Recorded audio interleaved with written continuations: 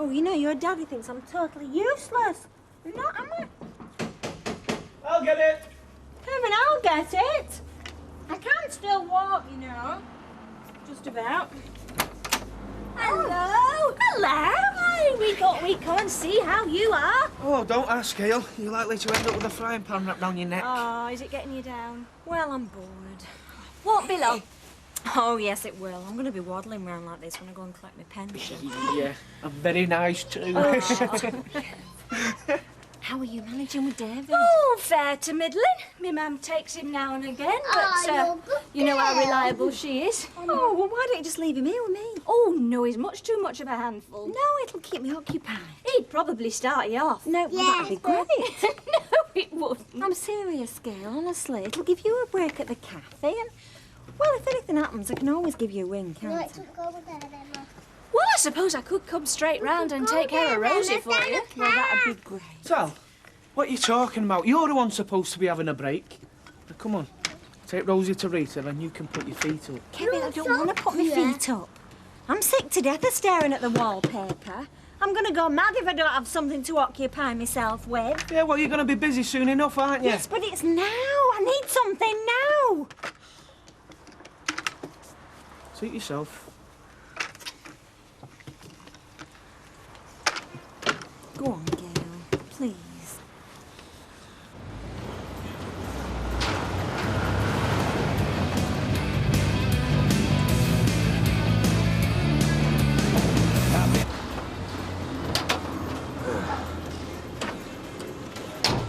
What are you up to, Timmy?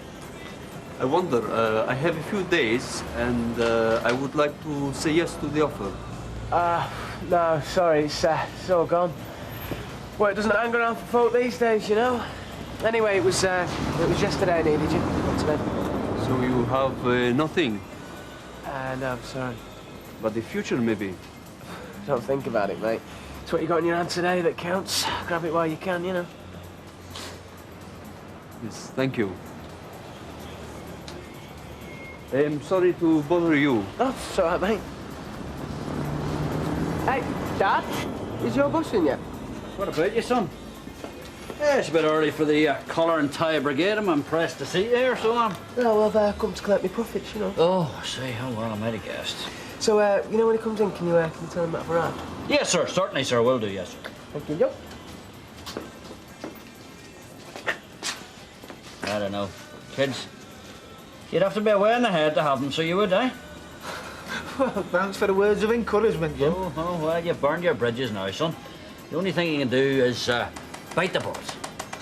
All right. I'm coming, all right. Maureen, what are you doing here? Cash and carry. What? Oh, let me in, Curly, please. You see, they think that I wanted the cash and carry. Who's they? Well, you see, if I told Reg that I was coming here, well, he'd want to come too. And she don't want the two of us here.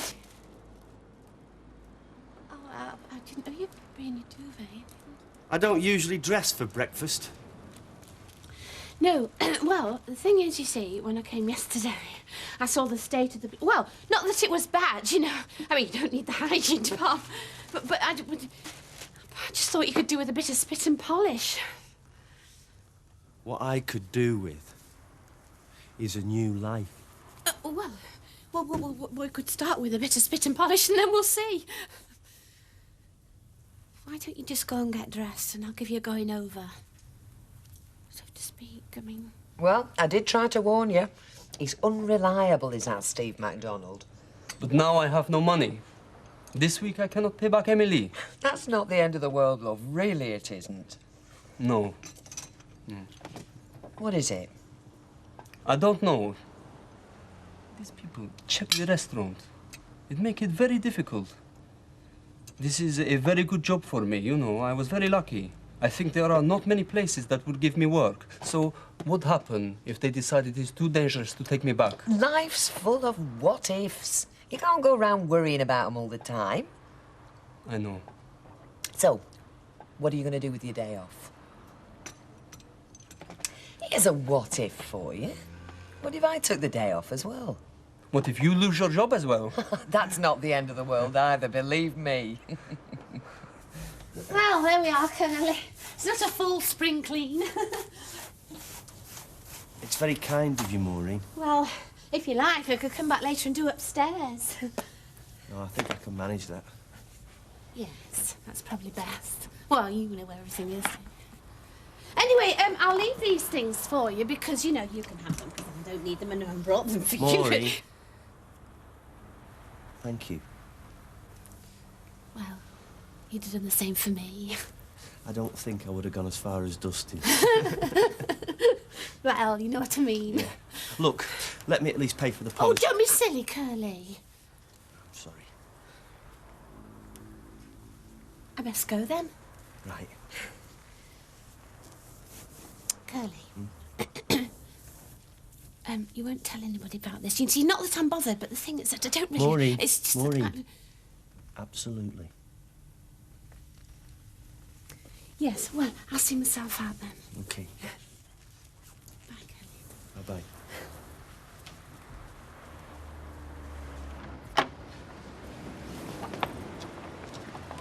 Morning, Maureen. Oh, Deirdre. It was just, Curly isn't very well, you see, and Reg sent me to... What's the matter with him? Nothing. No, nothing serious. No, aren't you at work today? No, I've got the day off sick myself. I'm hoping a bit of fresh air will put the bloom back in my cheeks. That's nice. Wish I could take a day off myself. How is he? Oh, who? Oh, Curly. Didn't see you just come out of his house. Well, in a manner of speaking, you did, yes. Set to brave the world, is he? To be honest with you, Des, and he's taking out of himself. You see, he's getting really maudlin, you know, being locked up in there. Drag him out to the Rovers tonight, then. Do you know, you're not a bad sort, Des Barnes, no matter what folk might say. Thanks. I need a reference round here. Oh. Right, 2 egg and chips and bread and butter. Right. Don't look now, but your mother's arrived. Good morning, Madam Mayoress. Good morning, Mrs. Scott. Afternoon, Mother. Don't start on me, dear, please, because I know I'm a teeny weeny bit late. Only 3 hours, ma'am. Yeah, well, don't blame me. It's that husband of mine, the mayor.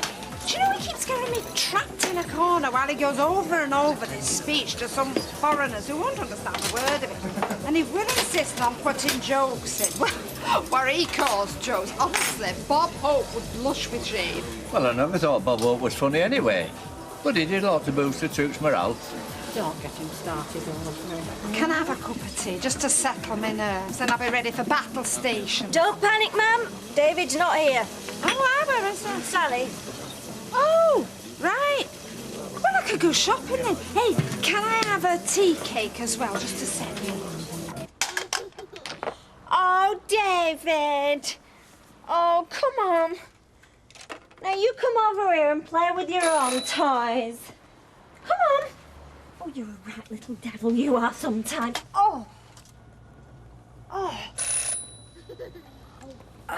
Take that back. You're a little angel. Probably right in the long run, mate. What you say to Kelly, an extra beef? Well, as I say. Morning, my merry men. And how are we today? Ah, Mr. Baldwin. My young lad's waiting to see you, sir. Yeah, I bet he is. How are you, Kevin? You busy? Well, just about to go on my dinner. Oh, good. She couldn't have timed that better then. What? Your missus. Looks like she's having a bit of tummy trouble. Sal, is this it? Well, if it isn't, I'm calling the whole thing off. Oh, I'll get a car. Don't panic, Kev. Who's panicking, Mike? Shift your car. Come on, Yeah, Sal. pleasure. Sal, what we're going to do with the kids? It's all right, I phoned Gail. We've got plenty of time. Back seat, Jim, back seat. Where's the bag? Back seat. It's in the boot, Kev. It's been there for a week. Oh, here now, don't go gripping that door too hard. It's a second-hand motor, likely fall off. No jokes, please, eh? No jokes. You want me to go and get a blanket just in case? Cameron has arrived, so you can stop worrying. I'm not worrying, Kev. Hello. Are you all right? Yeah, I've got ages yet. Hey, this little lad of yours, he's brilliant. You should rent him out. I'm glad he's used for something. Go on, take it I'll easy see now. they're all right. All right, thanks, Get Gail. in, love. Kevin, if you're not back straight after lunch, I'll understand, but don't make an outing of it, will you? Good luck then, Sal. All the best, love. Oi, careful. Good luck, mucker. Say bye-bye. See you soon, Mummy. Oi, good luck. Bye. Good luck, Sal. Come on, then. See you later, Jill. OK, we'll go and have some dinner. Why these women can't hold on to the end of a working day, I'll never know. No, there you are. Where you been? Working on the figures, my son. Ah, so it's share the dosh time then, eh? Yep. The final reckoning.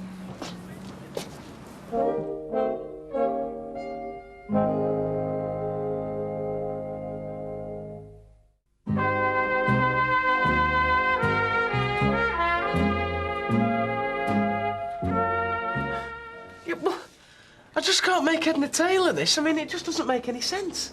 Well, you should do. Spent a lot of time doing that. Yeah, well, how come I only come out with 493 quid then? And 71p. Yeah? Well, I should have come out with at least 5 grand. Really? Well, how'd you make that out, Steve? Have you got your own set of figures? Mike, come on. I mean, if I'd have made the list, it wouldn't have included half the stuff you've got here. Ah, well, that would have been a big mistake. It'd only come back to haunt you in the future. No, full accounts. That is the backbone of good business. Mike, you've even included every meal you've had for the last month, including breakfasts. Power breakfasts. All receipted. Here, listen. Have you got any receipts? Because if you have, they should go down there, you know. Mike, look. You've even clocked us for the hire of your Mercedes. Not my Mercedes, Steve. Can't afford it. Wish I could. No, that is a limousine belonging to MVB Chauffeur Drive. I mean, if it wasn't hired out to us, it'd be earning money elsewhere. Here, I even got us a 10% discount on that. I mean, I'm cutting off my own arm there, aren't I? Mike, you never told me anything about this. Well, that's because I didn't expect you to want freebies. I mean, I had you down for a businessman. That's what this is, sunshine. Big business, not the old cash in the back pocket. Oh, no, that's VAT, tax, national insurance, bank charges, salaries, sundries, and all legitimate expenses. The full McCoy. Oh, but listen, I can see that these are giving you a bit of bother, aren't they? Now, listen, come here. This is what I want you to do. Come here, sit. Come. You sit down there, right? And you go through these with a fine-tooth comb. I want you to be happy. If you find anything amiss, you come and see me. Mind you, if you do, you'll be the first one. Even the Inland Revenue can't make a dent in my books. We'll see you then, partner. Sounds funny to me. Fellas wanted to be on the berth. I don't hold with it, you know. Oh, come on, catch yourself on, Betty. Sure, we're in at the start. We might as well be in at the end, you know what I mean? Oh, well, I think it must be grand having your fella there, I mean. Well, it's such a special moment, isn't it? The creation of love. Yeah, well, I prefer being in at the start of things myself, Raquel, you know what I mean? No, really, it is, because, you know, I've got friends who videoed the birth, and, well, I wasn't invited to see it, but them who were said it was just wonderful. Oh, shut up, Raquel. You'll put folks off my hot pot. Derek, I think I found the solution to all your problems. Very much doubt that, Norris. This morning, when I saw you staring into your cornflakes bowl with such total despair, I was moved, Derek. In fact, I could hardly bear to look at you. I thought, this man's in pain. He's struggling not to show it, but he's in pain, and I'm doing nothing to help him. And it was then I saw it so clearly. I've got to get him out of here. I've got to get him out of the emotional turmoil he's trapped in. I thought, I've got to do that for my old friend, my old mentor, and, well, I've meditated on nothing else all day, believe me. And here is the answer. Malbren Guest House for travelling salesmen. It's a home from home, with all the mod cons of married life without any of the disadvantages. And we all know what those are, don't we, Derek? Now, Mal, of the first half of Malbren, he's dead, but Bren's a fine woman. Ooh, she can fry sausages with one hand and make a bed with the other. Hey. My salesmen swear by her. Now, I've had a quiet word with her, and she'd be thrilled to have a more permanent guest. Oh, I don't know, Norris. It's the other side of town. Exactly. Oh, you've got to make a clean break, Derek. I mean, it's either there or Canada. And I'm not sure the mountains are short of paper clips. Now, Malbren's, it's not forever, Derek. I mean, it's just a base camp where you can take time to adjust to the air. It's for the best, Derek. Believe me, I know. I mean, I've slept on other folks' floors. Well, yours, for example. And what I learned, I mean, what you taught me was the need, having been pampered and nourished, the need to take that bold step into the unknown. Eh? Oh, I'm not saying I've been able to pamper and nourish you in the way that you did. Oh, but you have, Norris, you have. I'm very thankful. Well, go then, Derek. Set up your base camp at the Malborough Guest House, eh? And look to the mountains that await you. Eh? I'll pick you up here tonight, and we'll go round and have a look at it. Onward, eh? Onward. Good man. Mavis, will you stop looking up in terror every time that door opens as if you're expecting Boris Karloff to walk in? I wasn't. Really, I wasn't. Right then, ladies, a packet of your finest cigars, please. You buying a present for the father-to-be? No, I'm not. These are only for top executives like me. Mind you, I might give him one if he gets back from hospital in time to put in a proper day's work. Has Sally gone in, then? About half an hour ago. Did you see them? Yeah, I waved them off. Did she seem all right? Well, she was moaning and groaning a bit, but then I suppose they all do that, don't they? Mavis, I better go and check Rosie's okay. Oh, she toddled off with Gail. See you later. Bye. Right. I expected in the rush. They just forgot to tell you. Yeah, of course. Look, thank you very much. I can cope here. Why don't you pop down to the hospital? Why would I want to do that, Mavis? Well, don't you want to be there to see the newborn baby? Only when it's washed and cleaned up and put in a little lace number. Until then, I've no more desire to see it than you have to see Derek walk through that door.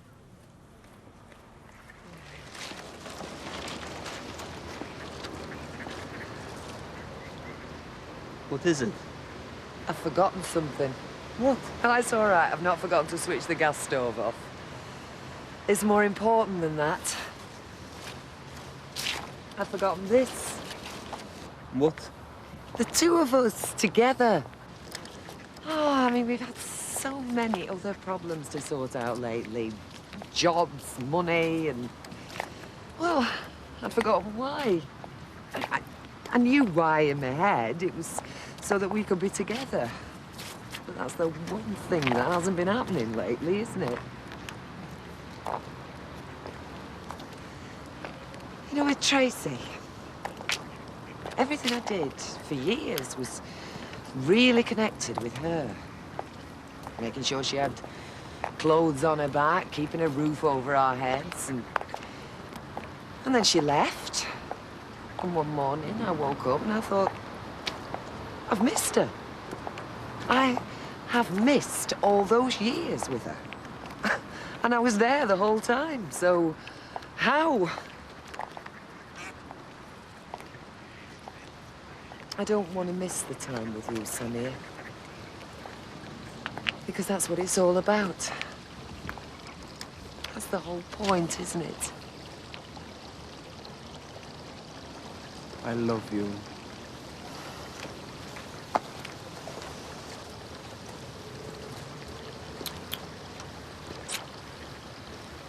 We're like a couple of kids. Great. Kevin! How is she? Dilating slowly. Oh, God. Do you know that's such a funny expression, that, isn't it? Yeah, well, I reckon it's going to be hours yet, so Sally's just sent me on to see to our Rosie. But she's all right. Oh, she sat watching telly when I left. Now then, kiddo, give us a kiss. Mwah. Hey! Oh, are you? Rosie can come home with us if you like. Oh, you're all right, thanks, Gail. In fact, I've just been to Rita, sort out her being on standby, so there's nothing much to do, really, apart from wait for the hospital with action stations. Can I get you some tea? No, you're all right, thanks, Gail. You've got mouths to feed over there. Are you sure? Yeah, positive. We'll manage what with Rosie. Right, come on then, we'll be off. Come on then.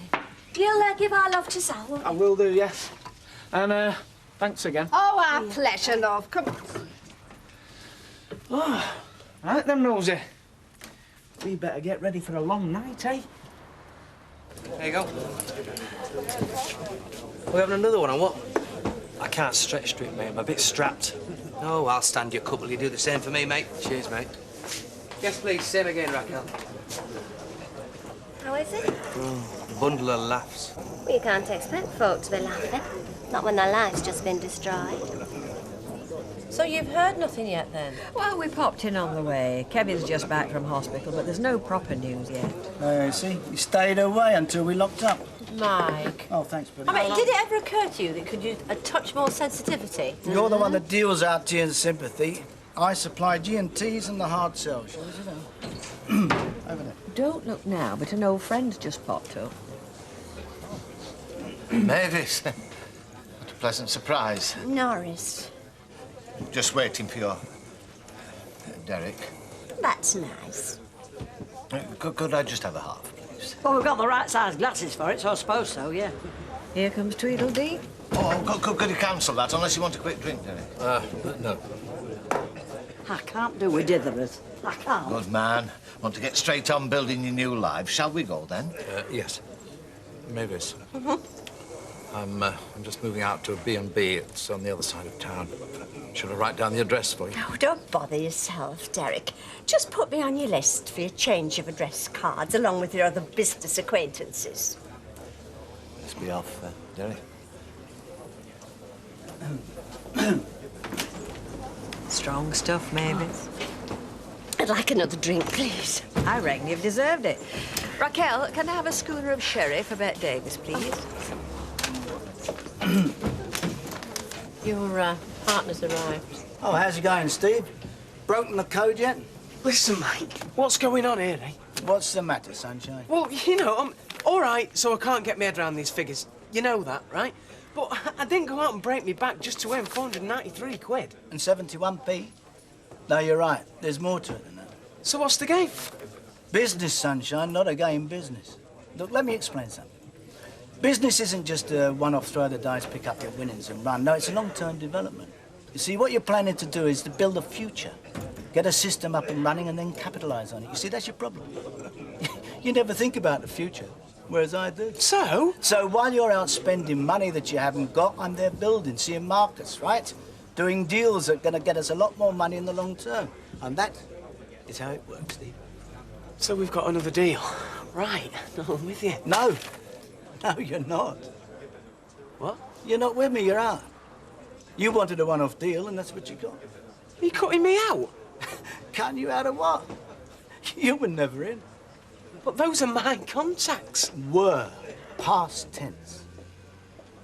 Right, well, I'll talk to him. Yeah, well, you won't probably get past the switchboard, but try by all means. Look at you, eh? You sat there having done me out of Hey, careful, slander now, careful. That could cost you far more than £493 and 71 pence. See, what I'm trying to do is give you an education. I mean, you could have spent a fortune going through business school and still not have learnt what I've taught you today. Now, I don't ask you to be grateful, but I do at least expect you to be polite. All right? You won't get away with this, mate, you know that. Do you want to bet? Yeah.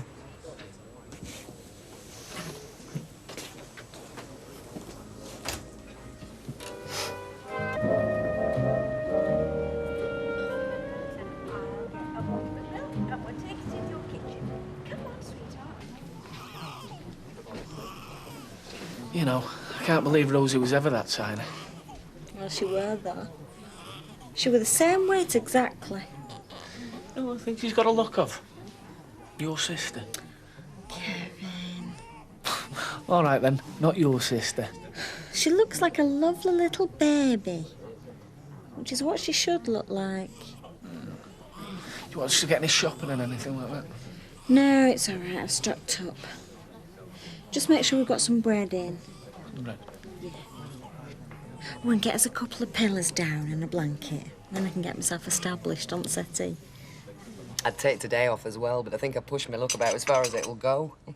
Somebody has to go to work to bring home the money. I wish it could be me. Well, it can't be, so don't even think about it.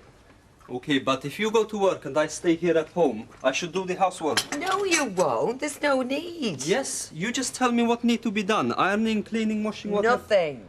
Okay, I look around and decide for myself. No! You cannot stop me.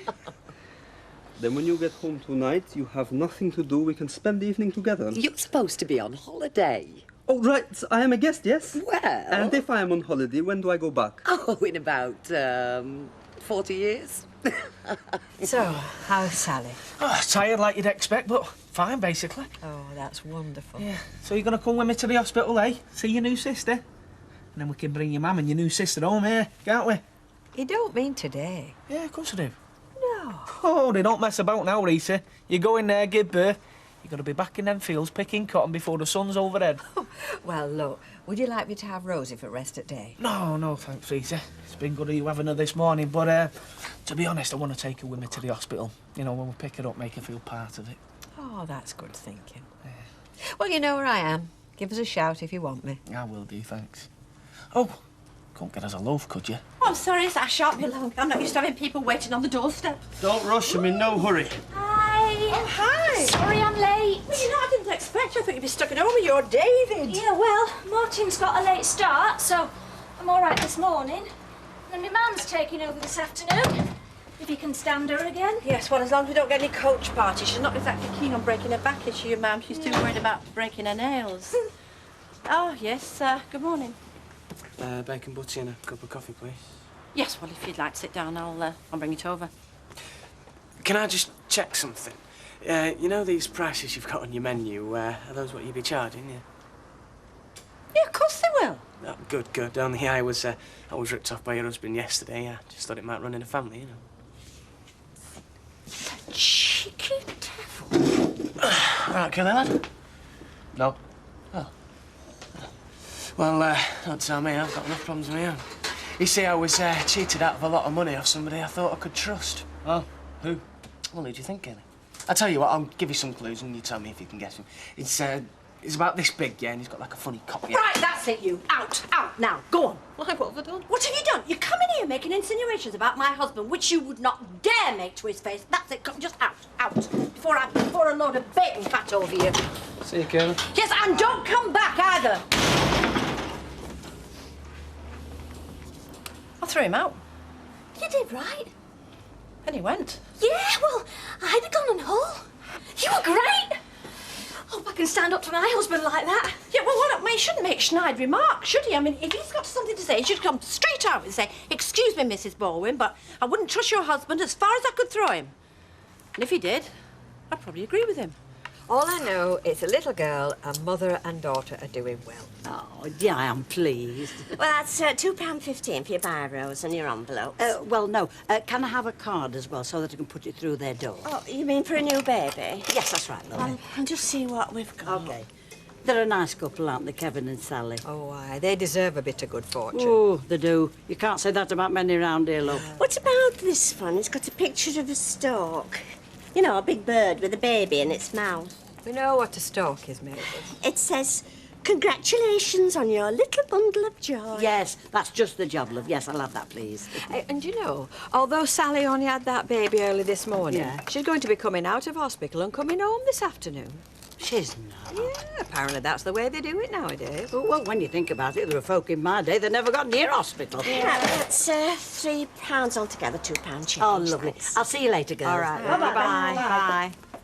Now, I've told Kevin I'm available to help out over there any time, so you could end up running this place on your own. Yes.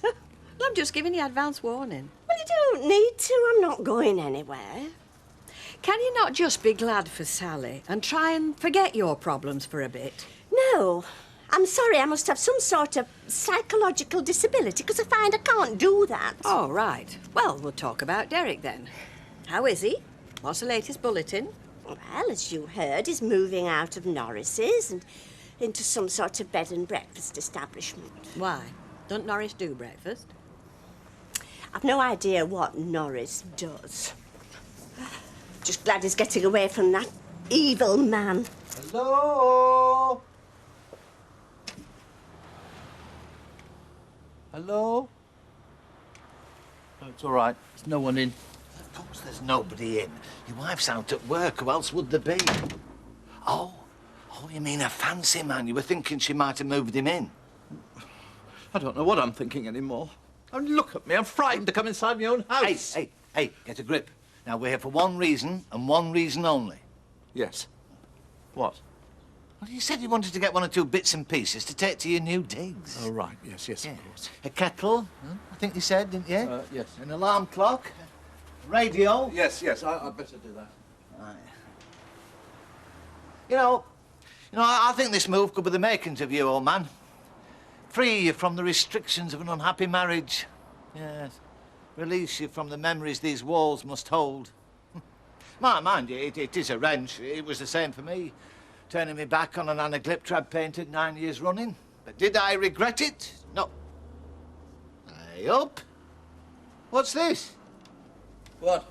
Well, I've never kept a caged bird myself, so I bow to your superior knowledge, but should this budgerigar be lying on its back with its beak open?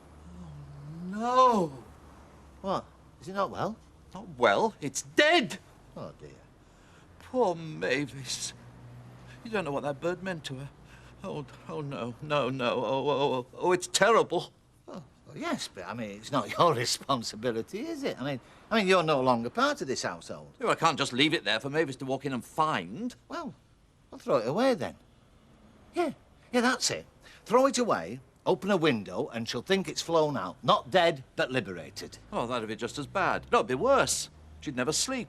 She'd be roaming the streets looking for it. Oh, I can't tell you then. You don't understand, Norris. Mavis will be devastated. Yes, but didn't that concern you? You're leaving her. I'm leaving her generally, yes. But I can't leave her to face this. Oh, well, suit yourself. Well, I've got to get on. I cannot let a deceased budgerigar interfere with my schedule. You're the little girl, eh? So she'll have 2 of them now? Yeah, that's right. No, but I mean, sisters. They'll grow up together, won't they? Sharing everything. Oh, I think it's lovely, Betty. Don't you go getting broody on the strength of that. There's plenty of time for you yet. Yes, my love. What about you, Barry? I'll take a pint and put one in for me, lad. Here, will OK, you? love. Cheers, Dan. Listen, Baldwin ain't arriving, is he? I've no idea what Baldwin might be doing. Haven't clapped eyes on him, son. Good, because I don't want to be anywhere near him. Because all he has to do, right, is open his little cockney mouth and give it, and all this, and I, just want to land one on him, he's a pain. Oh, I see. So that's how businessmen conduct their affairs. Do you know, I've often wondered. He's not a businessman, he's a crook, that's all he is. You know how much he reckons I'm going to come out of this business thing we've done, right? Much? Right? 490 odd quid. How much is he getting? Well, exactly, yeah. I've slogged. Hey. Hi, son. Excuse me. The other day I asked you about the possibility for work. And I know you say you have nothing for the moment, but if in the future you do have... No, sorry. No chance. No? No. You're talking to somebody who hasn't got a future. My ex-partner made sure of that. Well, listen, if you do have any work, give us a shout, Yes. Again, I bother you. Cheerio now. Hey, you serious about not having any work? Of course I'm serious. Listen, go and get yourself some lunch. Because once Kevin brings Sally home, I might be across there all afternoon. I don't feel like any lunch, Rita. I'll suit yourself. Not going to start force feeding you. Hello, Mavis. Just off to Warrington. Thought I'd have a packet of mints. I like something to suck on while I'm driving, don't you? That's 26, thank you. Derek not with you? No, he's at the house. Which house? My house? Yes, he's getting 1 or 2 home comforts together to take to his new digs. Well, like what? I mean, he's not just taking things. Well, nothing large. He's not moving furniture, a kettle, 1 or 2 bits and pieces. That kettle's mine as much as it's his. Well, yeah, I suppose it is, yeah. And what am I supposed to do if he takes it? I have absolutely no idea. Got to get on. Nice seeing you again. Well, he can't just go in there and take things. Well, why don't you go over there and tell him that? Oh, I nearly forgot. What? You had a budgie, didn't you? A little fella in a cage. Yes. It's dead. Found it keeled over. But there's no need for you to worry, because Derek's dealing with the funeral arrangements. Bye now.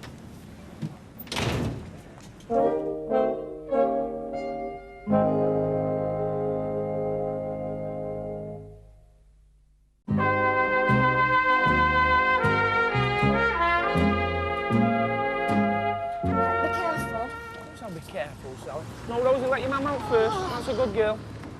Right, come on.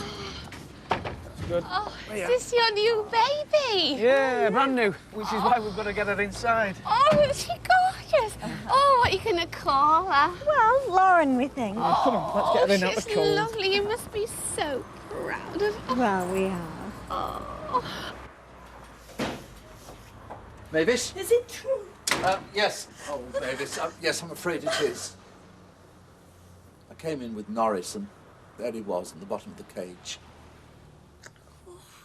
No. I'm sorry. I know how much that bird meant to you. Look, I didn't know what you wanted doing. I've put him in this box.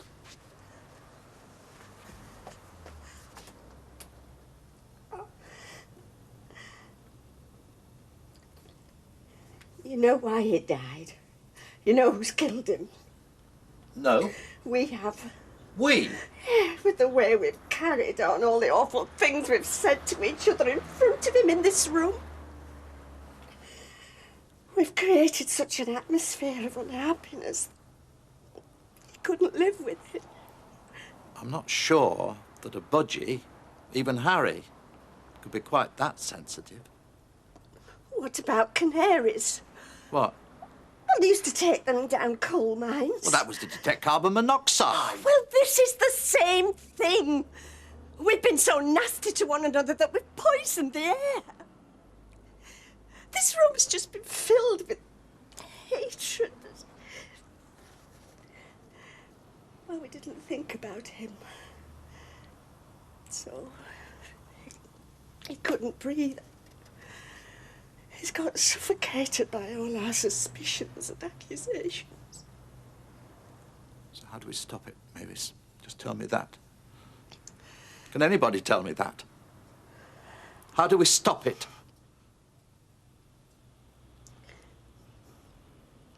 Norris said you'd come to collect some home comforts. Yes. Just one or two. Can't I provide some home comforts? You mean I can stay? Help me to bury Harry. And then after that, help me to bury all the terrible things that have killed him. Oh, Mavis. Right, you two have got to be really gentle, okay? Yeah. Good. And how are you feeling? Tired. Well, if there's any shopping or washing you want me to do. No, I'm all right, girl, honest. Yeah.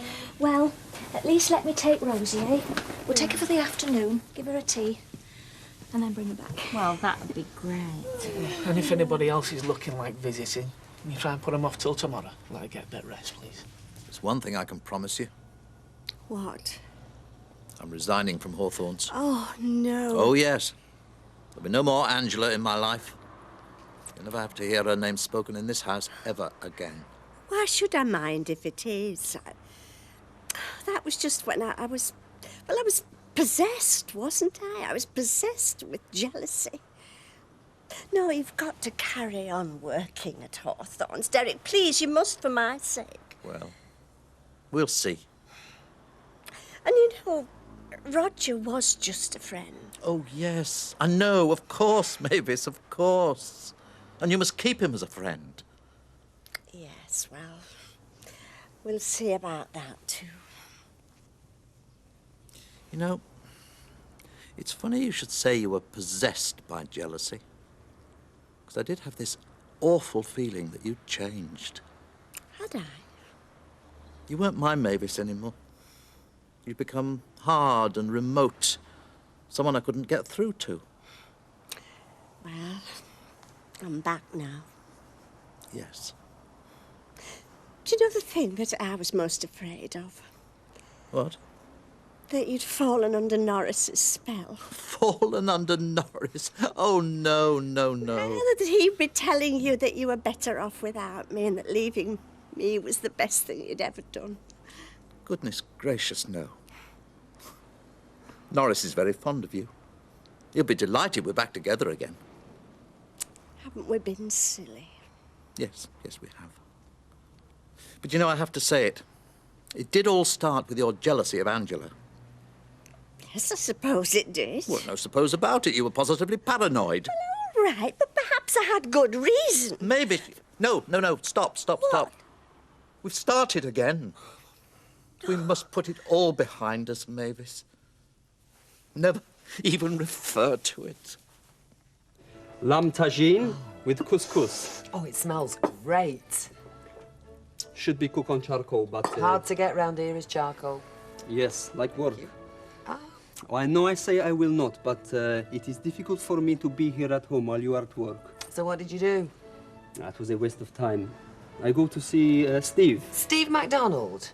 Yes, I ask if he has any work in the future, but obviously he feel I am bad news too. He does not even want to talk about it. Well, I can't say I'm sorry. You've got 3 months left on your visa. I thought we were just going to lie back and enjoy that and forget about everything else. I know. Well, then. When I first come here... Yeah? I was having holiday, and we did not know what will happen. I think we had a pretty good idea. Yes, but, you know, we could end up hating one another. True. But we did not end up hating one another. No. So I'm no longer on holiday. I live here with you, yes? Yes. And I hope to go on living with you. So the holiday is finished. I have to have work in order to get money. What if you did everything over and above board? Go to the authorities, tell them what's happened, and apply for a work permit. No, they would not let me. Well? They put me on the first plane to make sure that I do not work without a permit. Oh, well, forget about that then. Thanks very much. Well, I'm very sorry to hear that. Yeah, it happened at dinner time. Ah, she's here now. Rita, everything's all right. Oh, well, I'm very glad to hear it. Cancel everything I said. I'll do that happily. So it's all right then? Yes, it is. Oh, well, I'm very pleased because I know how attached you are to him, you know. It's nice to think he'll still be there on his little perch chatting away to you. I mean, Derek. Then you've lost me. Derek's back on his perch. Yes, oh, Derek and me, we're back and everything's all right. Well, I'm very pleased to hear that, love. We've had a long talk and we sort of cleared the air and it's just as if I've been trapped in a nightmare and I've just woken up. Well, I knew you would sooner or later. I was just beginning to wonder how long it'd take. Excuse me? So how's your budgery go? Oh, well, I'm afraid poor Harry's passed away.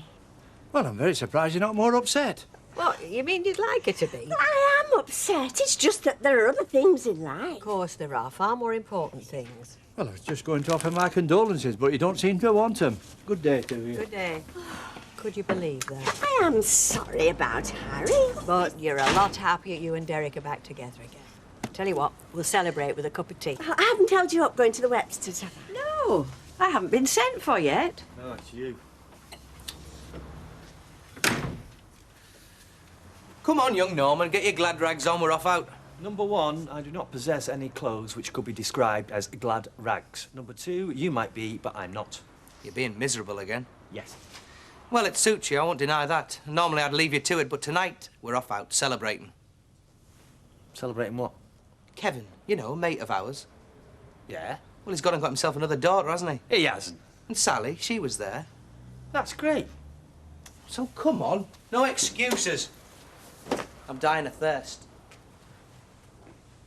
Right. Okay. What's in it? Hi. We're in. Hello. Pint tea if I can. Have you heard from Fiona then?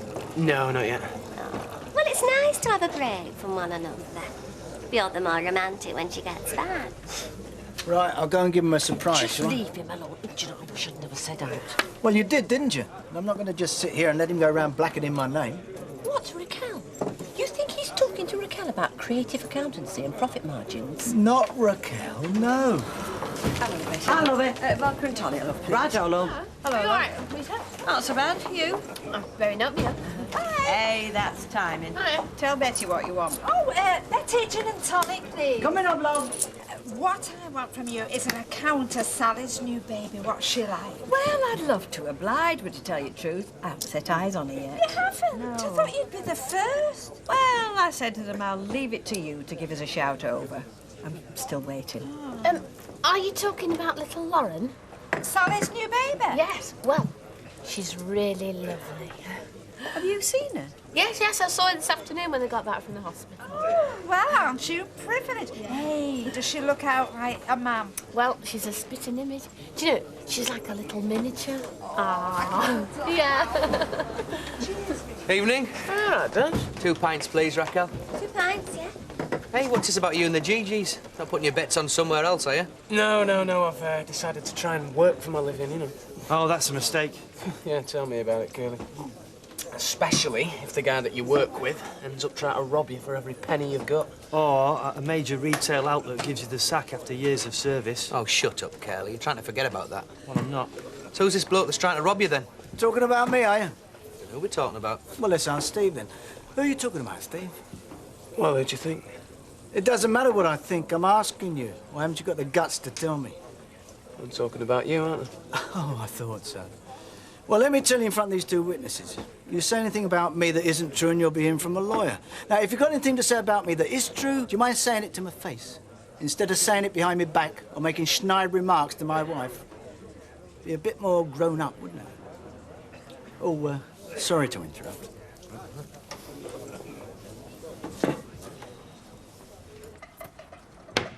OK.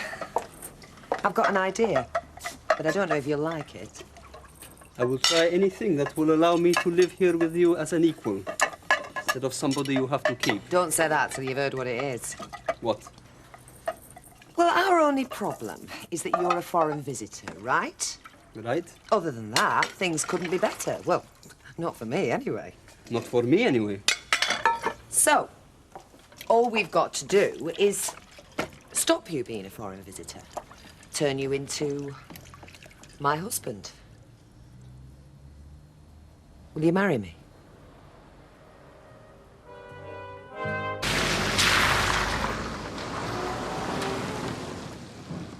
Oh, dear. Is it as much of a shock as all that, then? This is not a joke. You are serious? Well, I thought I was, yeah. Well, I don't know what to say. But obviously, you're not saying yes.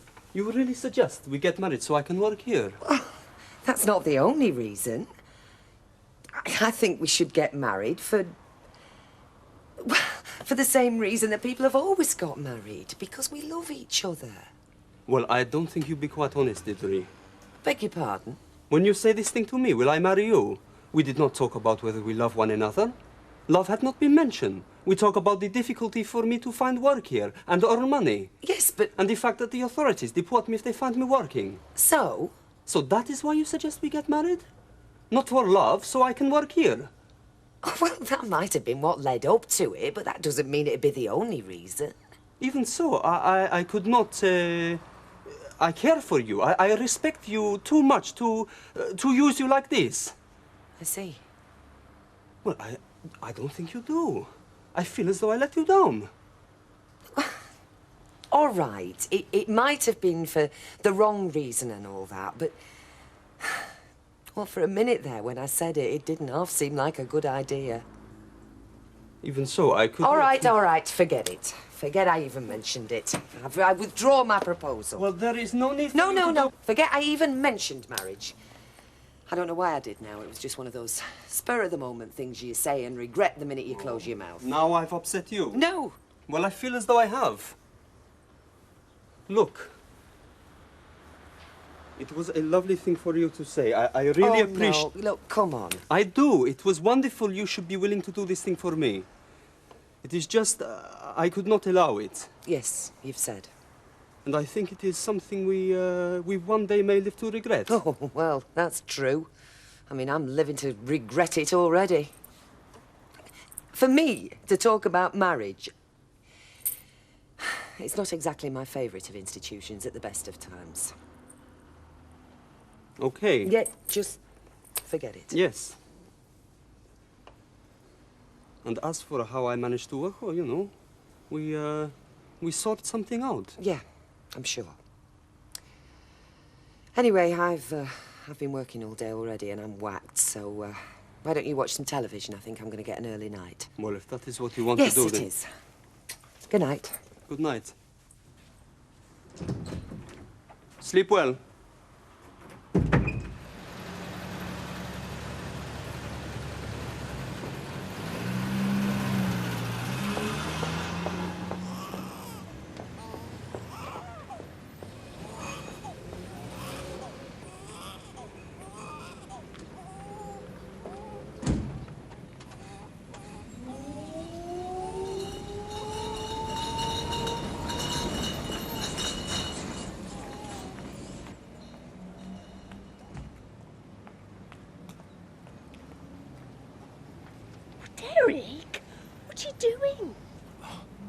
hoping not to waken you. Well, you have. I'm just burying poor little Harry. Yes, we forgot all about him last night. I can certainly forget about him now. No. What? Not so hard. No, I'm sorry. There we are. All done. I put the cage in the spare room, so it's out of the way. Oh, you are good to me. I don't deserve you, especially after the way I've been behaving. Well, do me an egg and bacon and I'll forgive you. Oh, I will, yes.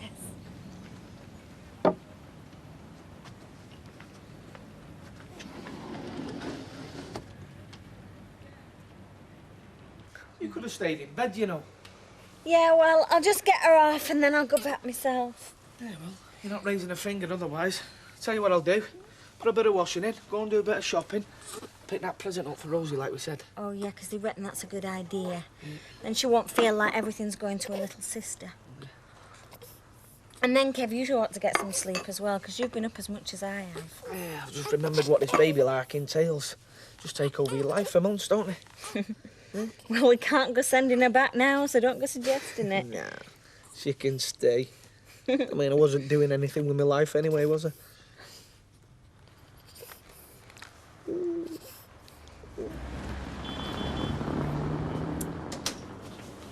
Say something, Tom. Hello! Hey, you be nice to him, because he's having a rotten time of it. Of course I will. It's easy to be nice to somebody who's made such a mess of their lives. When they've been successful, it gets up your nose. All about. Morning. Morning. Hey, do you know, you're best out of that place. Well, better buy. It's lost its way. Best days are gone. Word is they're going to be forced down market, you know. Frozen chips and bags of sugar stacked that high. So I'm supposed to be glad that I'm out? Well, I know I am. You've got another job, you've got a shop, you've got a wife. Come to think of it, Reg, you've got everything I haven't got. So it's very easy for you to take this philosophical attitude. What's he been saying? Is he upsetting you? Yes. Upsetting him? I've tried to cheer him up. Hey, it was the wife's idea, so don't blame me. Luke, I have to be honest, I'm following you. Yeah? Well, I knocked on your door and Vera was passing. She said she'd seen you coming here. So now you found me. Well, I've had a brainwave. You know you're out of a job. Yeah? And we're short-staffed at the Rovers. So? Well, can't you work it out? No. Well, why don't you ask Bet if she'll take you on? Raquel, can I explain something to you? Yeah?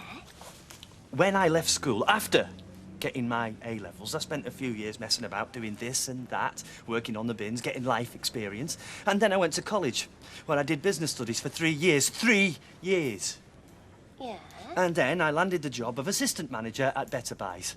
Which is where you met him? Yes, where I met Reg, yes. Hey, it's where you met me. Yes, where I met you, yes. And I spent 2 to 3 years scraping and bowing, pretending to learn things from him that I already knew.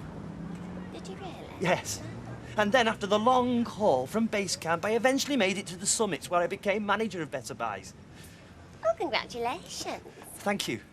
But the point I'm making is, you see, I do not wish to work behind the bar of the Rovers. Thank you very much. Why not? Because I don't think I'd be very good at it.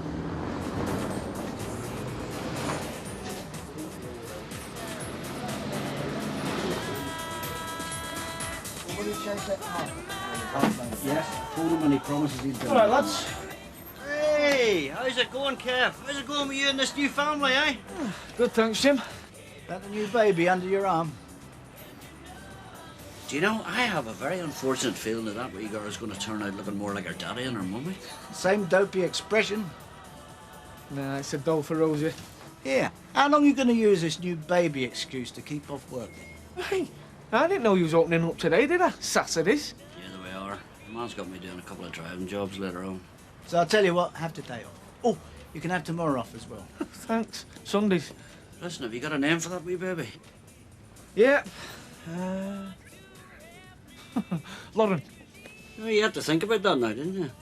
Oh, I'm not used to it yet, am I, Jim? Well, I hope you're going to be over the Rovers at lunchtime. Wet little Loren's head. Might not be all that easy, Mike. Well, I'll tell you what, dig a tunnel, we'll meet you halfway. I'm in with Sally. Leaving her with the 2 kids, she might not be up to it just yet.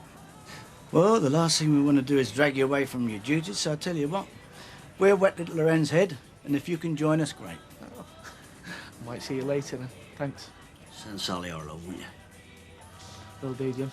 See ya. Must be an amazing feeling, that. Going back to your house where your wife's tending your newborn baby. Come on then, let's get going. You want to go out somewhere? No, I must get the house sorted out. It's got into a right tip. Oh, it is a palace. Always it is a palace.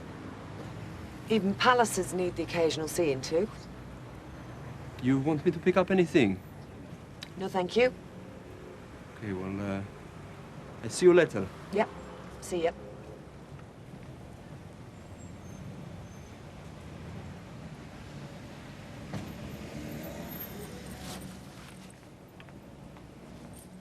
What? It's like there is a wall between us. Oh, blame me. I'm just in a bit of a funny mood at the moment. Best thing you can do is just take yourself off out like you were going to. Suppose I say yes, and this morning we are planning for the wedding. And we both know we get married for the wrong reasons. Then how do we feel? Pretty much like we feel now, I suppose. Anyway, I've admitted it. You were right, I was wrong. What more do you want? I don't know. Just for things to be as they were between us. And they will be. Okay, well, I go. Yeah. Bye. Bye.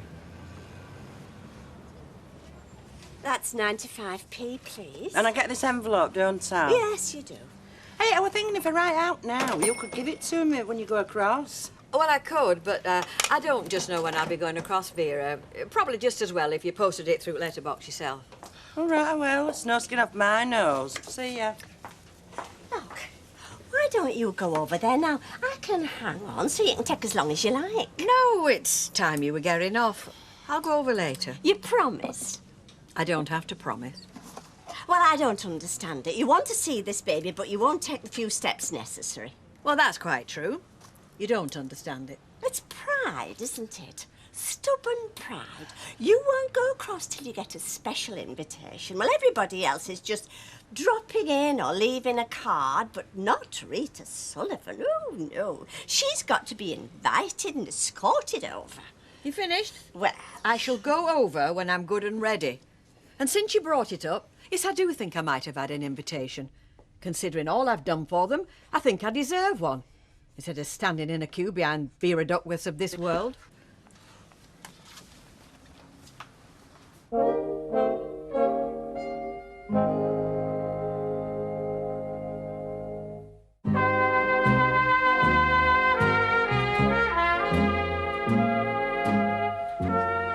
So what's it like being a student again?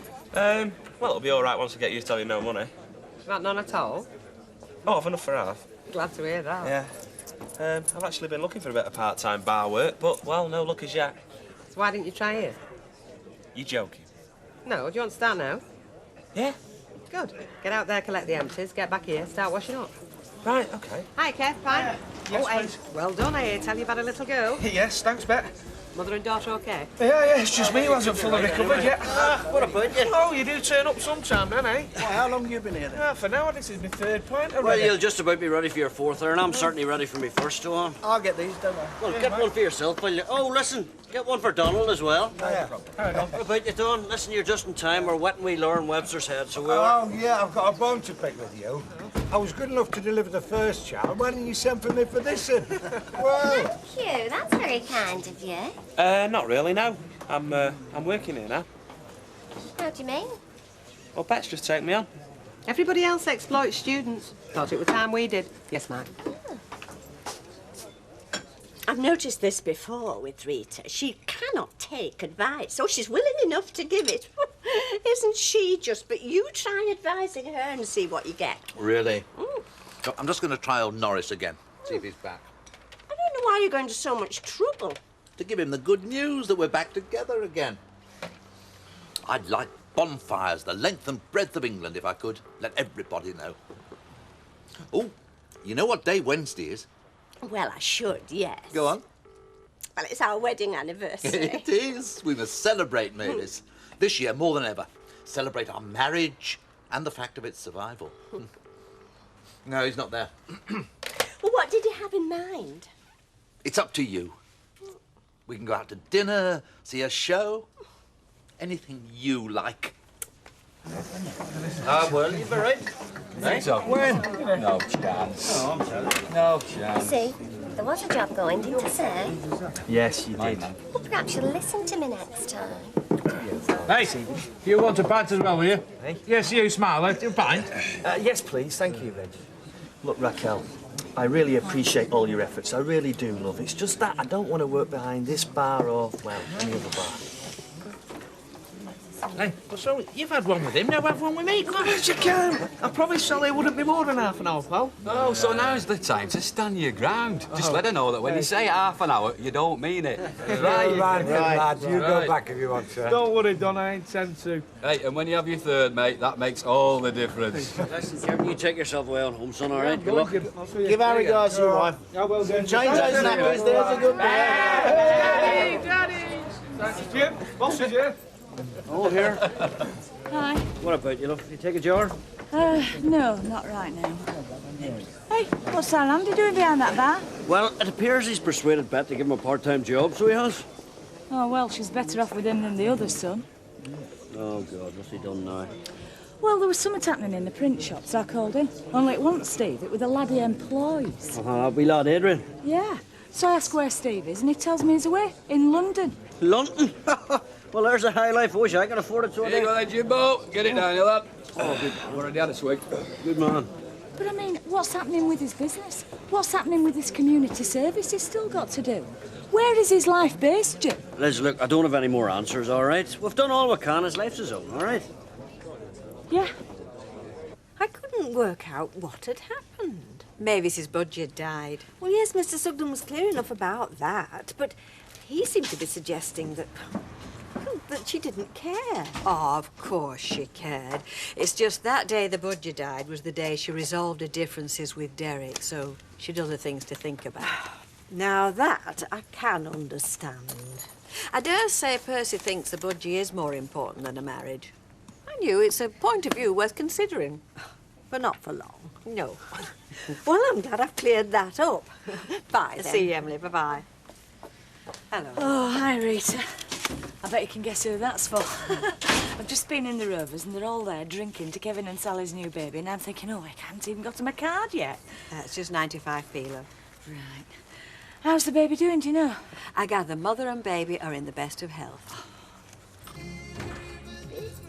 Hiya. Hi. Oh, everyone passes on the best wishes and congratulations. You should have stayed. Yeah. I'd much rather be here with you. Yeah. Hey, do you know what's occurred to me? Rita hasn't been across. It's Saturday. Happens she's got to run the shop on her own on Saturdays. Yeah, I don't mind. I just thought it was a bit strange. She'll be over as soon as she gets the chance. Yes. And is my husband in there? I think he is, yeah. Well, isn't it amazing? Do you know when you're caught in and nothing's too much trouble and they want to be with you every minute of every day? I know. And then you get married and pushed!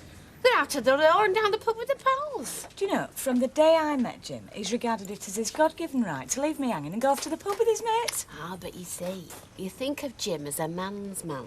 Well, you wouldn't put Reg in that category now, would you? Right. Oh, hi. Do you know, we were just wondering, why do men prefer drinking with each other rather than being with us? Except I don't really think Deirdre's got that problem at the moment, have you? Oh, no, I'd forgotten. You still got your Moroccan, boyfriend. Yes, boyfriend. You know, you'd think with him being a different age and from a different culture, he wouldn't be like the fellas round here. Well, he can't be. No. I'm beginning to have my doubts. And we're getting another round. Come on, can't we do both? Yeah, there's no doubt. I know what time it is. You know, I haven't been to a football match since the onset of puberty. So that'll be what? Season of four, lass. Right, listen, hold on, let's see what's occurring. We won a Premier League, none of your third-rate cup prize, third division job. All right, look, what about that? Here, look, here, come here. What? City at home to Southampton. No, that won't be Premier. Well, it's here, it's Premier, like here, you know. That speaks the truth. yourselves. I don't want any fighting. Hang on, look, we're going in. Just a minute, will you? What about you? What are you doing? No, mate, I don't fancy it. I'll stop here. What, by yourself? Yeah. Oh, come on, Curly. Yeah, let him be there. Be miserable if you want to. Reggie, we're all going to be miserable. This is City we're going to, you know. What are we going for? So Curly can see how well off he is compared to the season ticket holders. Oh, come on, Curly. Stop messing about, will you? Yeah, go on. You might find you enjoy it. You put him off saying that. Come on, Curly, now it's your last chance. All right, if it means that much to you. Right, well done, that man. I hope you'll be very happy. Thank you, Norris. To be honest, I think it unlikely. Unlikely? Why? What I saw yesterday was a man poised to leap forward and grasp his freedom with both hands. And now, one dead budgie later, you're back in prison on the treadmill and facing a life sentence. Nonsense. My home's not a prison cell. It's where I'm happiest. That budgie thought it was happy, didn't it? Because it had never known the freedom of the open sky. You're so wrong, Norris. So wrong. And I shall look forward to proving it to you. Are these dead, lads? Oh, yes. Cheers. Well, he's keen. I suppose we should give him a go at serving on. Would you like me to keep an eye on him for you? You could do that, yes. Check he's given the right change, that sort of thing. Hello? It's me. You're soon back. Yes, there is something I need to talk to you about. Go on. Today I go to the Casablanca. They tell me the immigration people have been, look around and go. So the coast is clear. And they say, do I want my old job back again? And you said? I say yes. Oh, well, that's all very nice and convenient then, isn't it? Well, yes. I mean, you wanted to work, but not if it entailed marrying me. So now you can. You do not believe me? Oh, yes, I believe you. I just wish all of this had happened 24 hours earlier, saved me making a fool of myself. You did not make a fool of yourself. No. No, it was a wonderful thing for you to... Yeah, OK. So, when do you start? Start?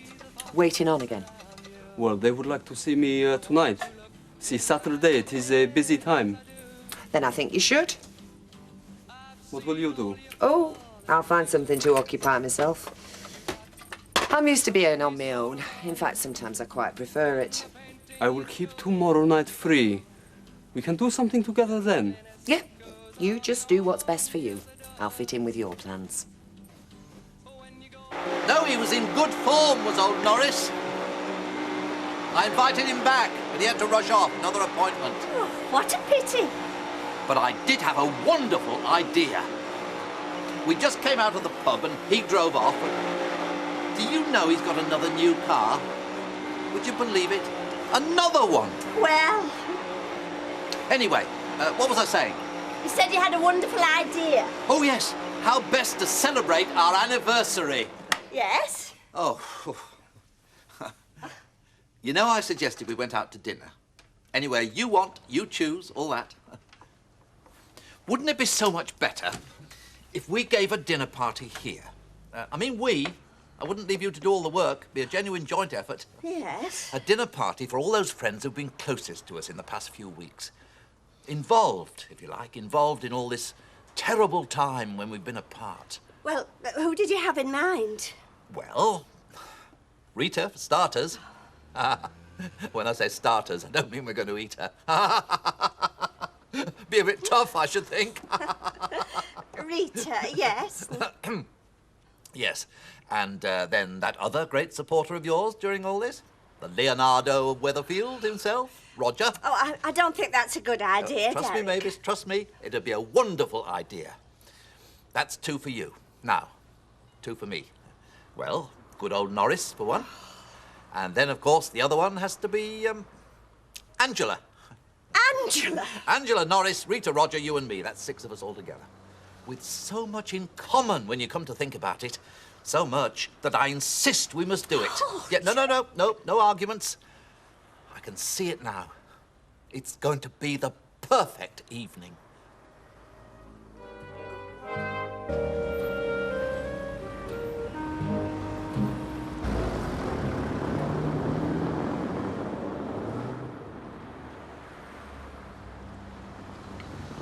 Mavis, you're up. Derek, I thought you were in the bathroom. I was, preparatory to coming down here and preparing you a surprise breakfast in bed. Well, I was going to surprise you. Oh, happy anniversary. Oh, careful, careful. Your card. Oh, thank you. Well, that's yours. Oh, same envelope. To a loving husband. To a loving wife. On our anniversary. Oh, Derek, we bought one another the same cards. Two hearts beating as one. I've done you smoked salmon and scrambled eggs. I was going to do you smoked salmon and scrambled egg. Let's take the tray back up, eh? Yes, let's. Oh, these uniforms are terrible. They look all right on some of the other girls, but... Oh, and this hair. I don't know what I've done with it this morning, but it hasn't worked. What did you expect it to do? Just ignore me. I'm having an ugly day. So, what are you doing after work? I come straight home to you. Why? Oh, you must have made some friends at the restaurant. Don't any of the other young people ever invite you to their homes? Yes, sometimes. Well, you must feel free to go if you like. I do feel free. I just prefer to spend my time here with you. Oh. What's wrong? I just don't want to stop you having a life of your own, that's I all. have a life of my own here with you. I want to be just like the other couple. Most couples my age have children your age, and most young men of your Dream age... of older women. Just forget it. Like I said, it's one of those days. One of those weeks. Oh, dear. Have I been going on? Oh, well. Give you a taste of what it would have been like to be married to me. Lucky escape, eh? I go have a shower. Look, Sammy, I'm sorry. I'm just frightened of... losing you.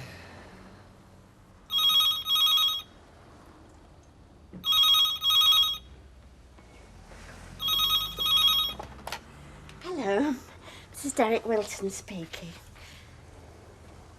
Ex who? Oh, Angela, hello. Oh, what a shame. But, Derek, it's Angela. She says tonight's impossible for her after all. For heaven's sake, it's all planned. Oh. Angela? Yes? Yes, I appreciate that. But today is the actual day, and we've invited 3 other people. When? She says Friday's good for her. Well, I'd have to check with the others. Look, we'll call you back, Angela. Yes, as soon as possible. We know you're in demand. Bye for now. Oh, honestly. Go on, Mavis. Say what you think. No. I wouldn't blame you. Now the woman wants us to change our anniversary to suit her. What do you think about Friday? Well, we're not doing anything. I just hope Rita, Roger and Norris are free. You never liked the idea of this dinner party at all, did you? Well, if it's what you want, it's what I want. What I wanted, Mavis, was for people to see us as a couple. Oh, you go off to work, Derek. I'll start ringing the others. Oh. Is it any wonder I'm still standing here after 6 years with the woman I love? As for tonight, come to think of it, my wedding anniversary will be all the more enjoyable without Angela or any of them. Shall we just stay in anyway? On our own? Just the two of us together.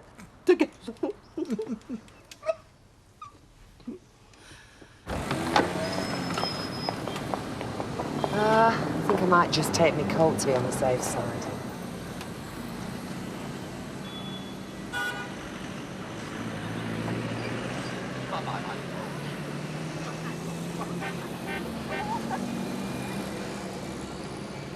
Hey, do you fancy a drink out tonight with your wine? Oh, why? With my son pulling the fence? Oh no, it's only been lunchtime. Right, I like so. See ya. Right, see you tonight. Deirdre, no kiss this morning.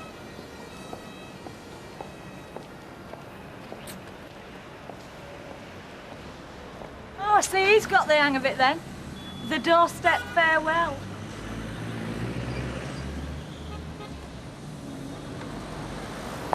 Yeah, he wants us to be just like everyone else, except married. Right, that's the oldest daughter dressed. Daddy better go to work himself. All right, Kat, before you go, can you just put that in the outside rubbish? Oh, thank you. Saves me all the best jobs. Oh, I changed them. Who's that for, sweetheart? Sophie. What, your new dolly? Oh, baby. Where is it? Now, our new baby's called Lauren. Now, you can say Lauren, can't you? Sophie. Well, Lauren can't eat toast because she's got no teeth, so you'll have to eat it yourself. Right, work. Yeah, OK, well, when you come home tonight, we've got a problem. Because a certain big sister has got a problem with a certain little sister's name. We'll practice, won't we, Rosa? Oh, Rita was asking about you. When? When I brought the milk in. Well, didn't she want to come in? So she was working. Hey, you don't really think she's waiting to be asked, do you? Perhaps she is. Would you mind? Well, I'll go across later. Oh. All right, on my way to work. Thanks, Ken. Right. Mwah. Bye, Mummy. Bye, Rosie. Turning into a right performance, this, isn't it? Bye, Lauren. Sophie. I'll see you later. So, how is everything? Oh, fine, Rita. We don't see you out and about so much these days. No. Understandably. Good on you, kid. Oh, it's not me that's the kid. Anyway, how are you, Rita? I believe you've been spending a lot of time with the Websters lately. Oh, yeah. They put up with me every now and then. I bet they love it. You better make sure they don't lean on you too much for babysitting now. Oh, I think they're just revelling in being one big happy family. Have you seen her, Lauren? No, but I believe she's gorgeous. Yes. Thanks, Rita. Thank you. Ta-da, love. See you, love. Ta-ra.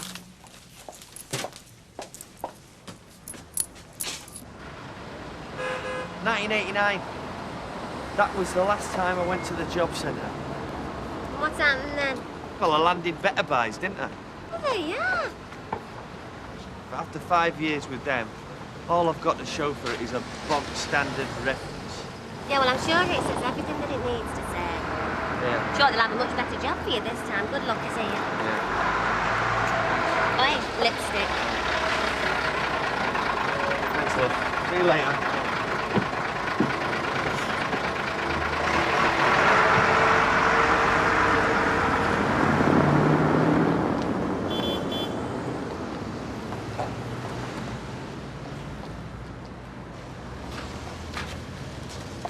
I do resent having to spend my money in other people's shops, but Maureen will simply not be told about stock.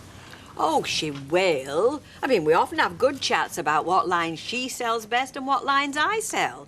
Cuts down on competition. Shopkeeping is about competition, actually, Rita. In a man's world, us girls have our own way of doing things. Yes, don't I know it? Ta-ra. Bye. Sorry about the wait, Kevin. Didn't you get your paper this morning? Oh, yeah, we did. Yeah, I just wondered what you're doing tonight. Oh, it's Mavis and Derek's wedding anniversary. Oh, Rita, have we got any of those nice napkins left? You know, the pretty ones? Me and a couple of other close personal friends of the Wiltons have been invited to the event of the year. Oh, no, that's all off. What, the marriage? No, the dinner party. It's postponed till Friday, if you're still available. Friday, Saturday, Sunday, Monday? Thought you would be. So, Kevin, you were saying, what about tonight? It's just we've not seen you for a while and you've not seen the new baby, have you, Lauren? Well, I thought you might want a bit of time together. Oh, Rita, we get enough of that time. The baby demands it. Oh, bless her. So, come round whenever it suits you. I mean, when you're finished here, that is. Right. All right. Yeah. See you, Rita. Ta-ra. I thought we'd had a new order in. Mavis, what you doing now? Well, Derek and I have decided to spend the evening in on our own. I mean, since the dinner party's been postponed, that should take the pressure off. But in a way, I feel more nervous than ever because, I mean, after the past few weeks, it's important everything's just right. Good. Now, I have to go out for a couple of hours. Look, I know it's your day off, but you don't mind, do you? Oh, and incidentally, Maureen has nice napkins across the road. Rita! Now, I know you've done it before, but I've not had the privilege. Could you show me what you've learned at the Queen's? Certainly, yeah. Right. Tilt the glass away from you to start with. Straighten it gradually as you're pulling down. And then you fill it to just overflowing. Like that. Let it settle a little bit. And then place it on the bar. Not bad, not bad. Now, the slops trays. That'll be your job. Right, OK, it's very much. Now, optics. Optics, oh. As you can see, there's not a lot of room behind the bar. No, I've noticed. And Betty's not even in yet. So one of the first things you've got to learn about is personal space. Raquel? Oh, well, it's all a matter of gliding without colliding. Bet? Now, a light hand on your colleague's right shoulder suggests that you need to reach behind them for something on their left. A hand on their left and your colleague will automatically move aside, and voila! So nobody goes flying. You cracked it. Right. Yeah, optics. Optics. Oh. Sorry, girls. I'll work on it, OK? Yeah.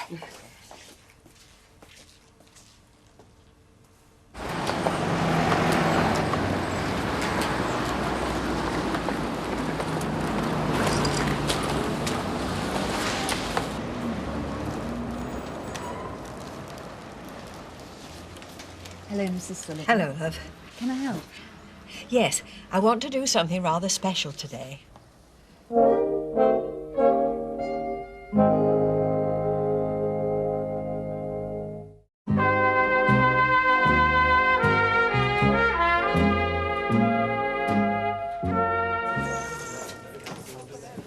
Afternoon. No, I'm sorry, girls. No, I'll get it right. Pint, Des? Yeah. Hey, there was a new blonde behind the bar.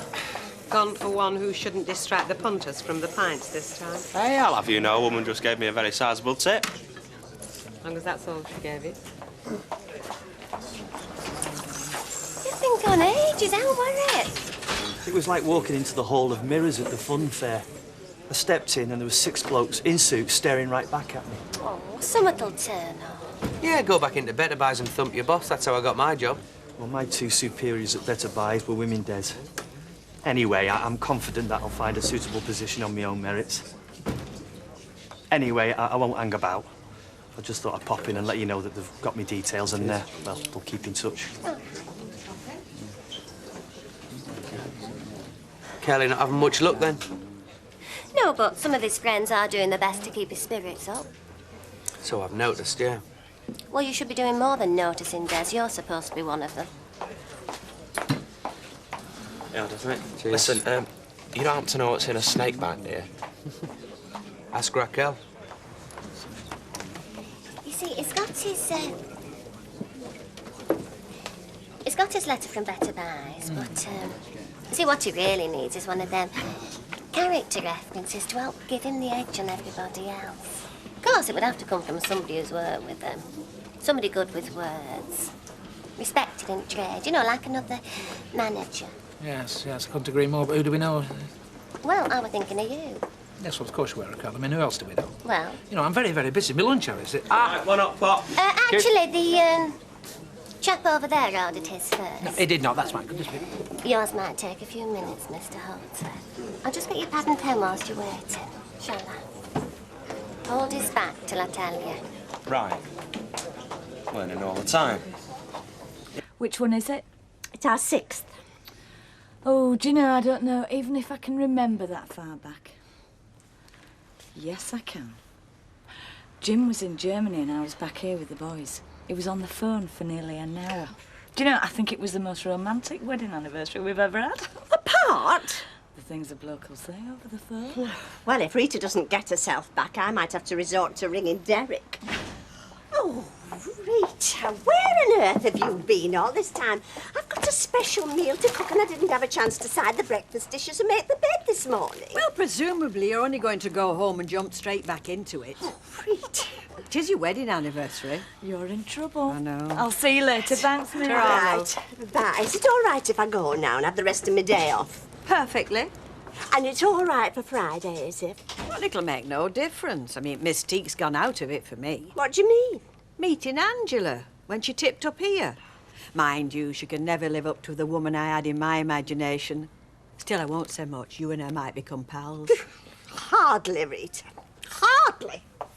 This is the bonny wee lass who's been keeping your daddy late all these mornings, is that right? What's her name, eh? Sophie. Oh, Rosie.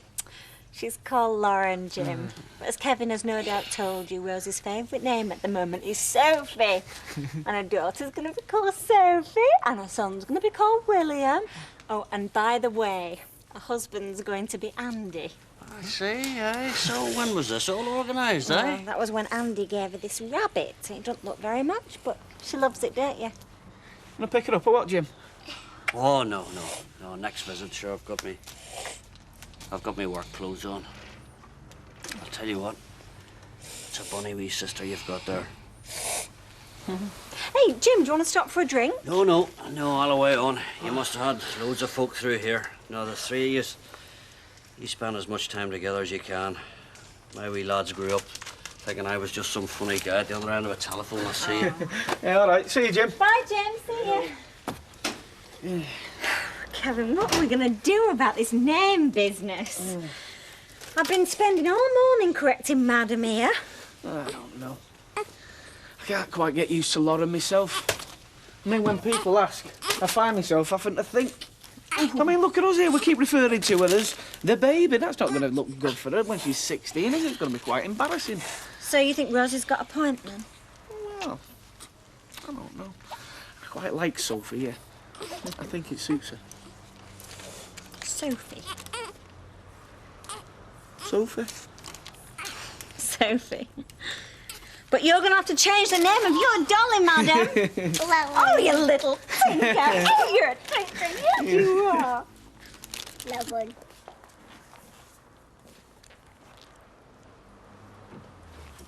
What will you do while I'm at work? Oh, I might have a few drinks in the Rovers. Dressed like this? Oh, it's only the Rovers. You are too sexy. Other men might fancy you. Other men round here don't even know I'm alive. Good. I don't want you to have a life on your own. Not without me, anyway. If you knew what my life was like before you came along, you'd know there was no need to worry. I am a possessive chauvinist, yes? Of course, when you think about it, Curly has been a major employer around here for the past few years. He has. It's Deirdre, Vera, Maureen at one time, Ivy, Andy. Andy's girlfriend, Paula. Give her a job last holidays. And there he is now, catching the bus to the job centre to save on petrol and wear and tear on his car. Pity I have nothing here for him. Well, he wasn't interested in a bar job, Bet. He's used to handling huge sums of money, a big turnover. Now he needs to use his mind. Be in a position of responsibility. You'd think somebody round here would be able to help out. Even if it's only temporary. Oh, I don't know. Bloke comes into his local for a quiet drink after work. Oh, Des! Are you in again so early? Of course, we're even handier for you now working so close. Are you busy? Can't complain. Really? Nice for some. I put you here. Make sure everybody see you are spoken for. I have time for one drink with you.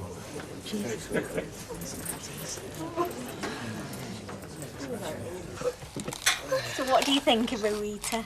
Oh, she's angelic, Sally. Not always. Well, looks like Rosie's going to look after that till the baby's old enough to play with it anyway. Well, it's a good idea. In the meantime, I've got something else in my bag there for this one. Kevin, would you? Will you get it out, love? It's a white envelope in that pocket.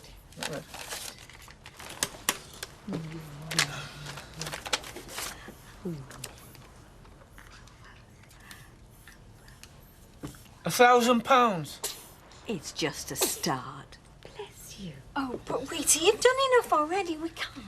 You don't have to. It's for this one here. Her own account, In her own name, Lauren Webster. Sophie. Well, it were Lauren this morning. Oh, yeah, well, this only happened today. You see, well, nobody could get used to the name Lauren, and Rose's favourite name is Sophie, and it seems to have stuck. Oh, well, that's just as pretty. No problem. First thing in the morning, I shall go around and get it changed to Sophie Webster. Well, it's too much anyway, Rita. Sally, it's nothing compared with what I get out of you three. 4. So I'd like you to accept it on Sophie's behalf. Oh, we will. Thanks very much, Rita. No. Thank you. Oh, they're beginning to realise how well off they were. Well, that's very nice of you, but in the long run... Oh, come on. Good evening, ladies. Norman, a private word, please. Yeah, excuse me, lady. This is for you. What is it? It's a testimonial to those halcyon days at Betterbies. Holdsworth and Watts at the helm. You know, it took me back when I was writing it. Tell me if it's not how you remember it, Norman, or if there's anything else I can say. No, this is terrific. Thank you very much, Reg. Well, it can't hurt, can it? Everything helps when you're out there in the old rat race. Oh, look out. Yes, it's something I've been meaning to put to paper for days. Did you hold it? We were a great team. No, Reg. no. No, I was in my work clothes, you know. Funny though, I've been thinking about our wee girl lately, you know. I know you have. You do? She was your daughter too. Aye, that's true. You know, creeps up on you from time to time. I mean, like I try not to let on, you know. Well, I wish you would. You've been working with Kevin all day, every day throughout Sally's pregnancy. It's bound to have some effect. Aye, right. Raquel. Look, I've been thinking about what you were saying, and if there's anything I can do to help Curly, well... And? Well, I don't know yet, so don't say anything. I'll look into it tomorrow. Thanks, Dad. I also think it's high time I took a close look at myself as well. Really got my priorities wrong a while back. Sometimes I need a good swift kick to help me see straight. The girl I used to know always brought me back down to earth. Just see what you can do to help Curly out, Des. That's all I care about. Derek? No. Where did you come from? It came from me, Mavis. I'm sorry I was late, but I came past the pet shop. Now, I know we didn't discuss replacing Harry. In no way do I think of this young fellow as a replacement, but, well, I was in the shop and somebody bought his mate, leaving him all alone. Just couldn't resist. We said no presents. Yeah, I know. But will you welcome him anyway? Accept him for who he is, and not for who he isn't. As a gift of love on our anniversary. He is rather a beauty, isn't he? Oh, Derek. A beauty or a true beauty? In fact, beauty might be rather a nice name for him. Hello. Hello, beauty.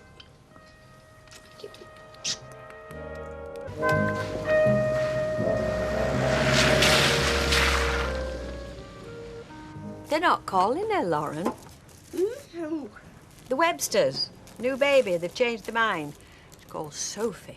I don't know why they ever fancied Lauren. I mean, the only one I know is Lauren Bacall. And, well, it's just not a name you hear nowadays, is it?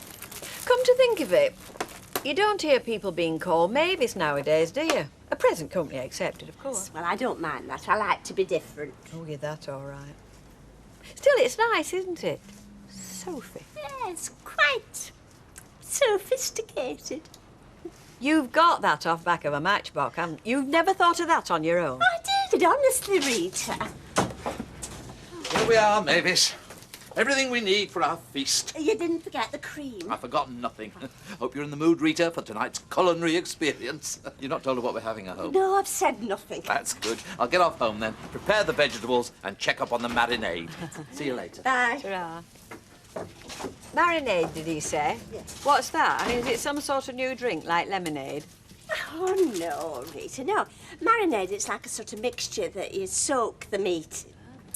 You're pulling my leg, aren't you? No. Yes, you are. You know perfectly well what a marinade is. So come on then, what are we going to be eating at this do? Oh, no, it's got to be a surprise. There's nothing in the food line that you really dislike, is there? Well, I'm not crazy about tripe or pig's trotters, and I'm not besotted with black puddings and savoury ducks. No, it's not going to be anything like that. It's going to be a very civilised evening. Well, with Derek's ex-wife there, and your artist boyfriend, it'll need be civilised, won't it?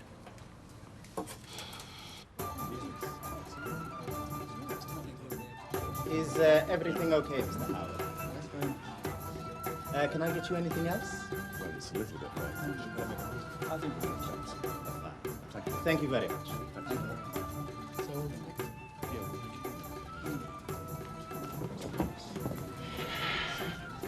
Come on. Come on. How long are they going to stay there? Must have fantastic jobs, these men. 2 hours, 3 hours for lunch? Ah, at last.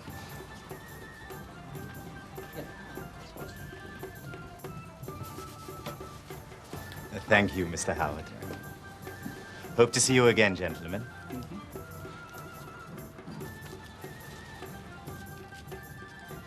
And that's for you. Thank you very much. Thank you, Thank Mr. you very Howard. much. Bye-bye now. Always a pleasure to see you. Thank you. Bye.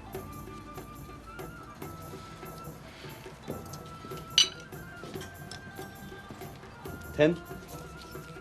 $5. Maybe I'm too nice to that man. He thinks I'm his friend, not his waiter. Still, at least he tips cash. 5 in the hand is better than 10 on the credit card, eh? You like this place, Samir? Sure. It is okay for the time, until I find something better. You can get something better here. Haroon is quitting. If I speak to Mr. Rashid, he will give you his job. Your girlfriend, she will be pleased, yes? Yes. Yes, she will. You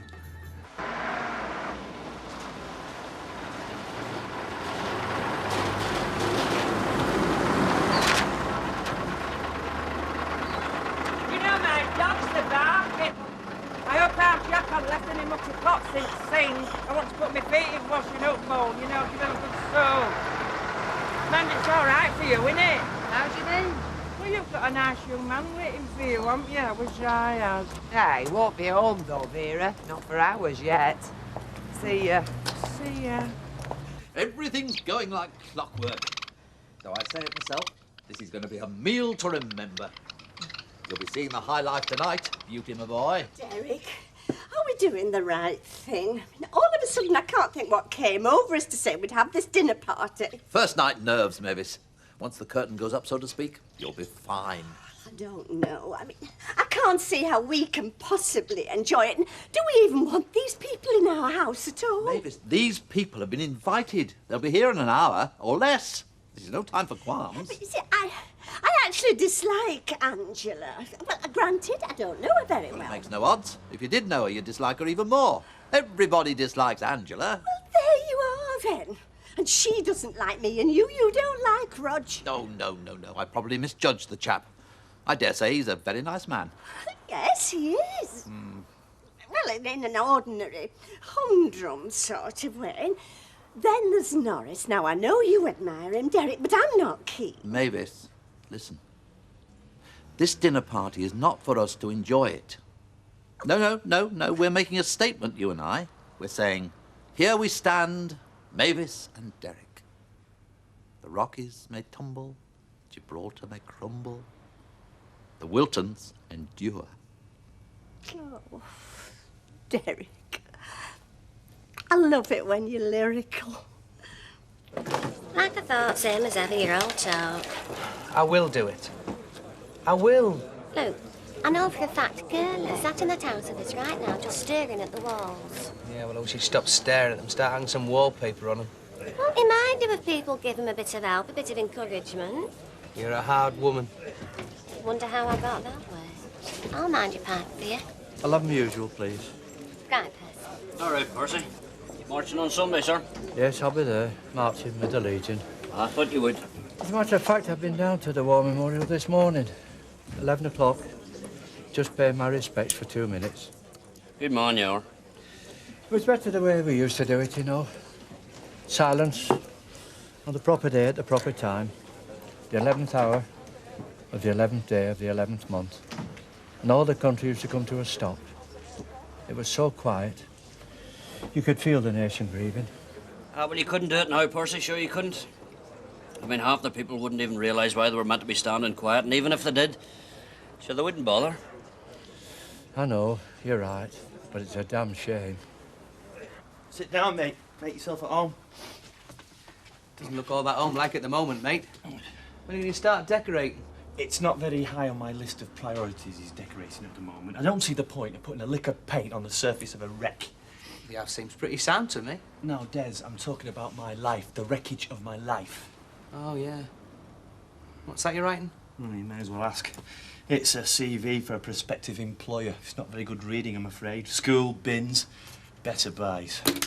Never been anywhere, never done anything, never dived for sunken treasure, never climbed a mountain. Well, we'll start now then. Come to the Rovers and tackle the north face of Bet Gilroy.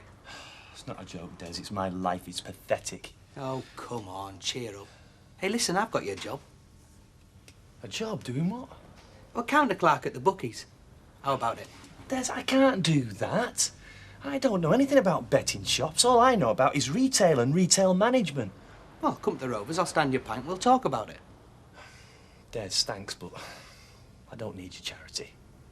Well, will you just excuse me a moment? Oh, yes, fine, love, thank you, I'm right. If you get lonely, there's always beauty. Who? Our new budgie. Oh, wonderful. No, as I was saying, Mavis, Angela, in fact, respects you. Oh, no, I can tell from things she's let slip in the office. And that's because you stood up to her. She seems to think she can walk all over people. Exactly. But you wouldn't let her. Like I say, she respects you for that, I'm sure of it. Well, I wasn't going to meekly hold my tongue in my own house while she said nasty things about you. What sort of things? Oh, running you down, belittling you. I wasn't having that.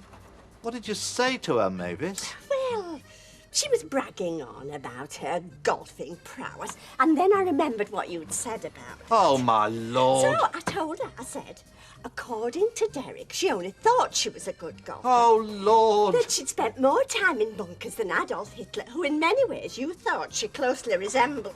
You told her I said that? I'm finished, Mavis. That's her. I know that ring. Mavis. All right, I'm getting it. Mavis. Make the most of this dinner, Mavis. When I'm back on the scrap heap, thanks to you, we may remember this as the last good meal we ever ate. Oh, hello. Welcome in.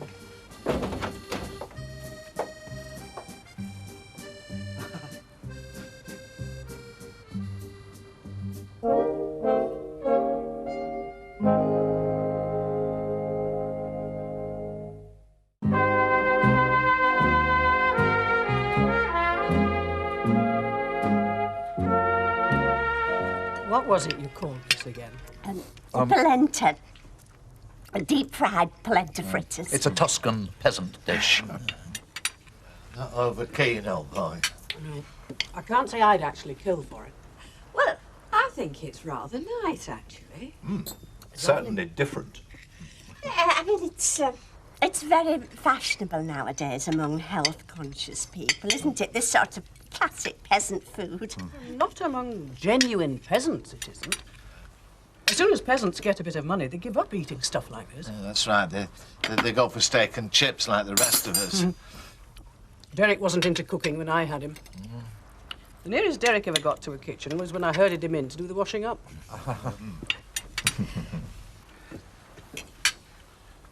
Roger, I must say, I do like that portrait you've done of Mavis. Thank you, Rita. Yes, I'm rather pleased with it. Yes, I think you've really caught her. And you've only just taken up painting, haven't you? Do you know, it must be wonderful to discover you've got a talent. Do you dabble? No, not since school. I was never any good then. You know, funnily enough, a lot of murderers have been talented artists. Poisoners, serial killers, that kind of person.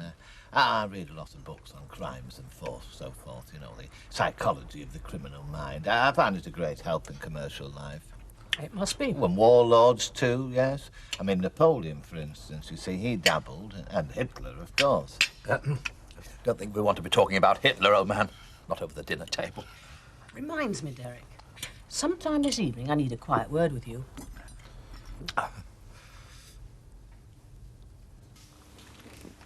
You're having me on. You're kidding me. I swear to God, I proposed. Everything bar going down on one knee. My God, Deirdre. And what's more, he turned me down.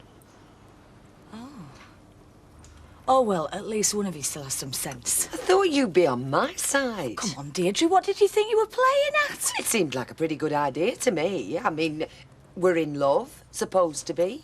Yeah, I mean, love's one thing, and I am not knocking it, but marriage?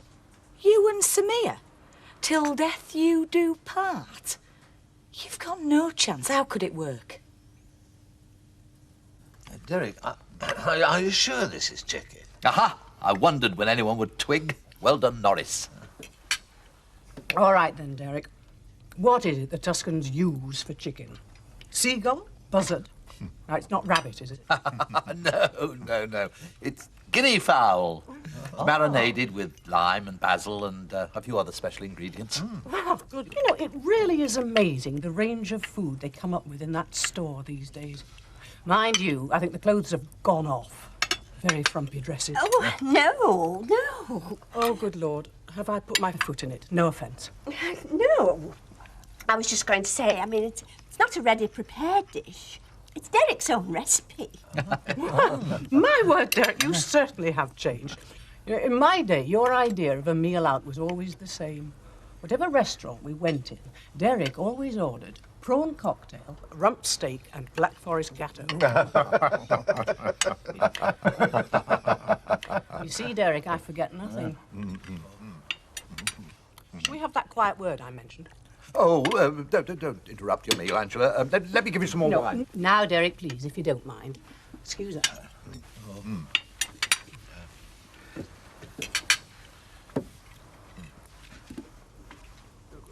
Shall we sit down?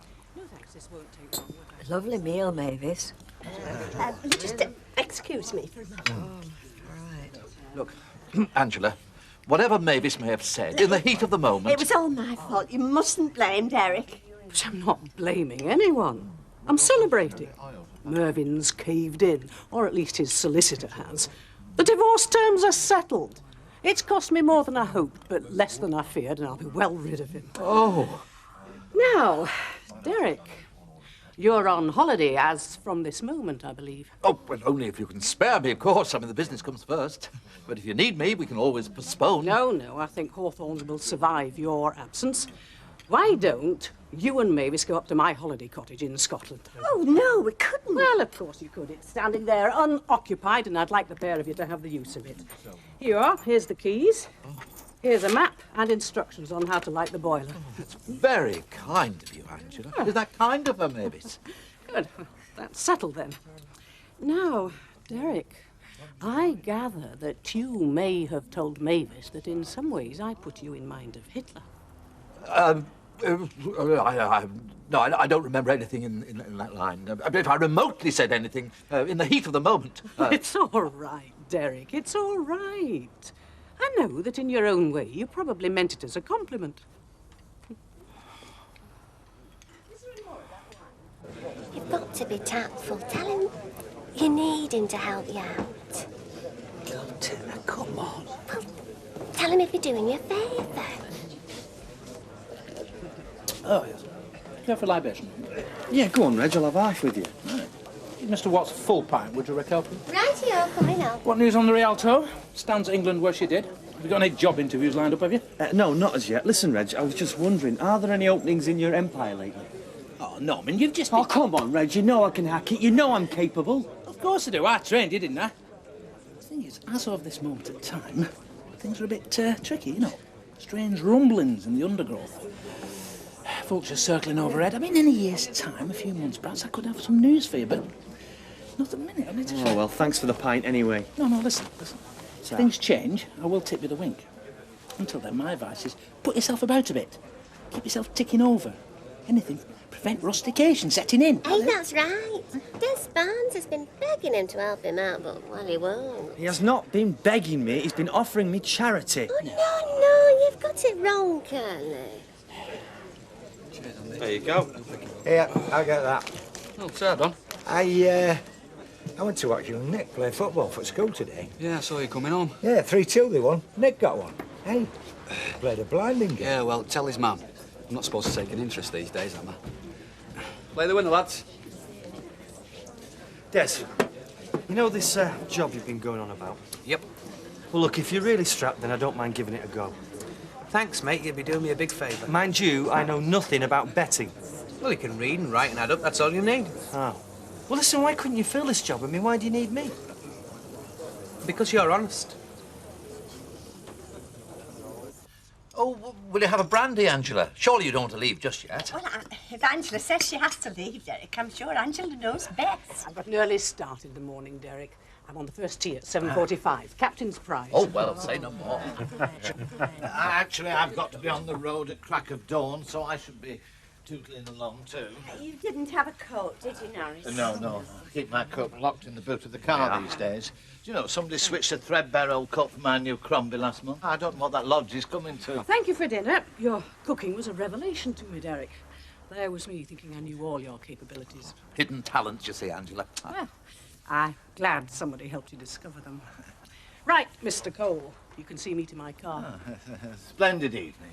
Good night, old boy. Good night, Norris. And always remember, it's the longest road that has no turning.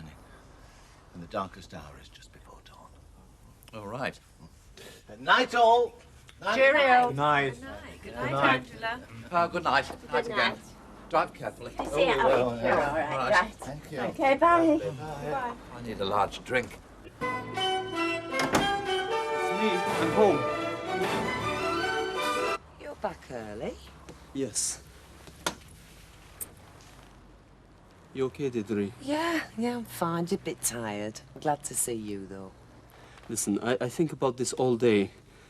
What you said to me the other night. What was that? Oh, come, you have not forgotten. Unless you were joking with me. About you and me get married. No, I wasn't joking. Perhaps I should have been. No, you were right.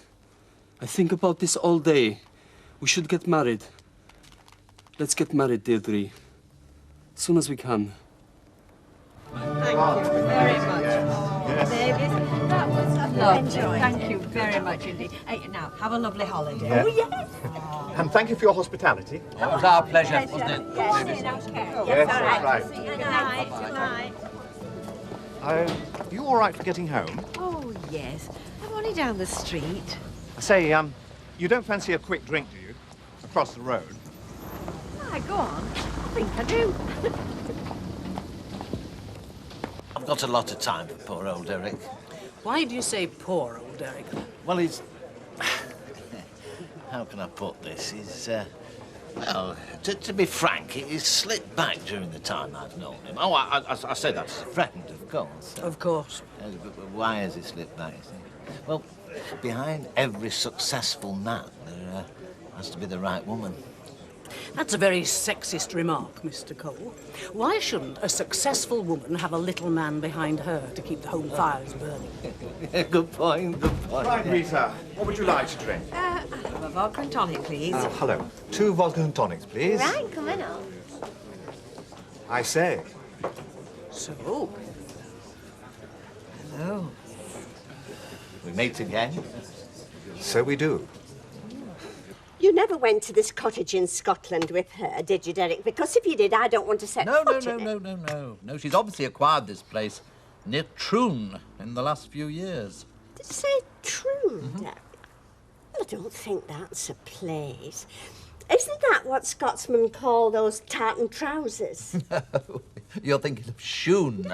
Oh, shoon means shoes. Yes, I know it does. I'm trying to unravel your thought processes. No, trews is the word you're groping for. Oh, yes.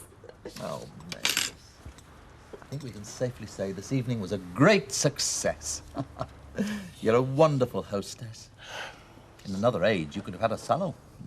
Artists, writers, statesmen all mingling, you drawing them out, stimulating them to conversational heights. Yes. And your food was a great success. It was most distinctive. Do you know, Roger said he never had anything like that at home. All in all, a triumph for the Wiltons. Look, let's leave this and the washing up till the morning. I feel like stretching my legs. Let's pop over the road for a nightcap. Listen, I better get off home. And me too. Oh, no, it's my shout. Same again, all round here. All right, coming up. I'll get these. No, you got the last. Same again, is it? I have mine marinated in basil and lime. Certainly. And a bag of polenta-flavoured crisps for the gentleman.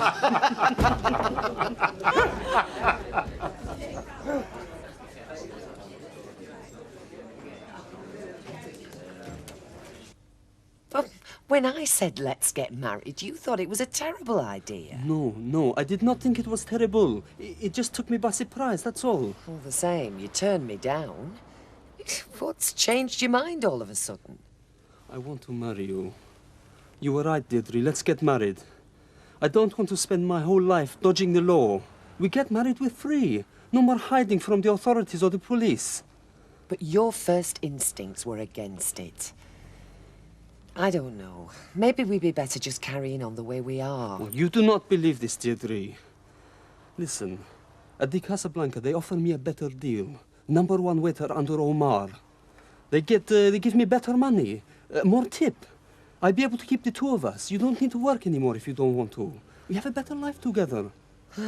You've thought all this out, I can see. I thought about this all day. Weighing it up in your head, doing little sums, weighing up all the advantages and disadvantages. I don't know, Samir. Maybe it's not a good way to decide if you want to marry someone. But you know I love you. I don't need to tell you this. And I thought you loved me too. Oh, I do. Call me daft, but I do. Well then. I want you to marry me because I love you. Because we love each other. I want you to be my wife, so I ask you. Please tell me yes. Yes, Samir. Yes, yes, yes.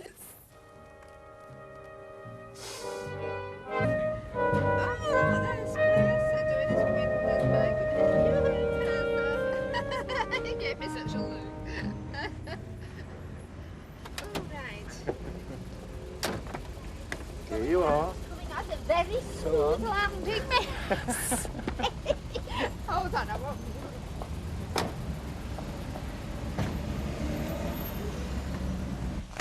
You having a bit of a flutter then today, Curly? Oh, no, I just thought I might get a few tips. Ah, well, there's one from me. Take your usual paper and save yourself some money. Oh, I'm not backing horses. I'm helping Des out at Skinner's. Well, you won't be needing this then. He's already picked one up. Oh, I just thought I might get a few ideas. Aye, all the wrong ones. Look, you stick to your usual paper. You'll find it's cheaper. Right. There you are, love. And there's nowt to clarking in a bookies. I've done it myself. Oh, yes, I remember. Didn't you work for Benny Lewis on Rosamond Street? Oh, 20 years ago. Oh.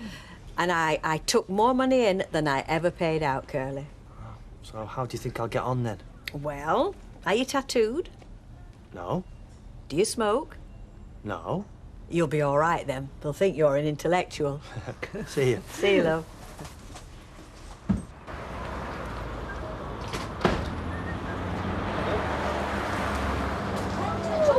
Shoes on the seats, all right. Hey, are you sure this is all right, Mum? It is a bit. Now, why shouldn't my grandchildren travel in style if you've got it, Florence? Well, do you mind? Brian? Oh, no. Do anything I ask him to. Oh, Mum, you are awful. Keeps Alfie on his toes. Anyway, now, come on. We don't want David's new childminder thinking she's dealing with just anybody, do we? I mean, we are folks to be reckoned with now. Isn't that right, Brian? What's that then, Mrs. Roberts? Oh, Mrs. Roberts now. He's just being formal because you're here, you know. Well, you know what they say about chauffeurs. We don't want anyone getting the wrong ideas now, do we? Oh, heaven forbid. I'll see you, love. See you. Look at them laughing, eh? What did I tell you? That's our money, you know. That's community tax that's paying to get them kids to school. It's a perk, isn't it? It's a waste of public resources, that's what it is. I mean, other people manage with the bus. But the mayor's relations to get the treatment, don't they? Oh, yes. Well, I'll tell you this, it's not going to stop here. I don't know. Stick your hand out. You might get a lift. You're not on till this afternoon, are you? I thought I will go to arrange the wedding. Oh, yes. And you know where to go to do all that, do you? I thought you would tell me.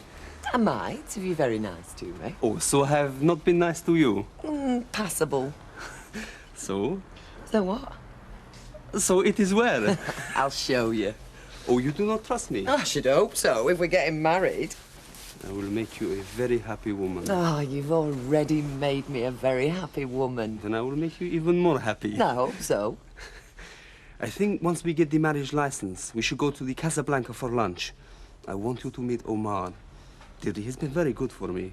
I want him to meet my future wife. Okay, that's what you want. Yes. Just one thing, though. I want Tracy to know about us before anybody else. Oh, I don't think there's much chance for Omar to meet Tracy. No, well, Omar then, but nobody else. Okay, promise.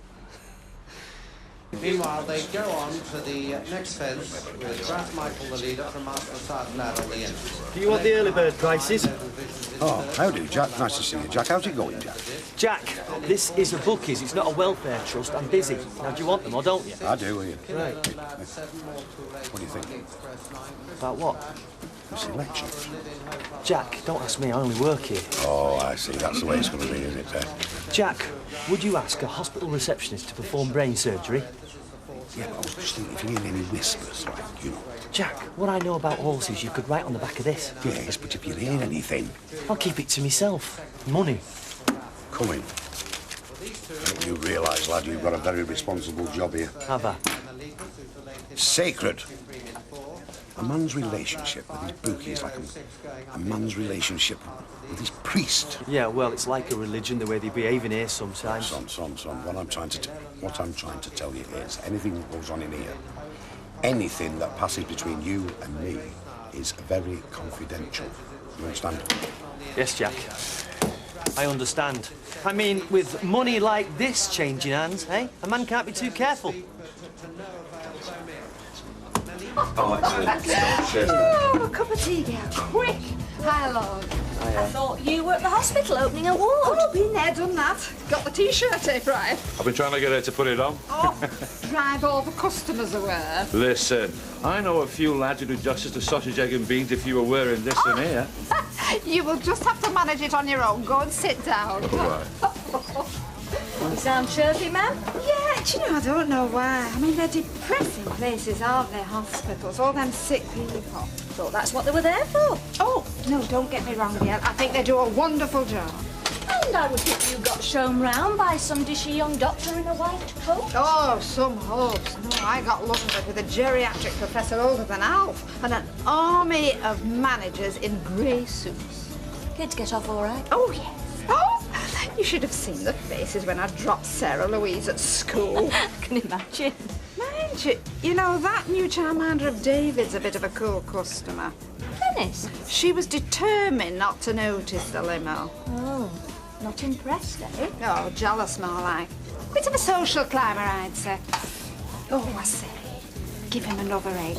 He's a big lad, is Brian. I've noticed. Oh, I do love to watch him eat. You having a bit of trouble, Al? Oh, treacle toffees, love. They get stuck behind your teeth, you know. Well, they're specially designed to weld broken dentures. I thought you knew that. Hey, don't you start. I've bad enough with Audrey. You want hand them round in council chambers. They cut your meeting time in half, will these? That's a good idea. There's a fair few down there, too fond of their own voices. Well, I give discount for bulk buying, you know. Any road. Bye. Hello, Roger.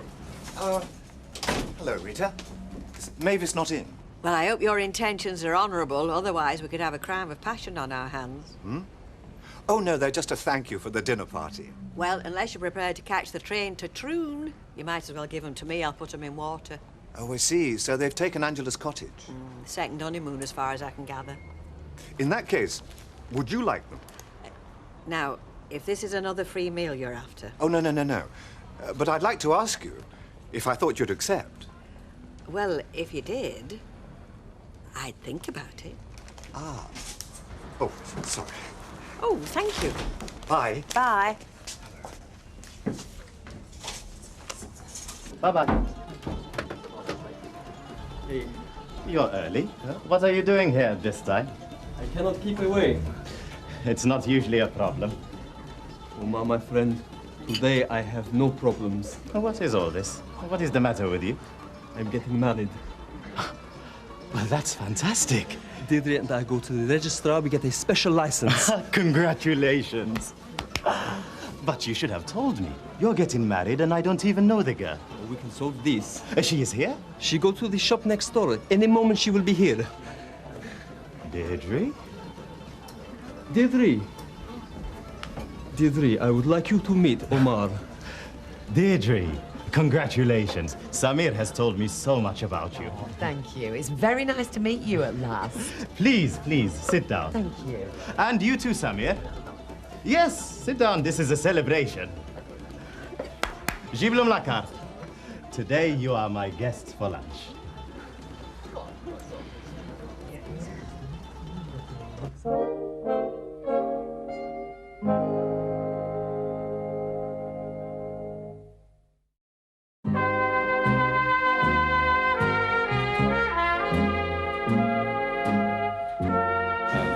Ditch at the top of the hill. There you go, pal. Hello there, how are you? You all right? Yeah. Gets worse every time I come in this place. Come on, pal, we'll be off in a minute. Oh, look, if you want to talk, join a women's institute, can't you? But get this kid moving. On. Right.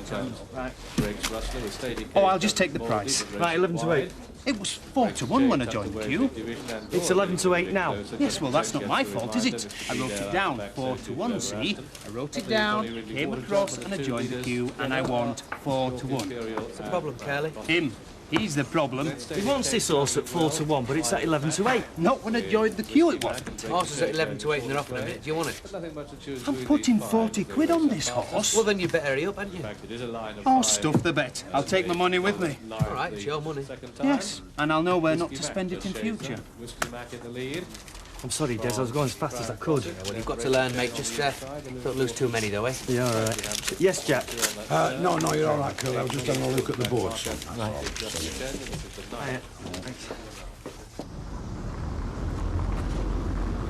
Oh, so there are people in your family can actually walk then, are there? Hey? You know, put one foot in front of the other. What are you going on about, Percy? I'm going out on the abuse of facilities. That's what I'm going on about. Oh, why? And your bus arrived or something? The people I'm talking about don't travel by bus. It's too far beneath them. They travel by the virtue of the fact they're related to the mayor. Look, if you've got something to say, Percy, say it, because I can't go all round the houses. Well, you can get your chauffeur to take you around, can't you? My chauffeur only takes me or anybody else on official business. Oh, so does that include your wife? Well, she's got sanction to use the official car. Oh, I use it on official business. I see. So that's why they're outside number 8 this morning, her and your chauffeur, eh?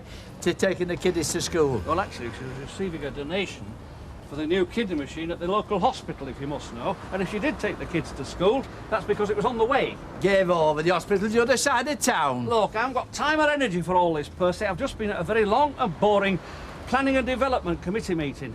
There was also the Czech Republican civic visit or something. Anyway, if you don't mind, I'm going for a drink. All right? No, it's not all right. It's far from all right. And if you think it's over, Councillor, because you can just walk away, it isn't. Shade hardware to the right, the grey outdoor, the left going equally as well. And the box right, the grass, the left outdoor. Yeah, lads, over here. Please clear of whiskey mac and the Quick, Curly, lad, you're nearly off. 3 quid? That's a lot for you, innit, Jack? Yeah, just put it through the initial price. I've written it down. So. That's it. What you done? Yeah, that's good. A good chance of that. Yeah, no, Hey, hang on. Now, there's been a mistake. They marked it down as 10 to 1. That horse's second favourite. Broadcast it. Jack. It's never been 10 to 1. Best it's been is... Hey, Jack, what? You wrote them odds yourself, didn't you? So? You get him into trouble. Tough. He's a mate. I got 30 quid coming if that comes up. Anyway, I've got a lot of work to do. Here's to happiness. Happiness. So, tell me about yourself, Deirdre. What do you want to know? Well, Samir is almost one of the family here. We would like to know he's going to a good home. Oh, I think I can promise you that. Marriage. Big step. But then not exactly a new step for you, Samir tells me. No. He tells me you've been married before. Yes. So, you have plenty of experience then, huh? That's a good thing. And a house and friends.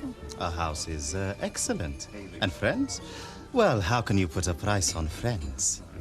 I also have a daughter. A daughter? You never said. It does not matter. And she goes to school, your daughter?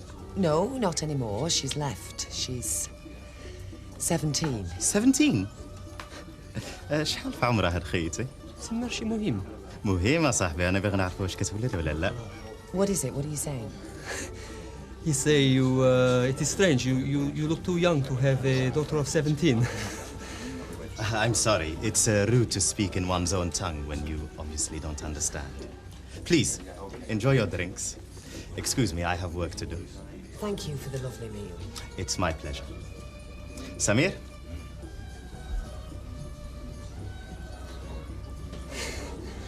He's crazy. We call him Shasha Shirfa. Mother hen. Oh.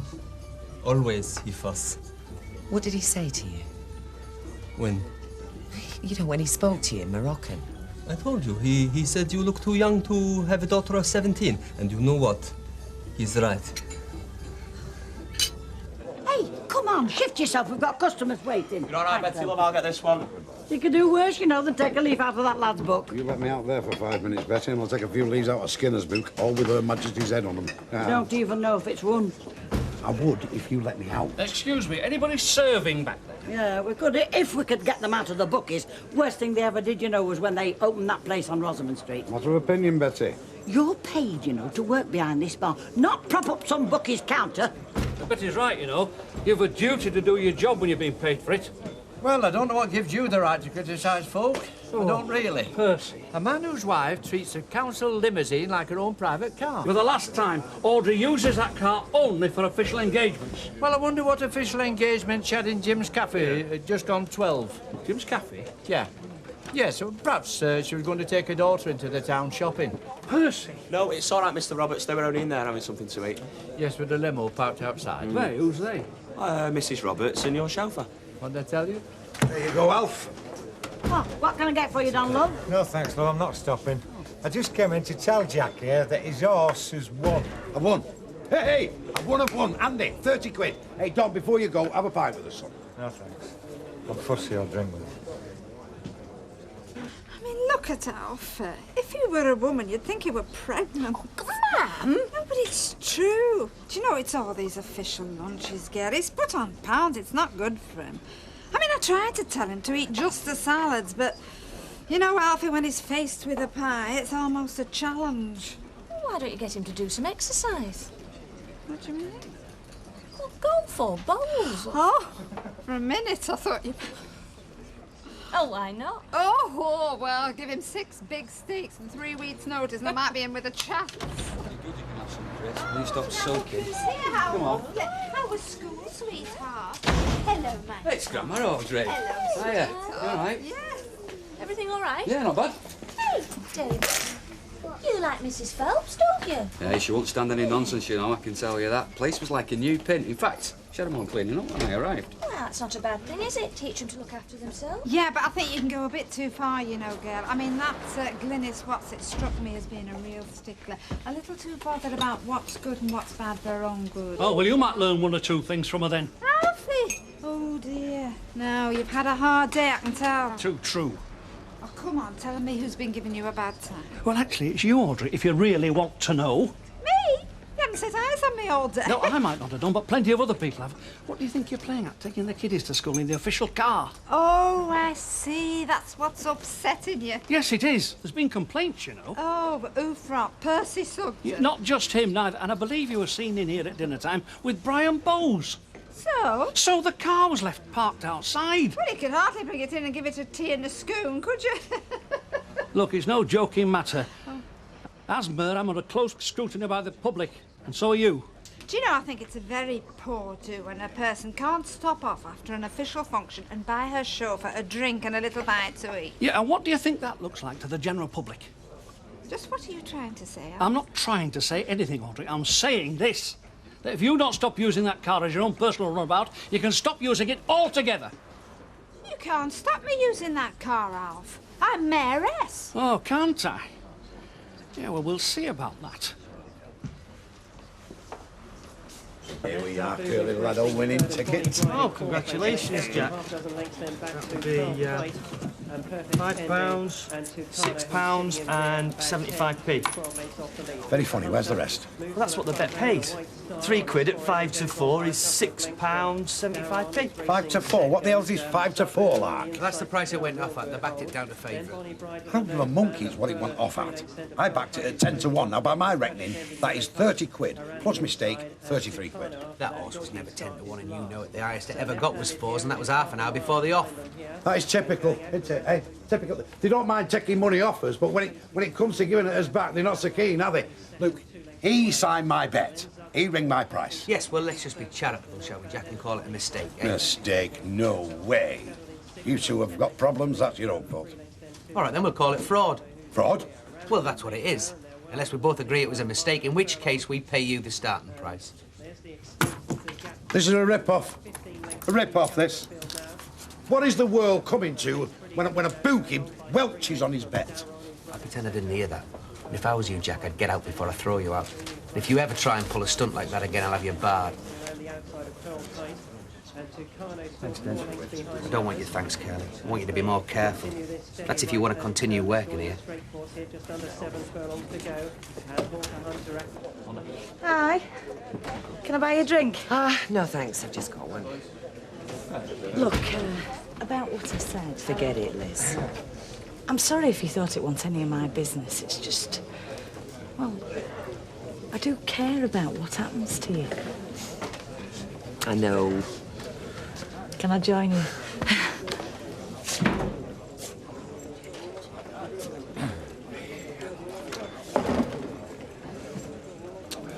You didn't, by any chance, hear what happened to our old pal Jack this afternoon, did you, Jim? Indeed I did, Donald, indeed I did, aye. And I have to say I wouldn't mind bumping into him myself if I knew where he was, of course. Betsy said something about cellar. Hey, well, there you are, you see. Best place for a rat, down the cellar. Oh, well, now, there you are. There he is, the man himself. Hey, listen, Jack, I hope you're not going to think of dropping that crate in your toes, are you? Funny things can happen to a fella that fits up his mate. All right. Let's be having it. Let's be having it outside. Let's be over with it. Come on. James, Donald, leave the poor man alone. Oh, now, Norman, hold your horses. Hey, now, that was a pretty dirty trick to go playing on a mate, wouldn't you say so? Yeah, well, if you knew the old story, you knew it all backfired. Still owe Norman here an apology by our reckoning. Absolutely. Yeah, right. Sorry, Norman. Well, you see, not good enough, Norman. I think it merits at least a large malt. You take a wee malt, Norman? Well, actually, James, Donald, I quite like a malt. Oh, now, come on, fellas. I only want £3.70 flipping 5. Well, I reckon that should cover it, shouldn't you say so, Donald? Absolutely, James. Aye, right. Well, let's have one very large malt, please. And Jacko's paying for it. Thank you, Andrew. One large malt coming up, Dad. Norman. Cheers. Hey. Hey, I thought you were supposed to be working. There was not much doing. Mama said for me to come home. Ah, you know, I don't think he took to me. Took to you? Liked me. I don't think he was keen. Of course he liked you. He offered himself to do the reception for us. Reception? Did I hear talk of a reception? We've decided to get married. What? Shh, keep your voice down. I don't want everybody knowing. No. This calls for a drink. No, Jim. No, we can't stay. We've got things to do. Hey, listen, keep it to yourselves, will you? I haven't told Tracy yet. Don't worry, of course we will. And hey, congratulations. Oh, here, come here. Thanks. Well done, then. Okay. Come on. See you. Goodbye.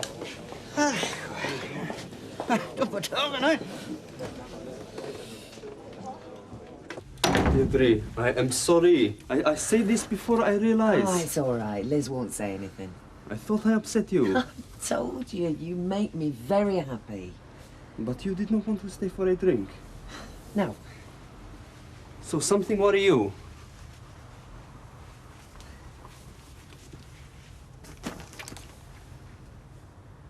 It is Omar. What did he really say to you? About the reception? No, not about the reception. Oh, come on, Samir. I know you weren't telling me the truth. Okay, but remember, he is 10 years older than me. He feel he is some sort of other brother. Just tell me, please. It is about children. He's worried I won't be able to give you children. He's stupid. I mean, what do I care if we have children or not? Do you care? I don't know. Who knows? Let's take one step at a time. I love you. That is all that matters. Your friend didn't seem to think so. Yes, but I not marry my friend. I marry you. How many other people are there who think like he does? How many Omars are there out there waiting for us to make a mistake?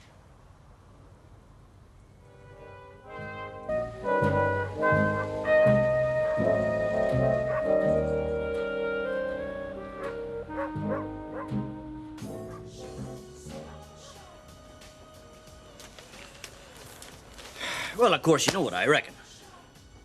I reckon she's up the spout, so I do. Aye. Deirdre? Certainly. Why else is she rushing into getting married? Well, there's not much point in hanging about, is there? Not if they've made their minds up. Well, certainly not at her age, any road.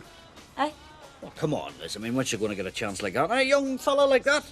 Young enough to be her son? Come on. Why didn't you wake me? Well, you had a late night last night. Yes, and I've got an early morning this morning. I thought your first lecture wasn't till 10. It's not, but I've got a lot of notes to copy up before then. I'll put some toast in. No, don't bother for me. Well, you've got to have something. Mum, I'm not going to starve, am I? At least have a drink. Liz, he wants to be away all night. Oh, well, I don't like him going out on an empty stomach. Give us a kiss. See you later. See you, mate. Aye. Bye, love. Real night. Well, there's a young man we don't have to worry about. We'll be proud of him, all right. Want to make something of his life, that kid. Nobody's heard anything from Steve at all. No, he's not been near the print shop for days. What the heck is he up to? I don't wish to know. Morning. Morning. So you're still at it then? Sorry, Mr. Sugden? Working at the bookies? Yes. You know, I'm surprised you haven't thought of something a little bit better for you than that. I've much choice, have I?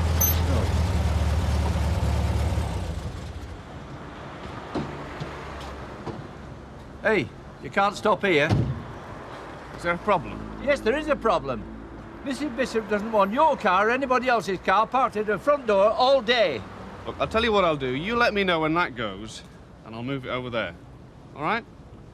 I'm sure you'll be the first to know. Morning, Percy. You know, I think I'll have to get a couple of cones and that'll stop this business. Sorry? Well, half of these people don't live down here, just use it as a car park. Oh, right. There's no consideration for anybody at all. Hey, I hope you're not thinking of parking here. Note that says I can't. No wonder Hitler's lot surrendered. He probably couldn't find anywhere to park the tank. I would feel Marshal Sugden had anything to do with it. You will be laughing the other side of your face come Christmas. That's you off his card list. Me and my big mouth. Morning. Hey! Ken, I take it my smile on your face, Percy's been having a go at you and all. Oh, never entered your head I might just be pleased to see you. Not for a minute. So how are you feeling? I've never felt better. Well enough to change your mind about tonight? No, thanks. Still got that spare ticket? Yeah, and if it were just you and me and all, I might pick you up on it, but a couple of dozen sixth formers as well. No thanks. Oh, it's a pity. I think you'd have enjoyed the play. Not as much as your kids would enjoy seeing Sir's lady in this state. I'll catch up with you later. All right, now don't go overdoing it. No, I Right, will. see you later. See you. Bye. Bye. Well, that was a flying visit. Yeah, he just wanted to twist my arm about tonight. Tonight? He's going to the theatre. He's got a spare ticket. I can't remember the last time I went to the theatre. Oh, you should have said. You could have gone with him. I don't think so. Anyway, it's too late now. He's probably going to give him the ticket to Percy Sugden. They would give us a very good reception after the wedding. I don't doubt it, not for a minute, but it's not what I want. Okay, so we just go away together, yes? I thought that was what you wanted too. Yes, it is. Okay, so what do we do today? You have a day off. I've got a phone call to make, remember? Tracy. Tracy. You think this is a good idea to tell her on the telephone? No, I'll tell her to call in after work. I will be here. Oh, no, you don't have to be. In fact, it's probably better if I see her on my own. No, I want to be. I will be your husband. I should be here.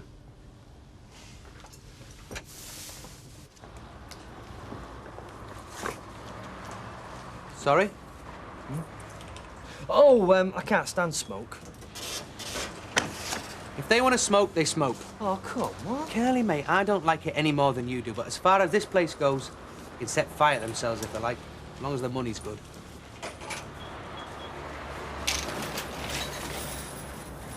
Sean.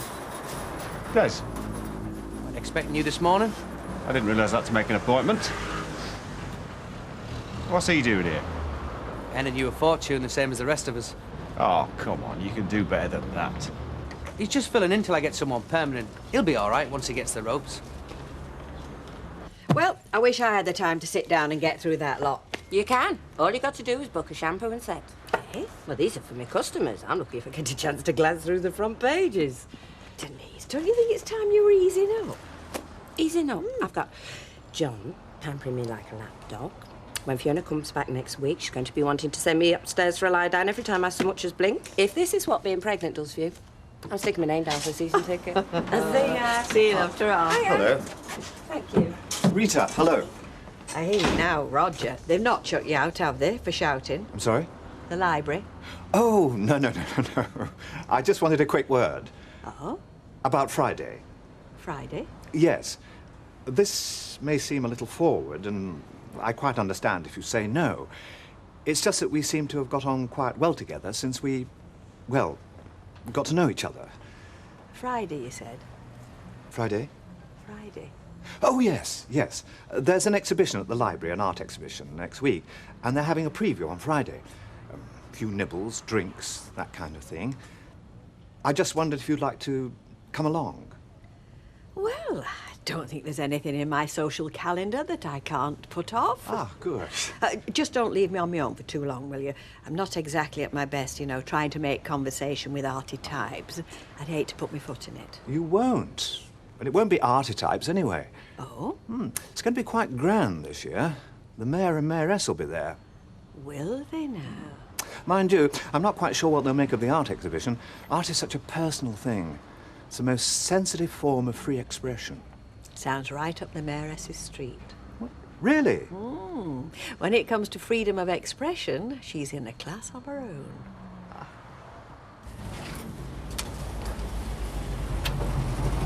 What's wrong with our friend there? Not with you. Behind the bar. Jack?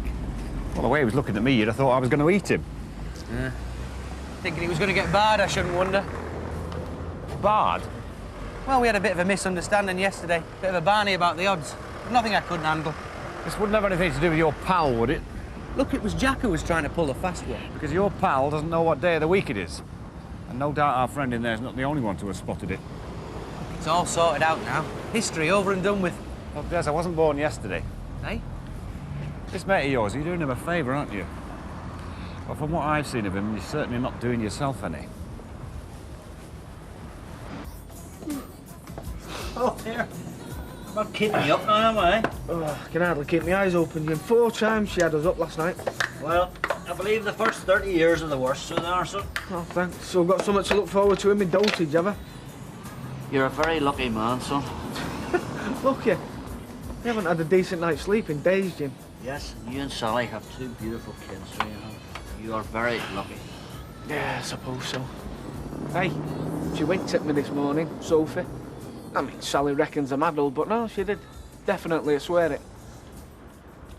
You know, Liz would have given anything for a wee daughter. And me. But wasn't to be. No. Should have been nearly 3 now. Wee Katie. She'd lived. Wee friend for Rosie, eh? In the play school together. Other kids' parties.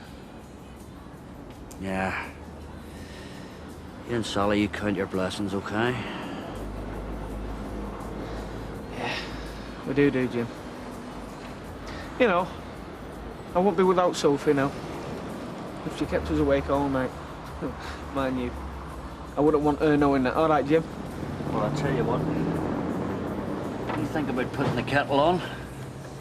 I'll promise to keep me trap shut. How's that? Aye? It's like you got a visitor. Oh. See you in a minute. How you doing? What can I do for you? I was looking for Mr. MacDonald. Well, I reckon you found him now, love. Mr. Steve MacDonald? He's your son, I take it? Aye, certainly is, so. Oh, Christine Bullock.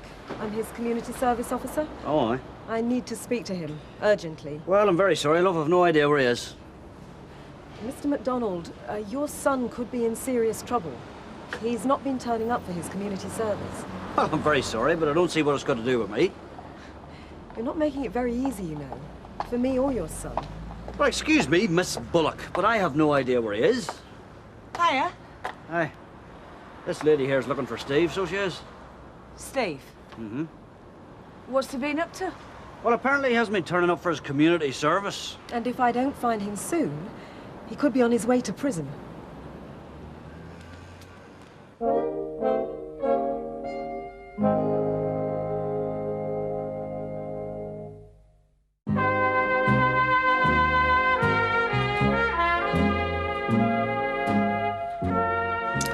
They're both the same price. I think this one. Right, thanks, love. Has Percy calmed down yet? This business of parking, you mean? You haven't put barricades up them. Don't you go putting that idea into his head. Now, there are some days when I think Mr. Sugden still hasn't come to terms with the 20th century. Only some days. Anyway, this time tomorrow, it'll all be forgotten. He'll have another course to fight. French apples, I shouldn't wonder. Not had a go at those for a while. Emily, how you put up with him, I do not know. You must have the patience of a saint. Hi. Hello. Hello, Deirdre. Hi, Emily. Rita. Yes. You've not got any of them little doilies, have you? Yes, love, over there. You expecting royalty to tea? As good as. Tracy's coming on her way home from work. Sammy reckons if we make the place look attractive enough, she might stop for tea. I've not seen Tracy in ages. She's going on all right, I take it. Seems to be. Is it a special occasion, then? Sorry? With Tracy coming round. Oh, it's always a special occasion when Tracy comes round these days. Look, if you've got any idea at all where I can contact him. I do know he's been very busy lately. I don't care how busy he's been, Mrs. MacDonald. He still has his sentence to complete. What'll happen to him? That depends on how quickly I can catch up with him. If he misses another session... Well, strictly speaking, he should be referred back to the court.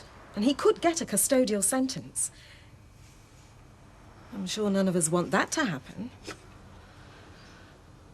Look, I will get him to call you just as soon as I can. There are one or two places I can try. He's got a place in the Keys. The Keys? Aye. He's not been there very long, and he is only renting it. Look, it's number 6 Montreal House, all right? That's where he's living. Thank you. And if he does get in touch, you will tell him I'm looking for him? Yes, of course we will. Right. I'll be on my way. I'm Mrs. MacDonald. Mr. MacDonald. Aye, cheerio.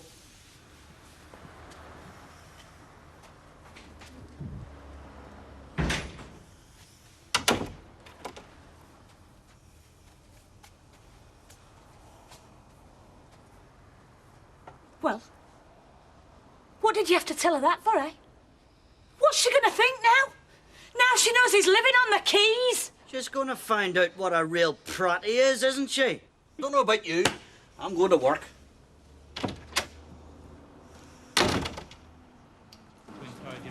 There you go. There's a queue, mate. Dogs? I don't care if you're racing chickens. You have to take your turn. I don't believe this. Stuff you. Yeah, mate. Over here, dogs. Oh, forget it. You call this a bookies? It's more like a circus. Clowns you've got working here. He didn't know about the dogs having priority. Well, see you tomorrow then, Sean. I don't want to see him here either. He'll be all right. Either you get rid of him, or I do. Have you got any idea where Steve is? Me? Why should I know? Have you? No. You've no idea at all where he might be? No mates he could have gone to stay with? No. Well, what's with Steve all of a sudden? His community service officer's looking for him. If he doesn't get in touch pretty sharpish, he's really going to drop himself in it. And whose fault's that?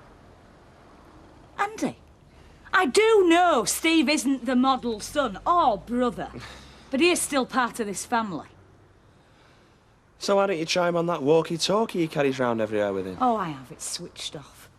He's got that answer machine on at the flat. Well, it doesn't look like there's much he can do, does it? She's not stopped going on about it all day. She hates anybody ringing us at work. Yeah, she made that quite clear.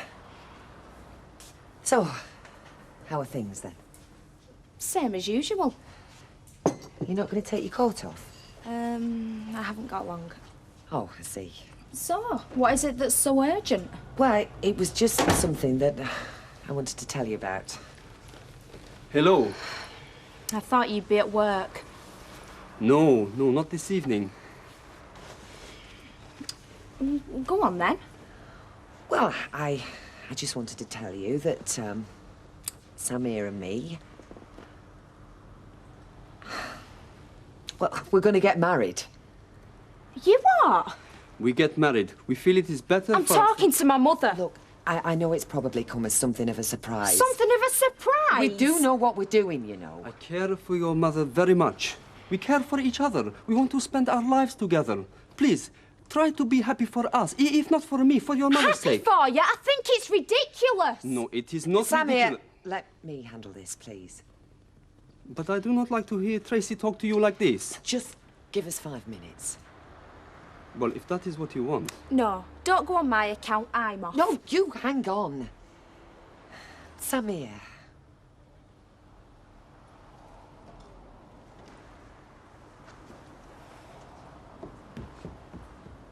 Look, if you've got any thoughts in your head about one day me and your dad getting back together again... That has got nothing to do with it. What's wrong with me trying to build a life of my own again? Why him? Why not? Mother is a beach bummer you picked up on holiday who can't believe his luck. He is not a beach bum. He had a perfectly respectable job. Samir gave up an awful lot to come over here. Friends, family. He's a very caring man. He's nearly half your age. I don't see what difference that makes. Haven't you thought for 1 minute what's in this for him? He's not that bad looking, you know. So why, out of all the girls that he could have had, did he pick you? Because, young lady, there is more to a relationship than wham, bam, thank you, ma'am. As you will discover when you grow up. It's not me that needs to grow up, Mother, it's you. But I'm sure I'm not the first to tell you that. No doubt me dad's had something to say on the subject. No, he hasn't, as it happens. He gets on very well with Samir, and when he knows about You haven't this... told him? Well, no, I wanted to tell you first. Tracy, hang on. Look, if I can't make you see sense, then maybe he can. Tracy! Are you fit then? Yeah, right. Fancy a jar? Listen, Des, before we go, there's something I have to say to you. To me? Yeah, I can't carry on. Hey? I'm packing it in, the job. I've had enough. I've had more than enough. It's the thought of spending another day in here, it just turns me stomach. All that smoke and some of them punters. I'm sorry to let you down, but I'm afraid that's the way it has to be. Well, I'm sorry it hasn't worked out, Curly. No hard feelings, then?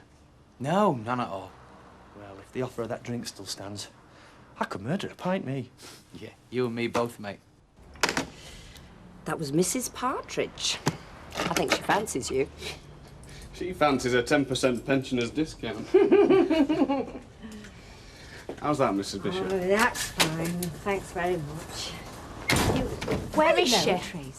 I'm sorry. The boss. Oh, she's in the back. Where's me dad? Your dad, he's taken some sixth formers to the theatre. Great. you want me to get a message to him? I should be seeing him later on. You can tell him that my mother's taken leave of her senses. Your mum? Perhaps he'll be able to make her see what a fool she's making of herself. He can't let her do it. Do what? Marry that Moroccan waiter. Why? Why is it such a sin to love somebody, to be loved? It is not. If that is the way Tracy feels about us, you and me, there is nothing we can do about this. It is the way we feel that matter. I had thought my own daughter might be happy for me. I mean, if anybody knows what I've been through, it's her. You knew this would not be easy. Why does she want to hurt me so much? She does not, I'm sure. Maybe she's right, eh? Maybe it is a stupid idea. I mean, I am a lot older than you are. She's not the first to say it. Oh, come now. You mean to say you do not want to marry me? That you do not love me? No, of course not. Well, that is all that matter. Listen, Tracy is a very confused girl. She looked for something in her life she has not found yet. She still grow up.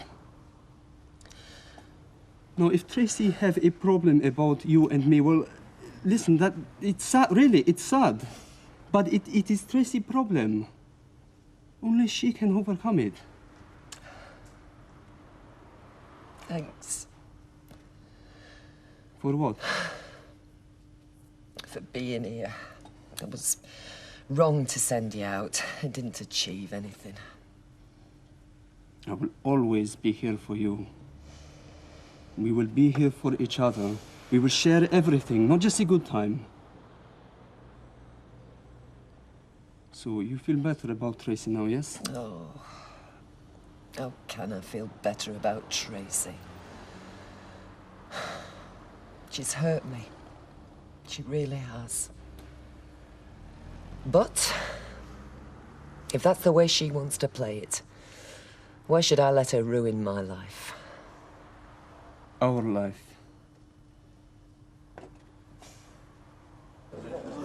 Oh, sorry. It's been a long day. Look, if you want to go, I'll stay and I'll tell Ken you've gone home.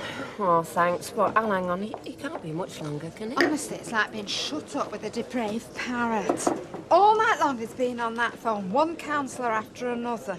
I couldn't hear the telly, I couldn't even hear myself think. Where is he tonight? Any around? Alfie always dropping off some papers to some counsellor's house. Do you know, I'm sure it's that lot who's responsible for this global warming.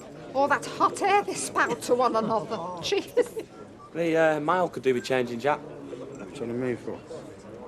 Because it happens to be your job. You know how to do it, don't you? Well, yeah, in emergency, yeah, I do.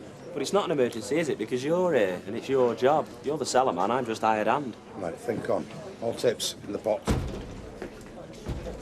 Oh, careful. Yeah, sorry I'm late. Got away as soon as I could. Can I get you a drink? I'm fine. Okay, anyone else? No, No, just thank got you this very actually much. can Hi, Andy. Fine, please. So, how's it going? No problem, Daddy's. He wants to get used to it. No, I don't mean the bar. I mean college. Oh, just like I've not been away. Except this time you intend to stick it, I hope. Yes, absolutely. Right, is that it? Yeah, and one for yourself. Ah, cheers. Right. But you are going? Huh? To this art exhibition? Oh, well, I've hardly any choice in the matter, have I? Could be a laugh. Oh, Rita, oh, yes. I mean, watching Alf and his cronies with a sausage on a stick in one hand and a glass of cheap plonk in the other, trying to look interested in something they know nothing about. Oh, very hilarious, yeah. Well, if that's the mood you're going to be in, I shall give you a wide berth for a kick-off. You going? Yeah, Roger's invited me. Roger? Mavis is Roger? Yeah. Oh, hey, look, we'll pick you up because Brian, the chauffeur's taking us. In the limo? Well, we're not going on his tandem. You can't do that. Of course we can. There's plenty of room. Oh, hi. Sure I can't get you a drink? Yeah, positive. I take it you've not seen Tracy then. Tracy? Yeah, she was looking for you. Spitting fire. Oh, now what have I done? Well, you haven't done anything. It's Deirdre and Samir. Yeah? They're getting married.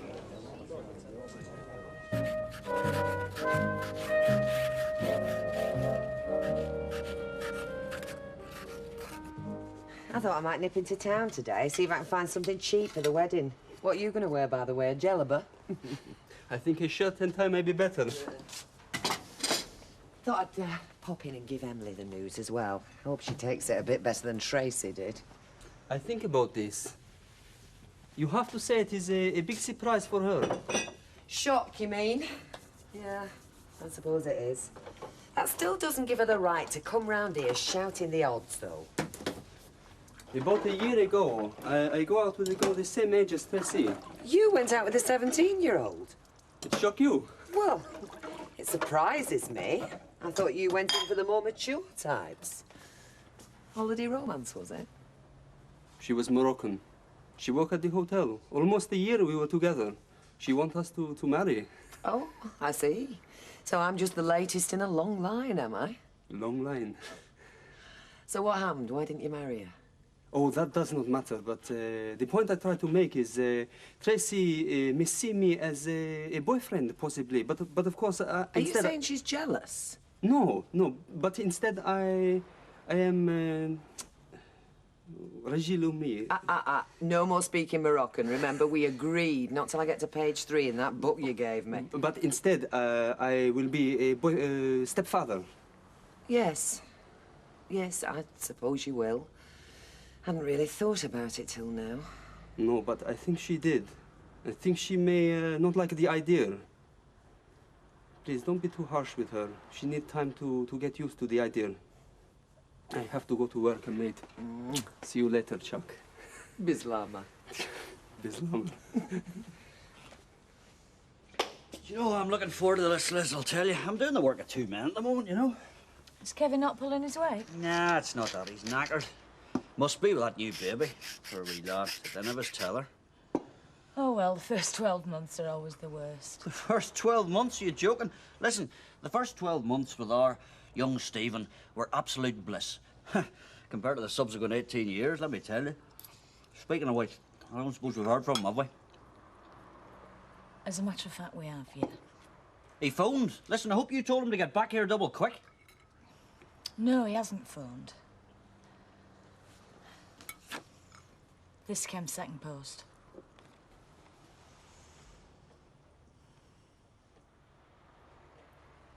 Disneyland? He's in Disneyland? I nearly didn't show it to you because I knew you'd react like this. In the name of God, Liz, how am I meant to react, eh? Look, we've got the community services battering down the door for him. You're lying through your teeth to save his neck. And where's he? I'll tell you where he is. He's in Disneyland, Florida, swanning about with Mickey Flaming Mouse. I know! Don't even say when he's coming back. Oh, when he's coming back? Well, I'll tell you the answer to that, love, shall I, eh? He's coming back when it suits him. Community service. It's a bloody joke to someone like Steve, I'll tell you. He just fits it in whenever he's nothing better to do. And if Christine Bullock gets the hump, what does he do? He just bats his baby blue eyes at her, that's all. I'll tell you what, I've a good mind to take this down, deliver it onto her lap, assuming she hasn't had a postcard already from Mickey and Stephen. Oh, don't be so stupid. That's just going to make matters worse. Aye, well, maybe that's what he needs, Liz. Here, give me that and eat your dinner. Come on, then, let's hear it. Hear what? Come on, Jim, he's not as bad as all that speech. Look, Jim, I want him to grow up just as much as you do. But that doesn't mean I want him to go to prison, which he might do if a magistrate sees this. Now, eat your dinner. Booze I don't miss. I don't care if I never touch another drop, but what I wouldn't give for one solitary drag on a cigarette. Well, they do say the cravings stay with you for the rest of your life. Oh, thanks, John. That's just the sort of encouragement I need. Hey, oh, quick! He's coming over. Where's Rinker? Hi. Not likely to be late. Hi. Just popped in to see how you are. Seeing as Deirdre's not in. Deirdre? Yeah, I just saw you knocking on her door. I thought we agreed that we're going to keep out of this. I don't see how I can, Denise. I feel an obligation to Deirdre I care about. I can't just stand back and watch while she makes a complete fool of herself. Maybe they're going to be very happy. Oh, come on, Denise. They're marrying out of expediency. No, not expediency, desperation. I rather got the feeling that they were very much in love. They've known each other for a few weeks. It's hardly an ideal basis for marriage. And what would that be if she were pregnant? That wasn't the only reason I proposed to you. No, there was your reputation as well. I think I better get back to school. Oh, listen. I'm sorry, I shouldn't go dragging all that up again, but listen. You go over there, guns blazing, you're going to be lucky to come out of there alive. Ah, Rita, I thought you'd forgotten us. Sorry, love, I'm sorry. There you go, love. Cheers, Betty. Here, what's this when it's at home? It's a chili bake, what you asked for. I know what I asked for. This is a hot pot. It's not. All right. It's a hot pot with a few kidney beans in. Got half a teaspoonful of chili powder in it. It's still a hot pot, though.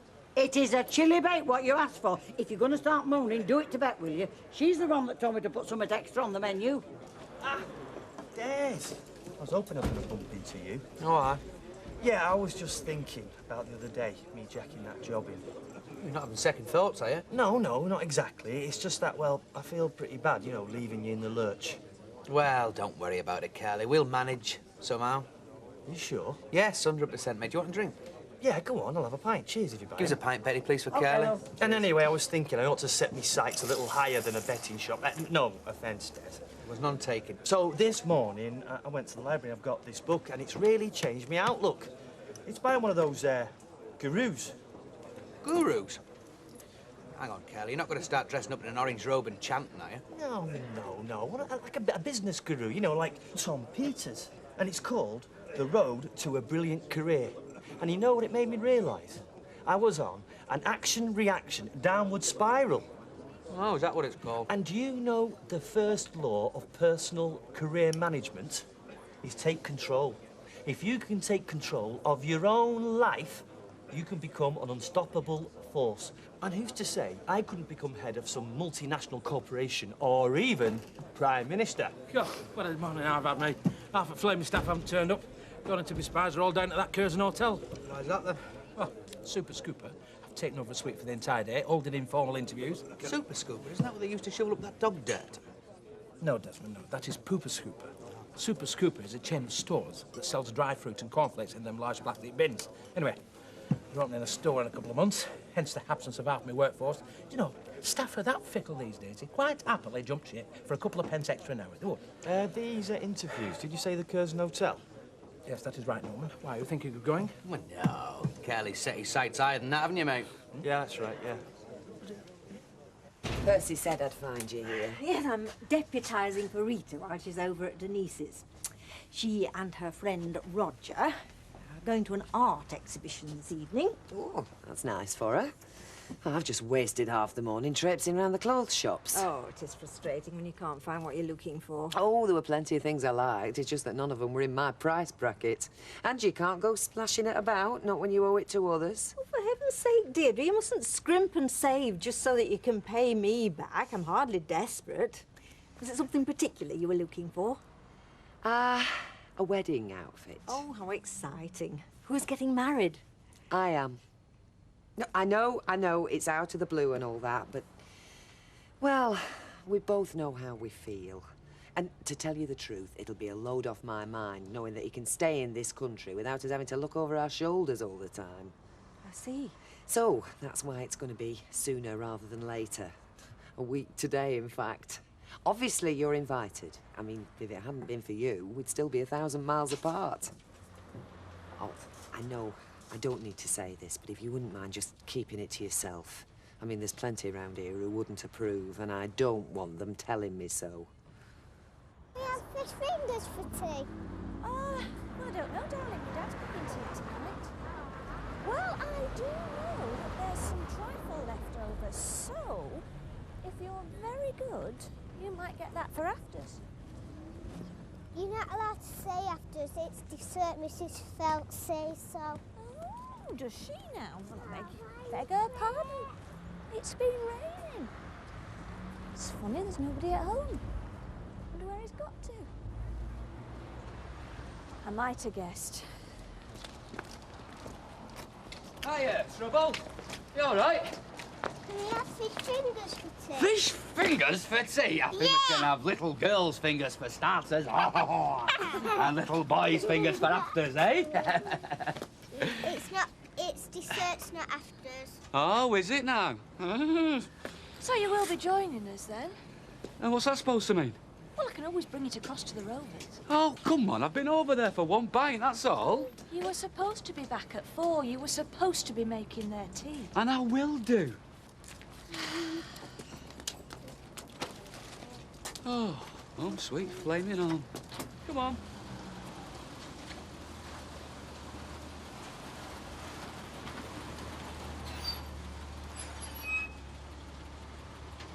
What's going on? What are we stopping for now, Brian? We're picking Roger and Rita up. Well, what? Yes, well, I mean, we might as well. It's on the way. I don't know why we don't just stick a lamp on top of this, call it town hall taxis. Yeah, don't talk so soft. Listen, they go to the same place as we are, and it makes sense that we give them a lift. Beep your horn, Brian, love. You'll do nothing of the sort. You can get out the car and go knock on the door. Right, we are. You know, I don't think you realise how serious this is. I've got my enemies, you know. Some of these councillors stick a knife in your son's look at you. Oh, what you talking about? Listen, if Percy Sugden goes round there complaining about misuse of the civic car, I can think of several who'll pick up the cudgel for him. Don't talk so soft. Well, I won't be the first mirth thrown out, you know. Oh, I see. Is that Rita's fancy man? Well, it's hardly Harrison Ford, is it? A chauffeur-driven limousine. I'm impressed, Rita. Well, like I say, the mayor and mayoress are personal friends of mine. In fact, one of their grandsons delivers papers for me. Hello. Hi, Rita. Come on, aren't you going to introduce us? Yes, this is Roger Crompton. Roger, this is Alf and Audrey Roberts, the mayor and mayoress. I do. How do you do? How do you do? Are you sure there's going to be room for us in here? Well, I don't mind going in the front with Brian. You'll do nothing of the sort. Perhaps I should go in the front. Well, if you wouldn't mind, Roger. Not at all. OK. Come on, right, thank you. Can you manage, love? I can, Alf, thank you. Right. Come on, let's get going then. And Brian, back up into Viaduct Street. We don't have half Coronation Street gawping at us. Oh, honestly, have you ever heard anything like it? A mayor who doesn't want to be seen in public.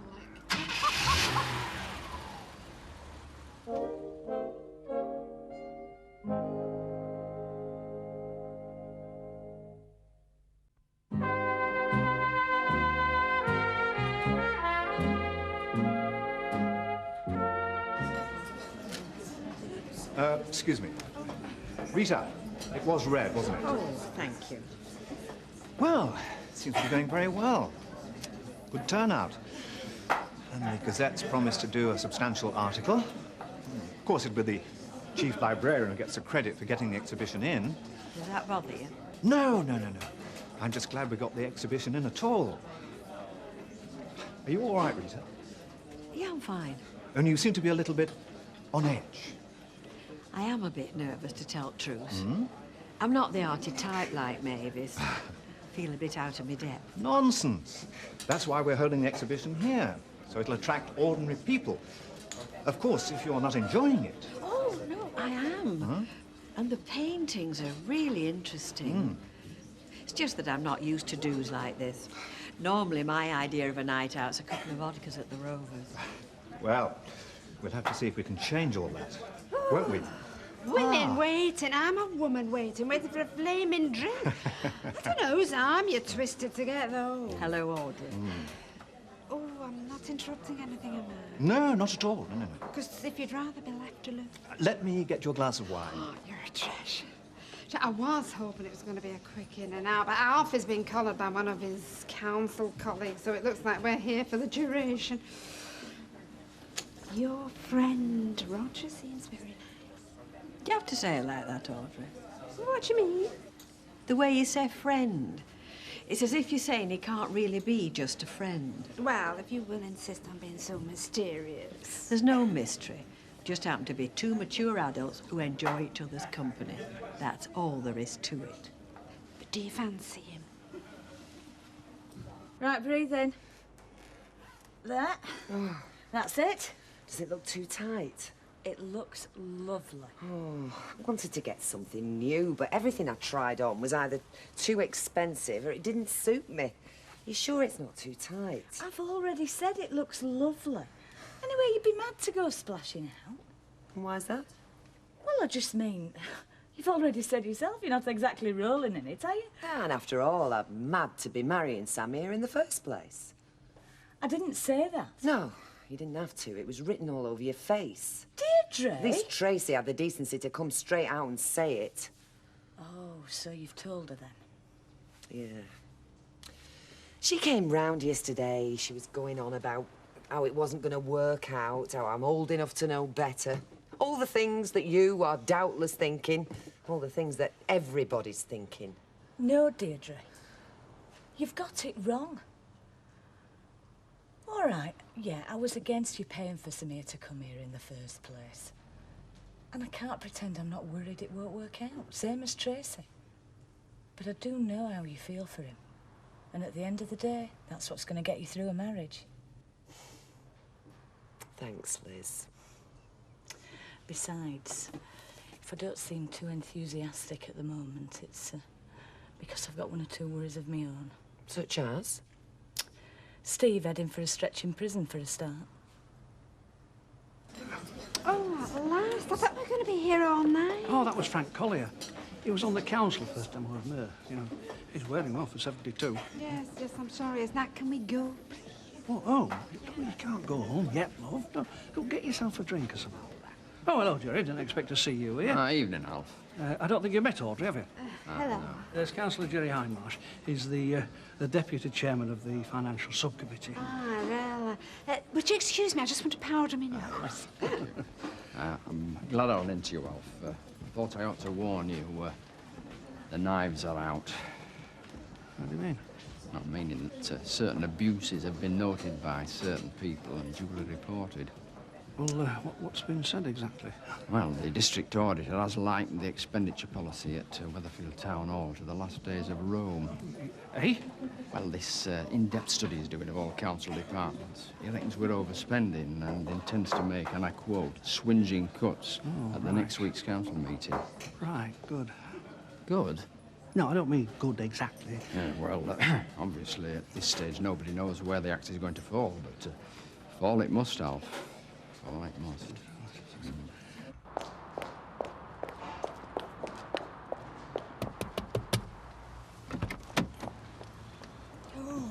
Is it time for the off already? Oh, is it, Ek? I just had to escape for 5 minutes, otherwise I'd have gone out my mind. Boring, is it? Sounded boring. Oh, that's an understatement. Oh, boring pictures, boring people. And the wine, when you could get your hands on it, were like vinegar. And there was me hoping you'd come down just to see me. You cheeky devil, that was a forward. Just remember your place. Oh, in that case, would a worship permit me to offer her a brandy? Oh, yeah, why not? Go on, he won't miss me. Special stuff is this. Well, given it by an undertaker friend who I helped out of a very tight spot. Now, do I take it that you have been using the mayor's official car for your own personal gain? I have been known to do the odd job on the side occasionally. I can't live on the money I get from the council. Never let it interfere with my official duties, though. Are you sure? Rest assured, both me and my car are at your disposal 24 hours a day. Oh. Hey. Oh, hi. Can I join you? Well, I was just about to leave, actually. Oh, right. I saw the light was on in Deirdre's, so I thought I'd drop in. Oh, dear. All right, I've been thinking about what you said, and you're right. Absolutely right. There's been enough bad feeling between me and Deirdre over the last few months. No sense in asking for more. But you're still going over there? Yeah, I'm going to go over and wish her well. Wish them both luck. After all, they're going to need it. I should have been in when I said I would. No need to have a row about it, is there? No, I know what you mean. You having one? I mean, she's going to be asleep when I get back. I'm on early tomorrow, so there's going to be another bad atmosphere when I get in. Yeah, I'll have a pint, please. Pint, please, Betty. OK, I'll get them. Hey, up. Got your glad rags on. You out clubbing? No, as a matter of fact, I've been for a job interview, a highly successful job interview. Oh, yeah? Where at? Super Scooper. You went? Super Scooper? Is that not one of those? No. It's a new concept that will revolutionise the way we buy our basic foodstuffs. Aye, straight out of bins, no packaging. It's economical and environmentally friendly. Yes, you said before. So, how'd you get on with the job? Well, I didn't get on exactly, but they were very impressed with my CV. Oh, yeah, so what they're going to do, keep your name for future reference? Well, no, they were so impressed that they invited me to, you know, apply for the manager's job. I've got to go next week. Huh? Well done, Curly, lad. Man. Well done. Hey, keep. Hey, Rita, you've not seen Audrey, have you? Only she went off somewhere about half an hour ago. I can't find her. Well, she wasn't in the ladies' hall. She can't have gone far, surely. I don't suppose she has. I heard the news. Denise told me. And Tracy told Denise. Congratulations. Thank you. Obviously, I'd like to have heard it from you. Well, you weren't exactly at the top of my list, Ken. No, I don't suppose I was, but thought I'd come round and wish you well anyway. Well, that's very, decent of you. Well, obviously, I can't say that I wholeheartedly go along with what you're doing, but wish you well anyway. Nobody's asking for your approval, Ken. Look, Deirdre, I know there's been a bit of strain between us the last few weeks, but that's no reason why we shouldn't be able to give each other advice. Look, I like Samir, and you've obviously been much happier since you've met him. I've never been so happy. Yeah, well, all the same, marriage is a big step, Deirdre. Especially when it's motivated by, By what? Well, what I mean is, this must have something to do with you wanting him to stay in the country. It has something to do with it, yes, but there are other reasons. Well, can't you see what a risk you're taking? I mean, these marriages are notoriously difficult. These marriages? Yeah, marriages between people of very different cultures. Oh, I dare say we'll have our problems like any other couple, and I suppose we'll deal with them like any other couple. But you hardly know each other. I spent years getting to know you before we got together, and look how that turned out. Yeah, well, obviously you're not very interested in what I think, but at least consider the feelings of your own daughter. I mean, Tracy is devastated. Yes. Yeah, I suppose you don't care about her feelings either. All you think about is what you think you want. What I think I want. I couldn't possibly know my own mind. Oh, for goodness sake, Debbie, just look at what's happened. You go to Morocco, feeling a bit down one way or another, and you have a holiday romance. Fine, terrific. Most people would leave it at that, but no, not you. First you ask him over for a visit, then you decide you want him to stay, and now, after a few short weeks, you announce that you're getting married. What are you suggesting? Well, I just think that in part, this is all a reaction, a very understandable reaction to what's happened between Denise and I.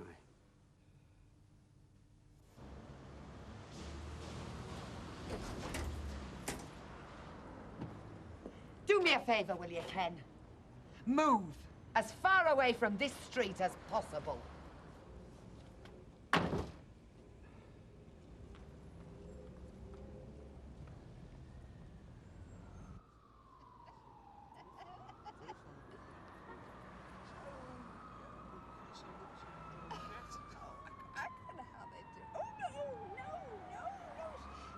Steady, steady. You'll have me drunk, nasty bits. Go on, another drop on arm, yeah? Oh, listen, just a little one.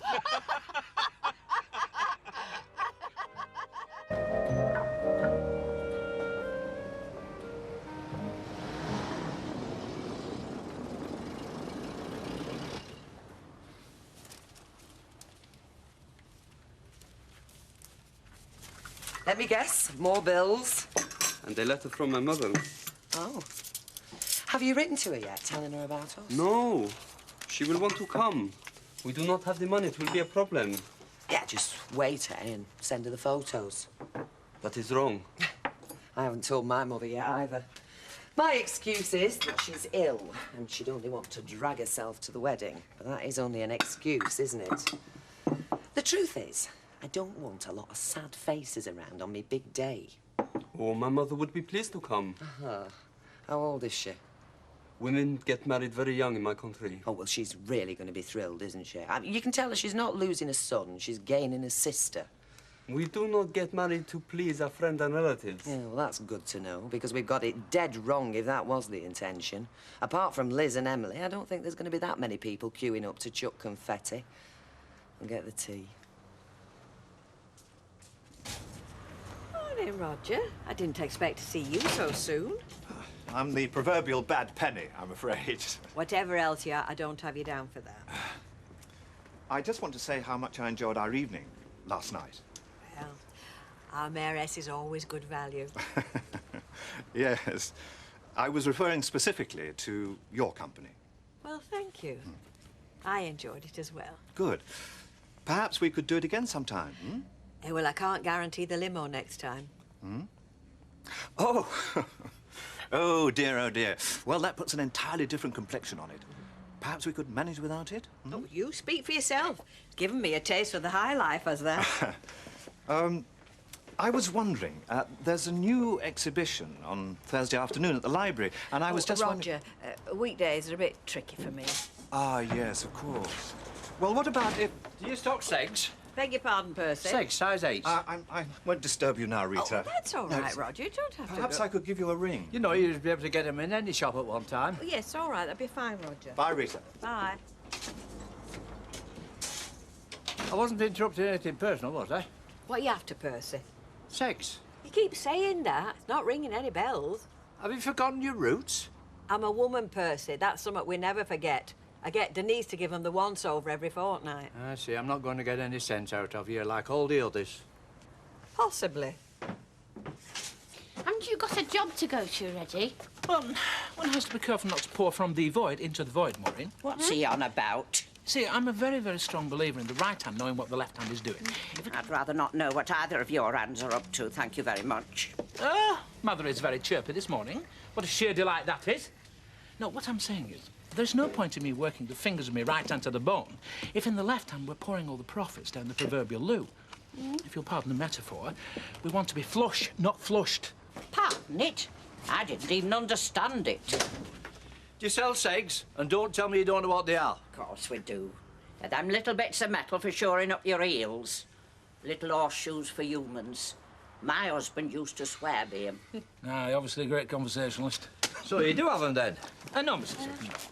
And we do not have spats, or galoshes, or an extra pair of web feet for ducks with athlete's foot. No. In fact, you may not have noticed them all the time you've been coming in here to buy our bargain biscuits, but we are neither a boot shop nor a blacksmith, but purveyors of general combustibles, or in more prosaic terms, general provisioners. Well, you're not providing for me, are you? In the old days, the corner shop used to put themselves out and help the clientele. I know a little place might still stock 'em, Percy, if you feel like treating me to a cup of tea. Yes, well, I'll always pay for service, I will. It's news to me. You know, he just might be right, Reggie. What? Well, maybe we should be more responsive to the needs of our customers. It's a dangerous philosophy, is that, Maureen? Some funny folk around here, you know. Start trying to cater for their peculiar peccadillos. Any time you'll have the law banging down the door. Hiya. Hi. Where are you off to? Oh, I'm just going into town to do a bit of shopping for this wedding, and when I say a bit, I mean a bit. Something old, something new, eh? I'll have no trouble with the something old bit. I can just wear my birthday suit and fulfil that condition. Hey, come on, they say life begins at 40. Hey, don't rush me, I'm not there yet. How are you doing for the something borrowed? Well, Peggy Easton from work has lent me this hat that she says would grace Ascot, but I think it'd look better on a Blackpool donkey. Oh, Liz, there was something that I was meaning to tell you. You know, with it being a registry office, I need 2 witnesses. Well, Sam here didn't know how his Moroccan friend will feel with the English ceremony, so we've decided to ask Alf. And for the other, I hope you don't mind, but I was going to ask Emily. No, why should I mind? You see, if it hadn't been for her, none of this would have happened in the first place. No, I wasn't thinking he'd ask me. Well, I just didn't want to upset anyone else over this wedding. I'll be there, snivelling into my hanky, don't you, Well, fret. quite frankly, Liz, we could do with 1 or 2 people smiling. I'll give it a go. Bless you. Bye.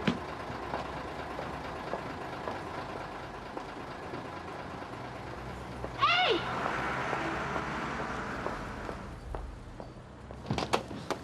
Hey, Mum, I was just on my way to see you. Oh, it looks like it. Where the hell have you been? Florida. You know, it's that nice little foot bit at the bottom. I know where Florida is, Steve. Just what the hell do you think you were doing there? Well, didn't you get me card? Did you send one to your probation officer? What? I want to talk to you. Now! Before your dad gets hold of you. Great, nice to see you. Welcome over, son. I doubt Emily would share your point of view, Percy. Mrs. Bishop has her own opinions. I don't think it shows much consideration from this friend of hers who expects you to tolerate all that shenanigans going on the other side of the parlour wall. Oh, what shenanigans are these, Mr. Sugden? Look, I don't gossip. Oh, come on, Percy. Now tell us what you hear when you put your beaker to the wall. I hope you are not suggesting... Just pulling your leg, Percy. Well, I don't think it's anything to be joking about. Oh, Percy, there's nothing wrong in it. It's love. Let them enjoy it when they can. Oh, well, I would expect you to say that. Oh, hello, Alf. Right, that's my 10-minute tea break over. Come on, girls. Now leave it all to me. What are you doing in here? Oh, Alfie. Well, if I can help somebody as I go along. Anyway, I could say the same about you. I hope you weren't creeping in here in the hope of an illegal fry-up. Certainly not. No, I was looking for you. Oh, that makes a first. You were out of the house that fast this morning. Waste not I the didn't... day, Alf. Look, I want a word with you now. Well, grab yourself a tea towel. Well, I can't talk in Not here. now, Alf, sorry. So what does our mayor think of the goings-on, then? You what? This thing with this ex-councillor colleague of yours. Are you referring to Deirdre? I am. I'll tell you what I think, Percy, if you really want to know. I think it's a very sad thing when people have got no better to do than spy on other people's washing lines. I don't go... It's not only sad, it's sick. Steady on, And it Alf. makes me sick to think there's people like that in the society I'm supposed to represent. Take the notice, Percy.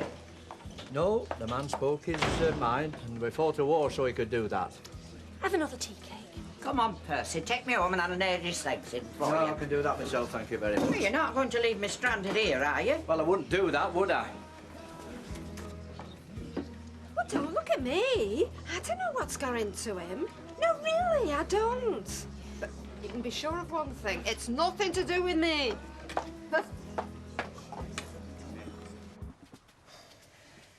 Thanks, Mum. You're an angel. I'm an idiot.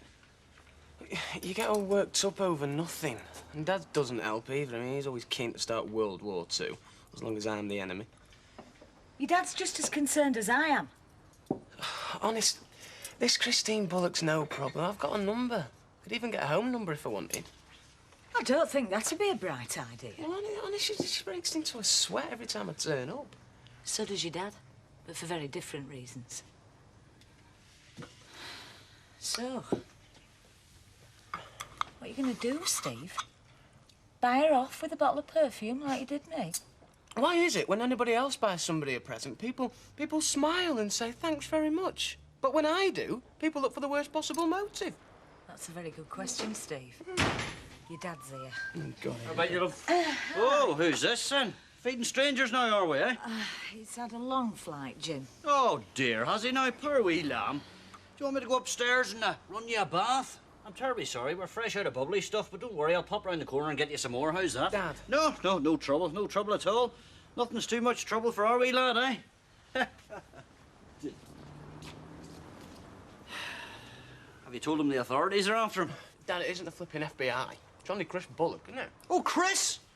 Ach, here, that's very nice first-name terms. Well, I hope you're on first-name terms with the judge whenever he sends you down. Dad, I think you're just getting a little bit carried away with this. I mean, it's... Sorry. Excuse me, Liz, but who is doing the community service here? You or him, eh? Just give him a chance, Hello? eh? Yeah, all right, yeah. Yeah, I'll be there in a minute. Excuse me. Any chance of a word? No, sorry, Dad. I've got to go. It's business. Don't waste the dinner, eh? Eh? And I've got your bottle of whiskey there and all. We'll talk later. Oh, you're right. Well, we'll talk later, too. I don't know. So, what has he bought you off with this time, eh?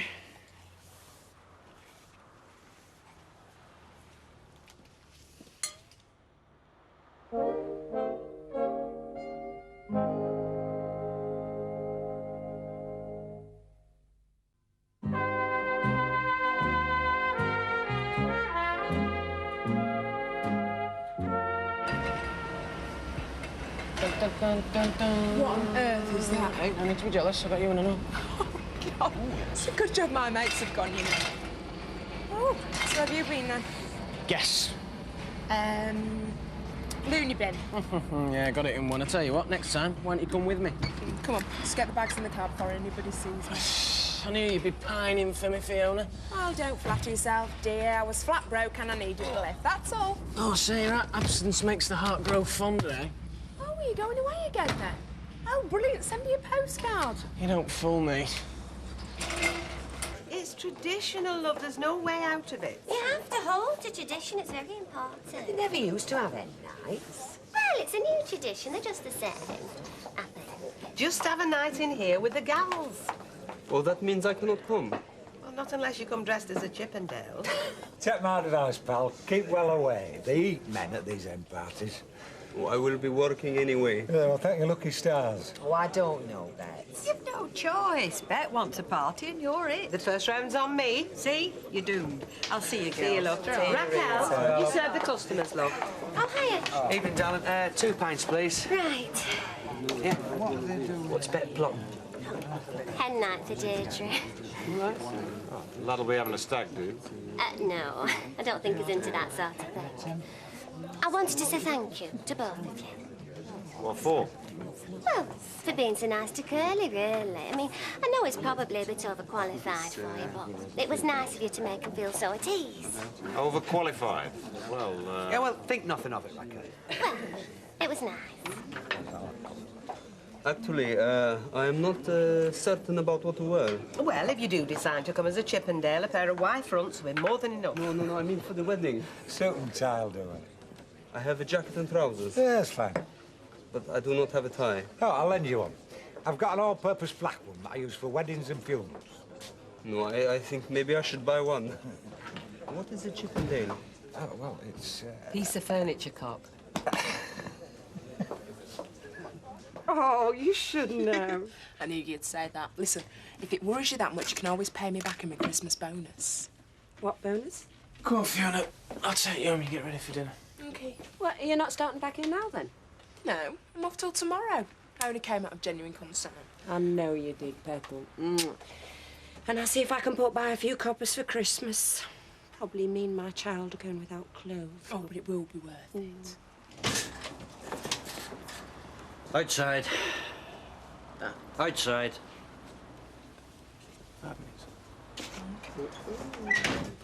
Never look a gift horse in the mouth. I don't know. You can end up paying for it in the long run.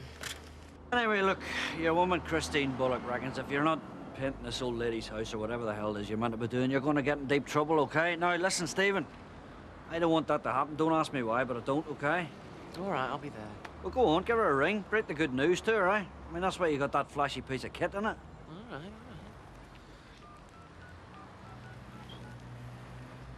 Look, Dad, do you want to talk to her? I mean, I don't want to... Hey? You're joking, aren't you? Look, wise up, son, eh? For once in your life, just wise up, OK? Well, you're probably right. Yeah. Hello? Yeah, can I book a table for tonight, please? For 2. Name of McDonald.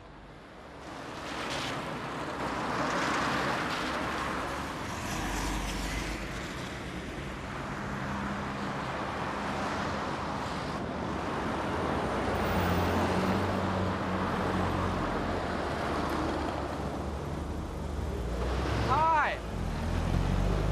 You going home? Yes. Hop in. Thank you.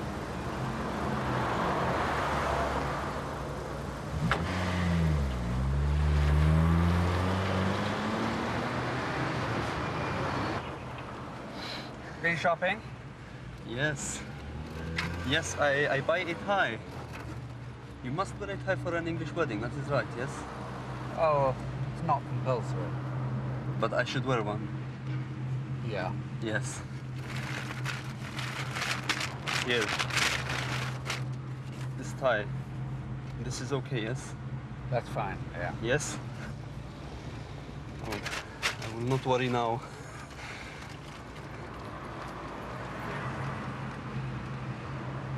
Has Deirdre told you that I won't be going to the wedding? It does not matter to me who is present. Only that you get married, is that right? Only that I married Deirdre, yes. Look, I'm probably the last person who should say anything. Then perhaps it is wise for you not to speak. I'm afraid I have to. Look, I know Deirdre better than you. She's very emotional. Please, don't tell me who she is. Yes, but don't go pushing her into things. I mean, give her some time. This is a terrible mistake. Maybe for both of you. Well, certainly for Deirdre, and she's at an age where she can't afford to make many more mistakes. Stop the car, please. Please.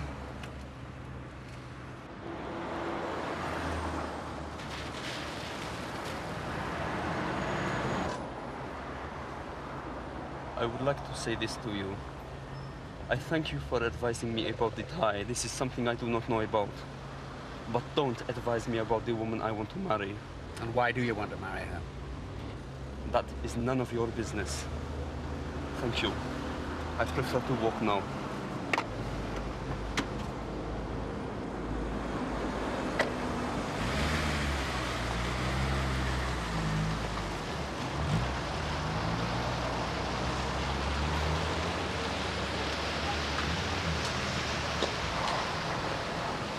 I'm not sure if I'll get this job, but nevertheless, you ought to take a long look at Super Scooper, because you can get anything there, you know, at rock-bottom prices. Did they have sex? Sorry? Sex? Well, that depends. I mean, how many would you want? A pair? Oh, it could be tricky, that. And if you're Reg? Oh, no, Reg won't have sex. My dad was a great believer in sex. Aye, aye. Ever wandered into something personal or something? No, not at all. We're just discussing sex. All right, very nice too. Although I think I'd rather have a pint of bitter. Curly? Oh, yeah. Two pints, please, Raquel. Coming out. You're not letting that man sell you anything, are you, my sweet? Because I don't trust him. After all, I trained him. Come and sit down. Oh, Mr. Something, did you find your sex? I'm worried him. All right, let's have a look then. I'm not in the mood. I think we'd have to see his birthmark, wouldn't you? Hi, Miss... I think you owe that man an apology. I'm not the one that should be around here giving apologies. What's that mean? You know. No, I don't know. Yes, you do. Oh, do you know, sometimes trying to have a conversation with you is just one up from baby mind. Yeah, I suppose you have better conversations with other folk, dear. What? Give us a beer and a gin for her, please. Coming up. Great, I was hoping I'd find you here. I'll come straight out with it, Alf. I need a favour. Oh, yeah. Well, Samir and I were wondering if you'd be our witness at the wedding on Friday. Oh, it'd be honest, wouldn't you, Hal? Oh, yeah. Are you sure? Yes, of course he should. Hey, do you want him in his ball and chain? Oh, anywhere you like, Alf. Anyway, thanks. Thank you. Now then, ladies, all set for the hen party? Oh, Bet, I'm still not sure. Listen, Deirdre, there's no backing out now. We've laid on the entertainment. Oh, you just said it was going to be a few quiet drinks. A drink it might be, quiet it won't. I'm not having a kissogram. It's better than that. We've got Shamir here, making a guest appearance as a Chippendale. Oh, that sounds fun. And I was going to ask Alf to come as a Wedgwood or a Chesterfield. What's she talking about? Don't worry, love, it's only a joke. I'm only getting warmed up, see, and you're glad, Rag? Anyway, we better be going. I do not really go to the What's this about an end party? Not just an excuse here for you to get K-lagged again and start flirting with everybody in sight. I think you... And so you should and all. You should beg my pardon on your bended knees. Hey, you're only mayor, you know. They haven't crowned you yet. Yeah, well, I might as well be royalty for all the scandal that's breaking down on me. Scandal? Oh, don't give me the butter wouldn't melt in your mouth routine. I'm not blind as well as daft, you know. Well, at least we agree on half of that. Yeah, well, I wanted to stop. Well, if I knew what was supposed to have started, I might be able to agree with you. You know very well. Oh, don't start all that. Now, come on, will you spit it out? Brian Bowles. Does that name mean anything to you? Well, of course it does. He's your chauffeur. And? Have you got no shame, woman? Hey, come on. If you shout a bit louder, you might just make the late edition of the Gazette. Yeah, well, I'm not having it. Do you understand? I want to stop. I'm going to put a stop to it. Put a stop to what? Oh, come on, Al, tell us. Put a stop to what? What's up with him? Male menopause. Don't tell me, kid. Our Jack's been going through it for 30 years. Oh. I wouldn't say it'll be a select gathering, but Deirdre does deserve some form of send-off, don't you think? I don't mind weddings, but I do find hen parties a bit of a strain. Evening, Ken. Evening. Amazing how people manage to rush in just as we're shutting up. Oh, no, I don't want to buy anything. Well, that's what we're best at here, not selling anything. Emily, can I have a word? Well, I'm No, it's afraid about the wedding. well, really, Ken, Look, she won't listen to me. Oh, there's really no reason why she should, is there, Ken? No, but she might listen to you. She respects you, and somebody's got to make her understand. Understand what? Well, I've talked to the lad. There's only one reason he's marrying her. He's just after his meal ticket. Now, is that a marriage made in heaven, Emily? Same again? Yes, please. No, I think I better be getting home. Oh, come on. Now, I don't want to hear that kind of talk in here. Folk threatening to go home every time somebody offers to buy them a drink. It could put me out of business in no time, and that wouldn't be kind, would it? Think of me and poor Raquel out there on a cold winter's night. Snow on our padded shoulders, and me with my fag holder frozen to me gob. Oh, yeah, perish the thought. Well, it's nice to see you have some feelings, Des Barnes. Oh, come on, Matt, you can't force these two out in a blizzard. One more's not going to kill you. Oh, go on, then I'll have another one with you. We really had to twist your arm then, didn't we, Martin?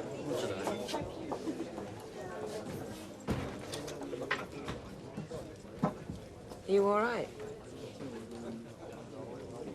No, Emily, the very person.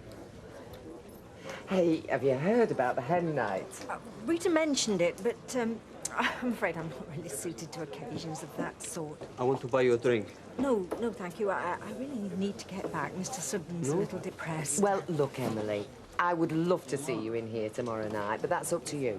The main thing is, Samir and I need you at our wedding, and we want you to be our witness. Witness? Yeah, well, who else? I mean, if it hadn't been for you, none of this would ever have happened. You've been the fairy godmother all along. I wouldn't like to think that were true. Well, it is. That wasn't my intention.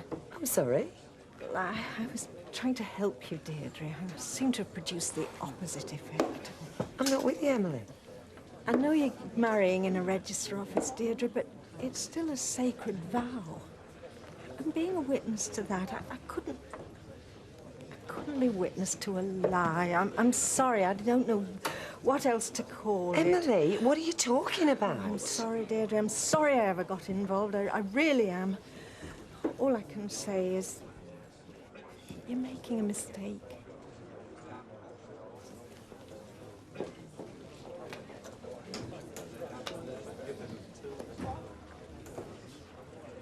Why are we doing this? Why? Celebrate our love. No one is going to stop us.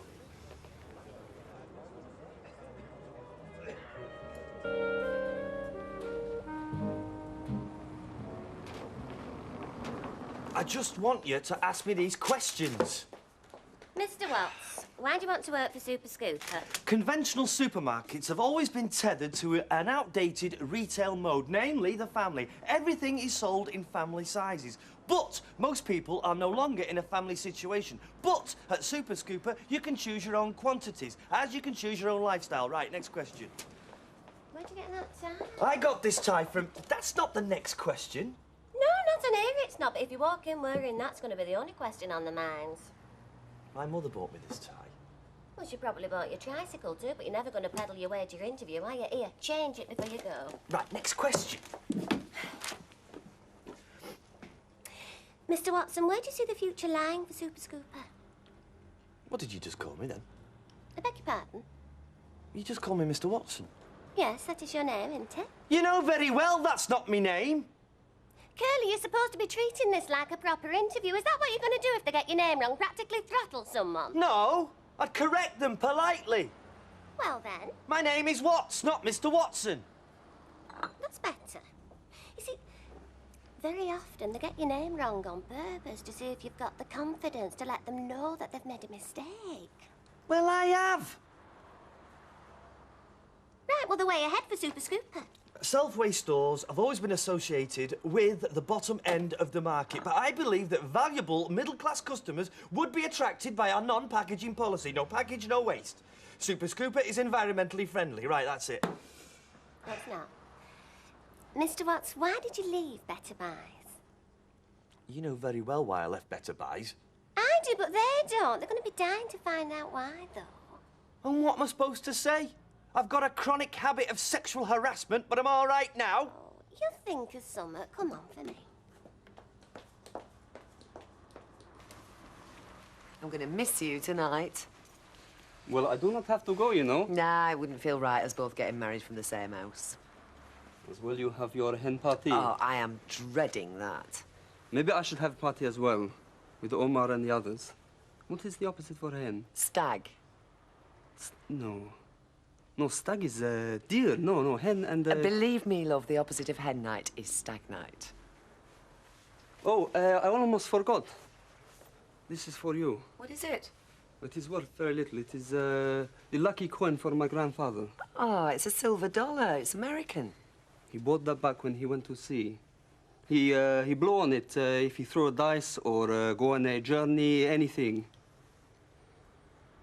It did not work. He's a very unlucky man, but I keep it, and I know you need something old borrowed blue, so this is old. Oh. Next time we see each other, we'll be getting married. Good. She's marrying who? What, you mean that little lad she brought back off her holidays? Oh, God, if you'd have said you were adopting him, I could understand, but... Oh, come on, I mean, she's not that old. Oh, it's disgusting. Why are the young so conservative? I mean, what difference does it make as long as they're happy? You know, it makes me feel it's just thinking about it. Oh, I think it's lovely. Mind you, I must say, I wonder if she'd be doing what she's doing if it weren't for Denise and Ken, you know. What, you mean Deirdre's still all about Ken? Oh, no, I don't know. I mean, well, when you see her with the little lad, I mean, she's obviously besotted with him, isn't See, she? even you admit he's only a little lad. Oh. I know what you're talking about. How? Because I can see your lips move, and I would be grateful if you would change the subject whenever I'm in the room, either that or speaking Welsh. Have you been anywhere nice? Oh, please. I'm just back from Tenerife. She's turning into a proper little hairdresser, isn't she? I met loads of blokes, gorgeous. Oh, do you think you ought to be telling me all this? Hey, you take no notice. She was on the phone to Steve the minute she got off that plane. Isn't that nice? No, I only phoned him because I didn't have enough money for the taxi fare home. Anyway, I wanted to see if he'd come running. And did he? Like a little puppy dog.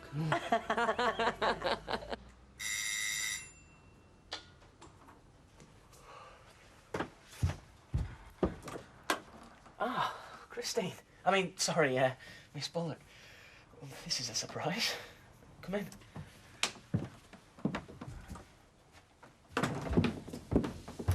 Hope you don't mind me calling unannounced. I got your address from your mum. Nah, it's always a pleasure to see you. Nice flat, Steve.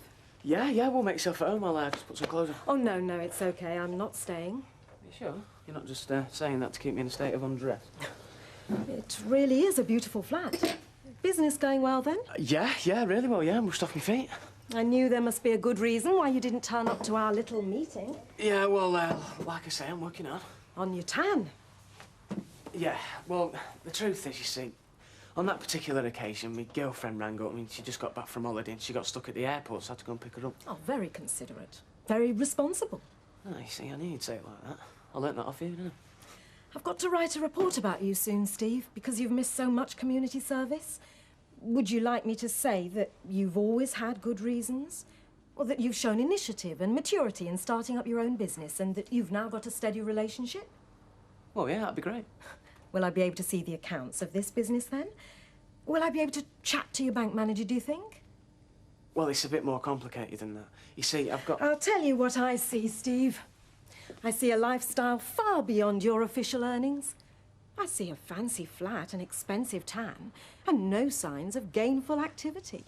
Well, I've got my business. Oh, it doesn't look like the proceeds of a rented silkscreen machine to me. It looks like the proceeds of a questionable lifestyle. Well, you're not going to put that on the report, are you? When I first met you, Steve, you were very charming. But I thought the charm might wear thin. I was wrong. It didn't wear thin. It wore off. I'm bored with you, Steve. I've got a week to write that report. Do you understand? You've got 1 week. 1 week to explain this lot.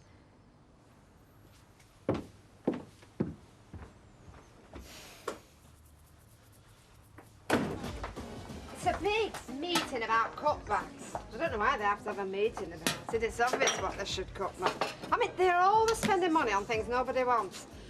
Libraries, for instance. Now, if I were to tell you how much I spent on libraries, it'd make your hair curl, like. Why do they need to spend more on libraries at all? I mean, you're not telling me they've read all those books, huh? Oh, Doc. Are you taking Deirdre to the registry office tomorrow afternoon? Yeah, she asked me, yeah. Would you mind giving it a miss? I thought I'd let them have the murk. You know, make a bit of a splash. Ah, that's very kind of you. Now, listen, I know you'll be losing a fare, so... No, I wasn't going to take it in, wasn't he? All right. OK, Annie, keep it quiet, won't you? I want it to be a surprise. See ya. What's come over him? One way of getting his own back on Ken Barlow, I suppose. I see. Park benches. I mean, who sits on park benches? But we pay for them hundreds of pounds every year. Yes, Mother. I was thinking of doing a casserole tonight. Shall I bring some across to you and Nick? Oh, why don't you come across to me? Martin's working late, and it seems daft us all eating on our own when we're just across the road. Yeah, well, that's why I call in, really. Look, I'm working tonight. I've had some repairs on car. I've got some time to catch up. Oh, so Nicky will be coming across anyway? Well, no, that's the point, you see. When I told him, he just went ahead and made arrangements of his own. Oh, I see. Well, I didn't want to interfere with that, but I thought I'd let you know. Yeah, thanks, Don. Well, I'll eat on my own then. Well, just that I mentioned. Hanging baskets. Now, that's another one. I mean, do you know how much they spent on that floral display outside the hospital? Ma'am, I'm not interested in Alf or the council, right? Oh, I'm sorry, Mum. Do you know, I don't know where I let him get to me. It's not as if I can't handle Alf. Well, there are never any votes in making cuts. But surely the library service has been cut to the quick already. Well, we've done away with Thursday evenings. The new book budget has been drastically downsized. Any more, and I'm afraid we are looking down the barrel of the most severe political fallout. Well, I have an idea, as it happens. Is it to do with recycling black pudding? If council would like me to go over yet again the business of the black pudding, just to clear the air... No. I think we can let history be the judge of that. Well, I think the council would greatly appreciate any ideas the mayor might have developed with regard to the overspend. Well, the mayoral limo. It cost a fortune to run, and it's totally unnecessary. Now, that is a cut we could make that will be a vote catcher. That's brilliant. Well, it makes a statement. I mean, it shows that we on the executive are aware that we've got to pull in the fiscal belt. It's inspired. It's bold. It's fresh. It's completely brilliant. I thought so. How on earth did you think of it? Well, actually, it was something the wife said.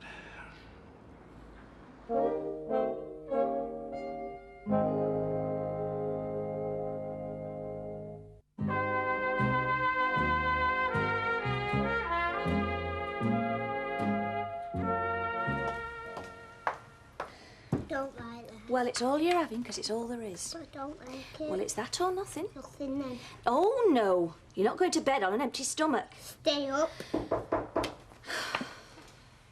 Who's that?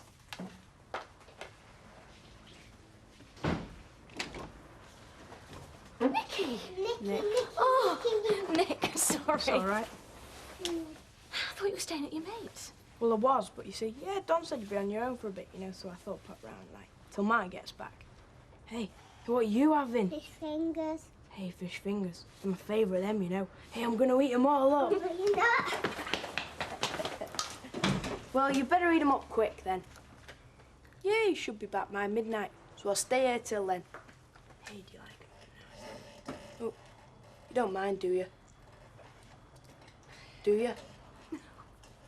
No, I don't mind at all.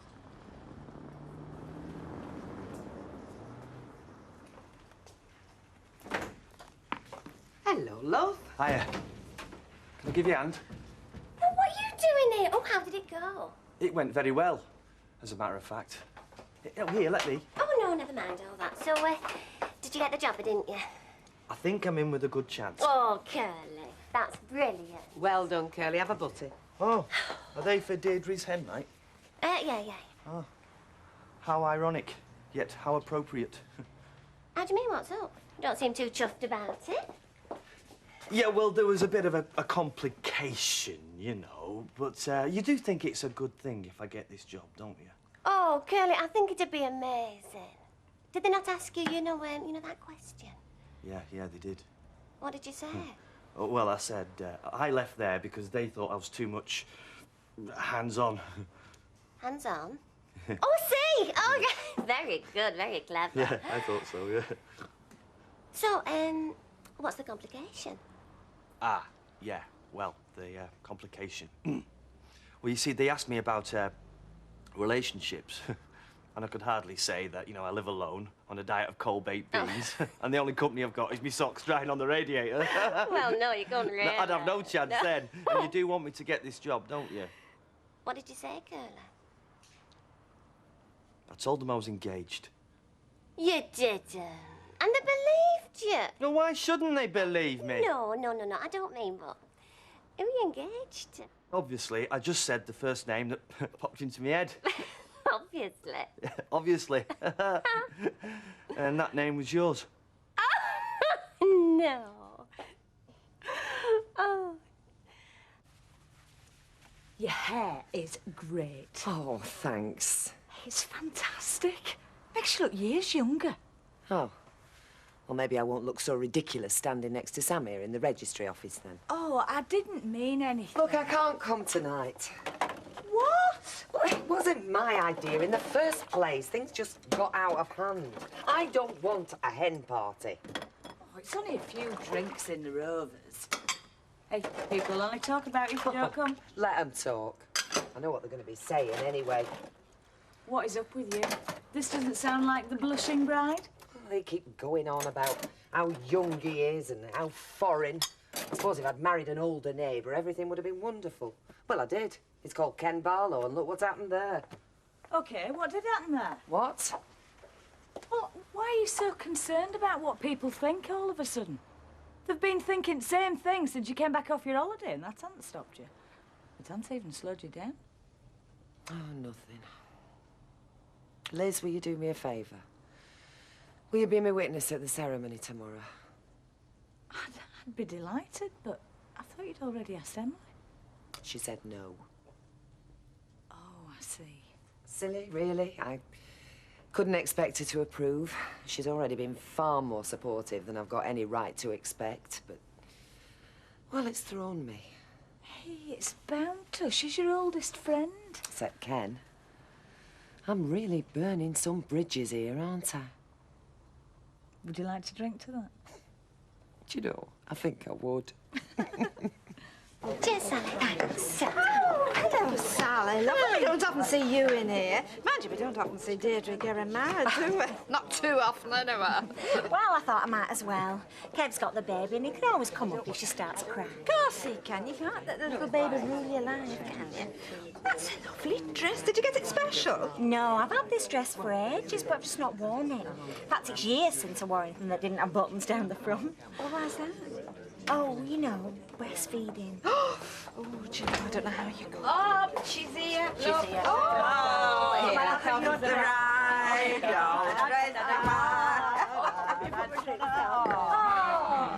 I bet she's excited.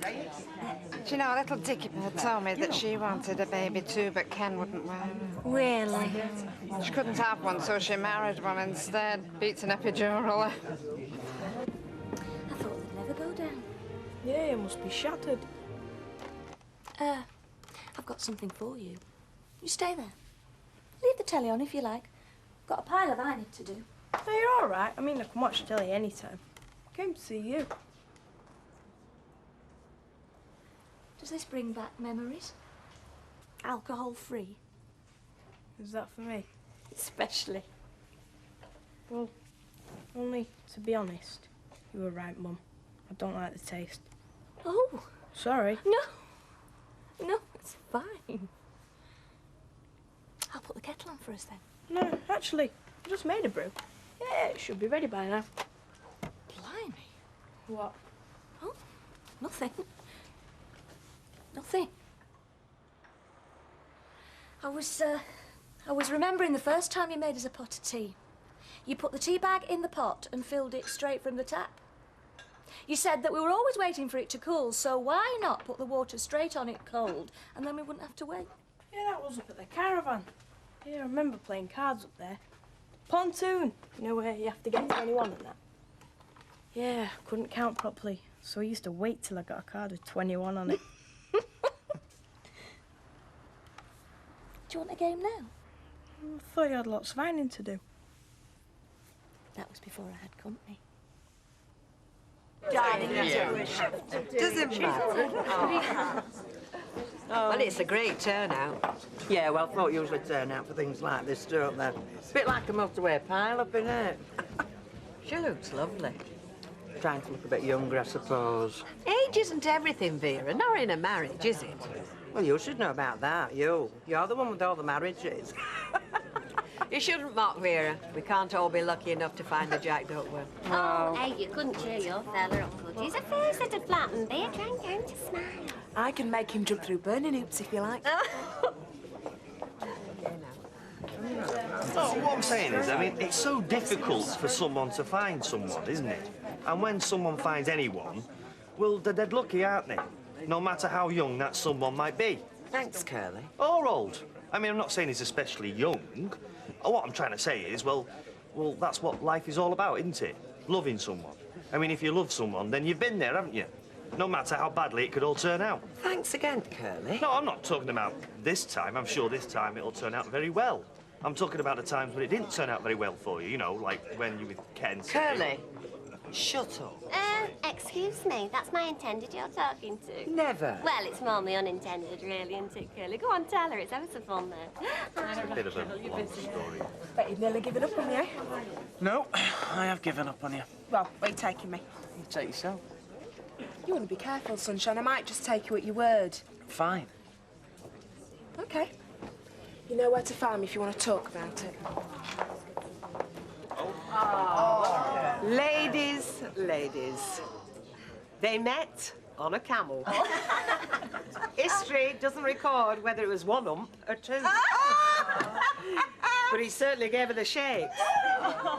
Deirdre, from all of us, from the very bottom of our hearts, we hate you.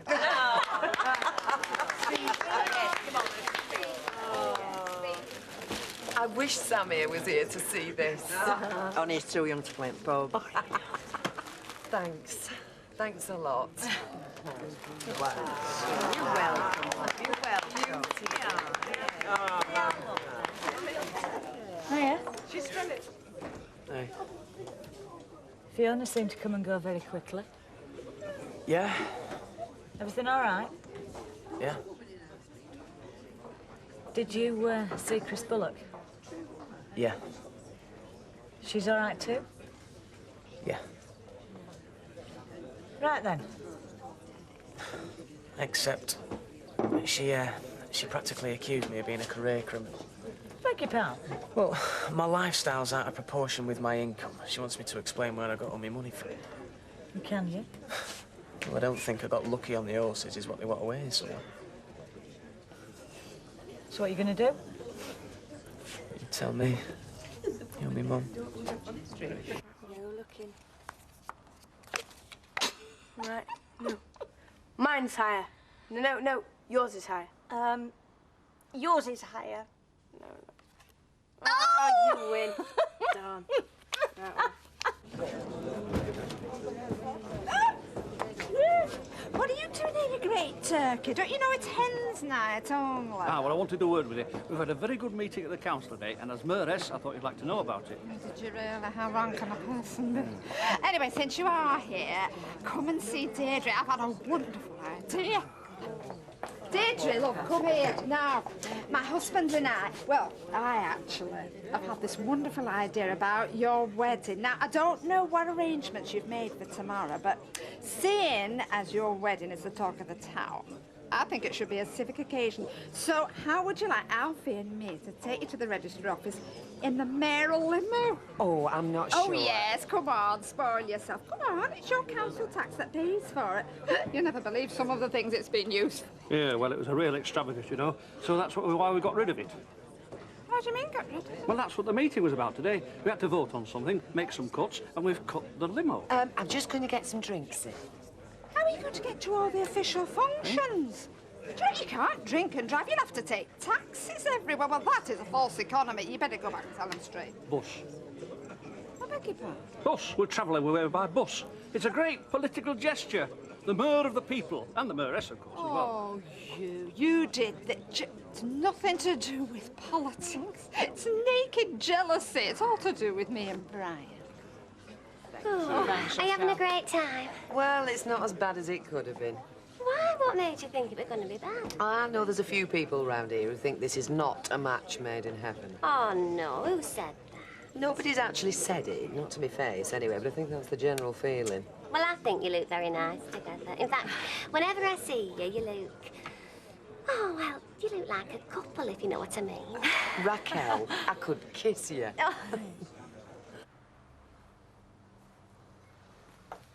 Made it nice and milky. I think I heard Don's cab coming back. Nicky? Nick?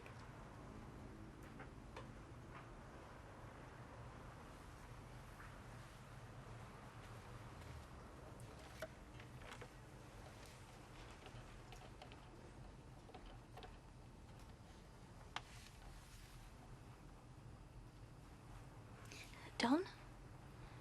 It's Gail. Yeah, well, Nicky came round tonight and, he's fallen asleep. Yeah. I think he'll be staying with me tonight.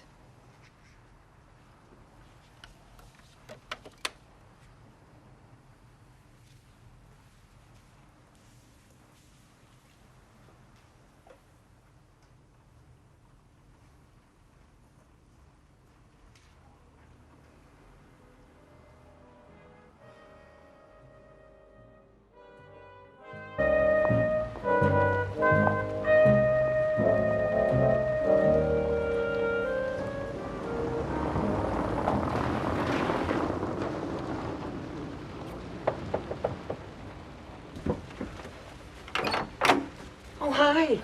Hi. Croissant, hot from the oven. I couldn't eat a thing. Hey, you'll eat these. I traipsed all the way to that Continental Bakery in Victoria Street for them. I hope you've not fetched no hidden agenda along with your buns, madam. I am here because the bride should not be on her own on a wedding day. Right, kettle on. Anything else, bossy knickers?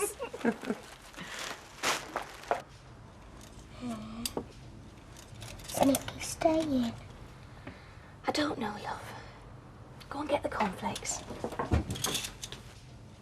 Mum, you know Mrs. Bowen? What about her? You said she's a bride. Yeah, she's getting married today. And the milk.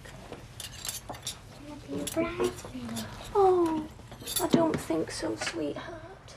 Ah, that's not fair. I've never been one. Oh, quiet pest. Why am I here? You fell asleep last night. I didn't want to wake you. I'm sleeping downstairs tonight. Oh, no, you're not. Go and get washed. Breakfast's nearly ready. Yeah, but where's Martin? Zonked. Got in half an hour ago. Sausage and beans, all right? Yeah, go on then. There's a spare toothbrush up there. Oh, love. Did he wake you? No, that's all right. Not dropped off yet. Right, Nick? Right, well, I best get going now. What about your breakfast? Well, you see, I've got to get some footy gear ready. Oh, it's all right, mate. You stay here. I'm going back to Kip in a bit. Right, well, see ya. Bye. Do you know, what is it? Have I grown horns or something? You knew he was down here, Martin. You could have stayed upstairs and... Oh, yeah? What, going to hiding in my own house? What, the nutter up in the attic? You know, it's a sorry state of affairs in here. It really is.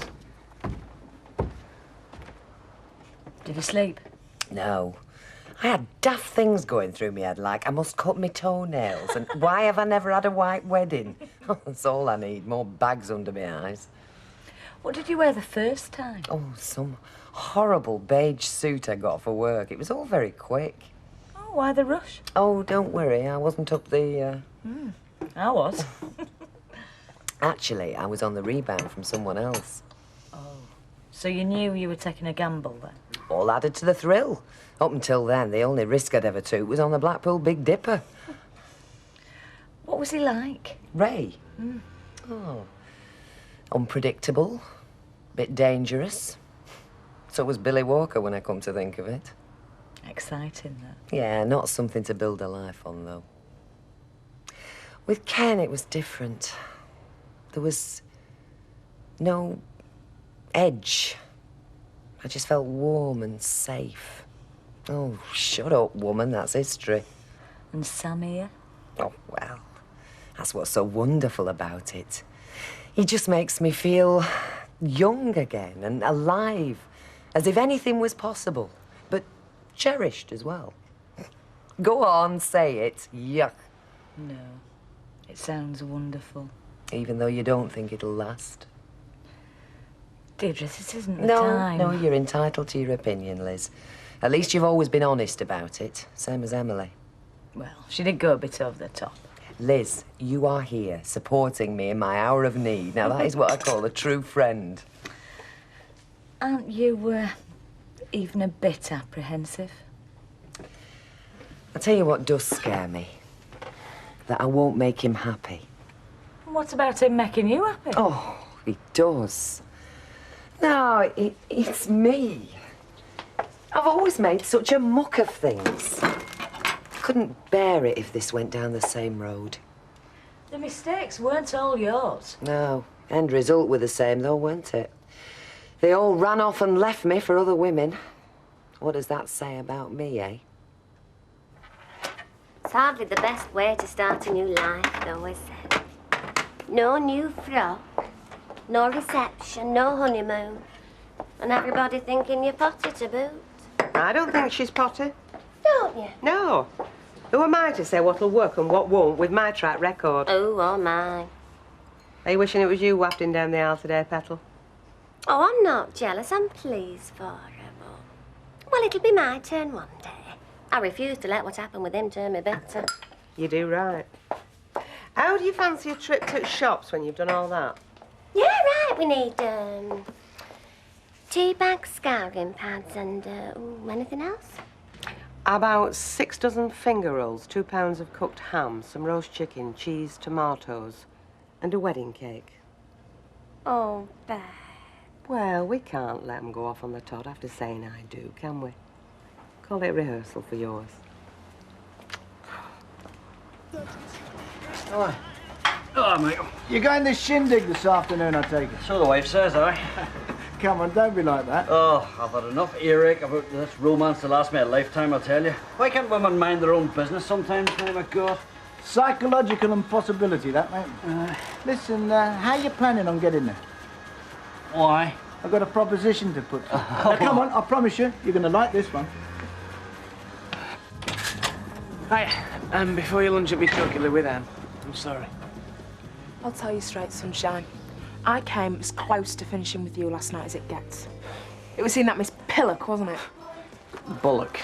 And no, it had nothing to do with this. She just came out for a chat. And that's another thing that I'm sick of, you and your flannel. Come on, Fee, God. You're starting to sound like me mum. Right, fine. Shut the door on your way out. All right, listen. She's doing it up because I'm sagging off my community service. She wants me to prove that I'm like some responsible, boring citizen, or I've got to go back to flipping court. And then what? End up behind bars? Well, yes, it's a possibility. You great Wally. When are you gonna grow up? Oh, excuse me, but the last time I had to duck out was when I had to pick you up from the flipping airport. Oh, and that was my fault, was it? Well, that time was, yeah. And what about all the other times, eh? All the other stunts you've pulled, gambling instead of working, spending your money on flash cars and flats that you can't even afford, eh? Who's responsible for that? Because it certainly is not me. Now, they said it'd be a bit of a rush, but as it's you, they'll do it as a special favour. Guess what? I got it. I'll pick it up about 4. The job. A super scoop.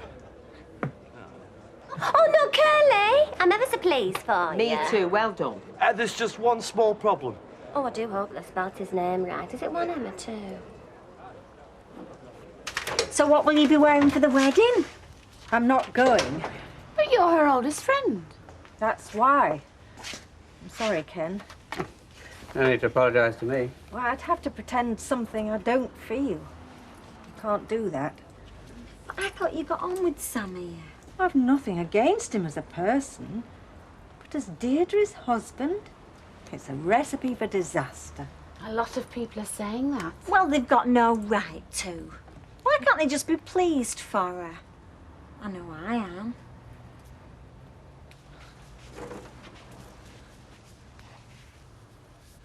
Oh, you're gonna look like his flaming granny.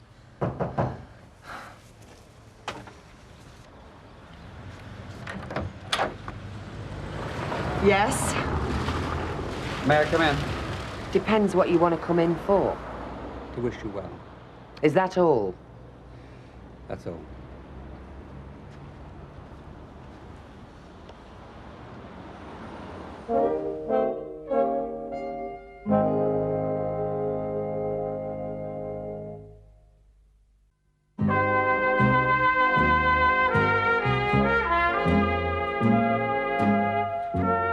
You're the last person I expected to see. Well, first off, I never should have said what I did about you marrying Samir out of... Peak because of you and Denise. No, you shouldn't have. It was flaming arrogant and it was untrue. I realise that. I'm sorry. Hey, Ken. How many times have we said that silly little word to each other over the years? Yeah, you're right. Too many. Which is why I didn't want to let today go by without, well, without saying, I hope it works out for you. Very diplomatically put. I mean it. Even though you think the odds are against it? You can blow up if the odds are in favour. As we're here to testify, eh? If anybody deserves happiness, you do. Thanks, Ken. That means a lot. I just wish Tracy could be as tolerant. You've not heard from her? No, I sent her an invitation. She's not bothered to reply. Wow. Perhaps she'll just turn up, you know how lackadaisical she is. I doubt it. She's just as disapproving as the rest of the doubting Thomases around here. But isn't it possible that you could all be wrong? I'm entitled to a life, aren't I? Why can't Tracy and Emily and the rest of them just forget their lousy prejudices for a day and wish me luck? If you can do it, why can't they?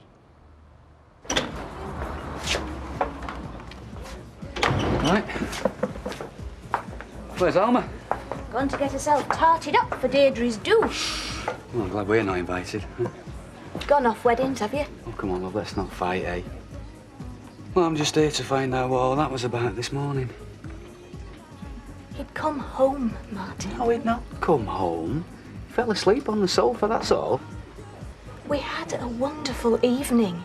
It was like we were a family Yeah, again. till I put the mockers on. No, you I mean. didn't say that. Well, you might as well. You know, it's funny. He's the one that lives over the road, and I'm the one that feels more and more like an intruder. Martin! Oh, hi, Martin. So what is it that's so urgent then? 2 teas, please, girl, and, Oh, cheese back will do. yeah, and 2 cheese bats. Oh, love, about this afternoon, I think you should go. No way. I understand how you feel. She's off a trolley. What, because she's marrying someone we don't happen to approve of? He's a joke, they both are. Your mum and I didn't think much of Craig when you went off with him, but you said you had the right to make your own choice. Now, doesn't she have that same right? Maybe. But that doesn't mean I have to go there and chuck confetti. Look, one of these days you'll get married yourself. Forget that. Yeah, if any bloke's daft enough to ask you. But when you do, wouldn't it break your heart if your mum wasn't there? Please go, love. For your sake as well as hers. It's not St. Paul's flipping cathedral, you know. If a bride can't be pampered on a wedding day, when can she? Oh, they're just Luco. Oh, well, don't poke my eyeballs out. Oh, I'll get that. See, Bet said, make her look like Al McPherson or you're fired. Well, in that case, love you down at the job centre tomorrow morning. How are we doing? Oh, smashing. Hey, Rita. Oh, love. Listen, Ted bought me this in Bond Street. I've never had it on my head. If it's any use to you, it's yours. Oh, I'll do it. You'll smudge your nails.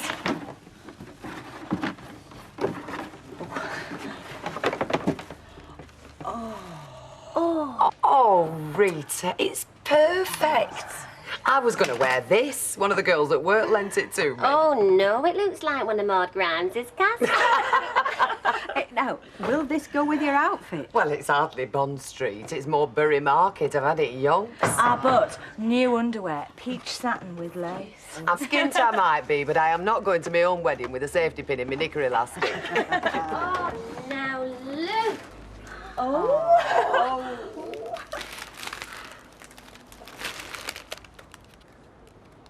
From your bridegroom, with all my love forever. Oh. I thought thought it might be Tracy. What time she come then? Tracy. Ain't she been your bridesmaid? It's all right, love. My daughter's avoiding me. She thinks her mother's flipped her lid. Now then, which of my handmaidens is going to put the kettle on? I think I could get used to this pampering lark. Well, that's a nice dress. That colour really suits you. Is it new?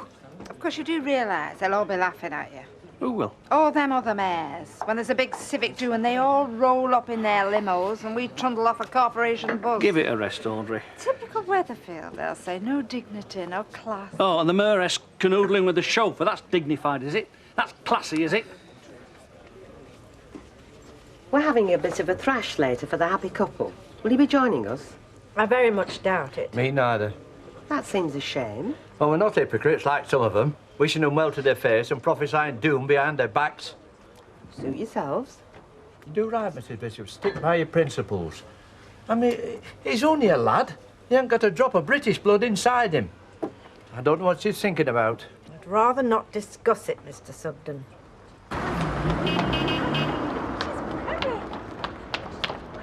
All right, Sal. Hi, Rosie. Hi. Hi. Bridal cars here. Oh, right. Morning, girls. Cars here.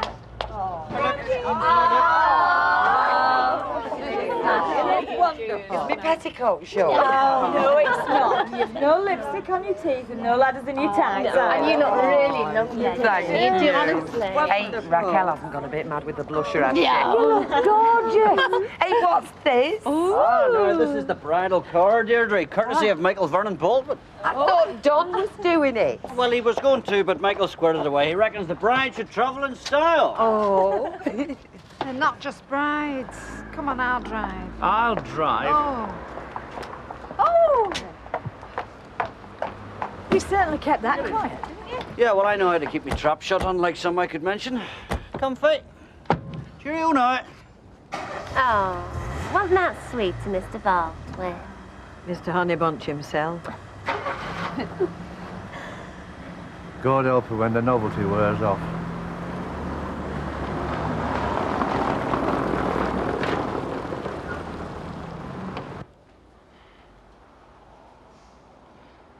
Relax. She'll be here. Suppose she change her mind. She won't. If anyone should change their mind, my friend, it is you. Oh, do I?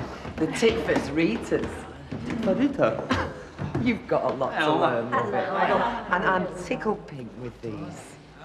Rose for my English rose. You daft airpeth. Oh, Mike, thanks for the car, by the way. My pleasure, sweetheart. What car?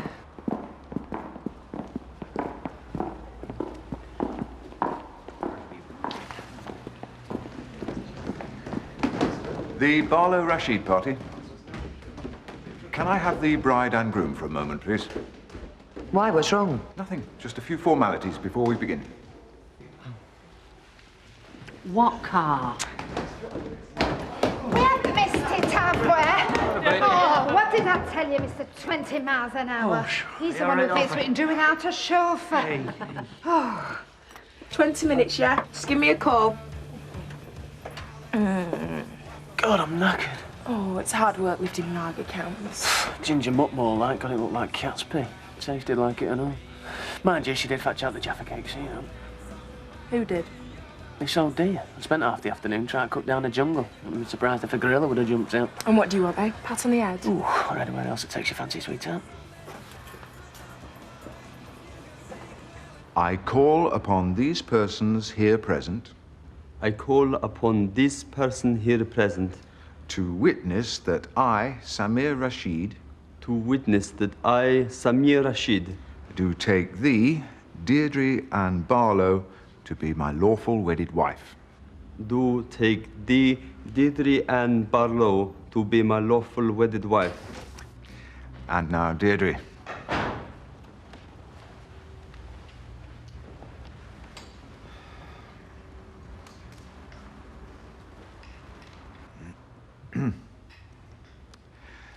I call upon these persons here present. I call upon these persons here present. To witness that I, Deirdre Ann Barlow. To witness that I, Deirdre Ann Barlow. do take thee, Samir Rashid, to be my lawful wedded husband. Do take thee, Samir Rashid, to be my lawful wedded husband. And Deirdre and Samir, having consented to be joined in matrimony, and having witnessed the same before this company, it is now my pleasure to pronounce you husband and wife.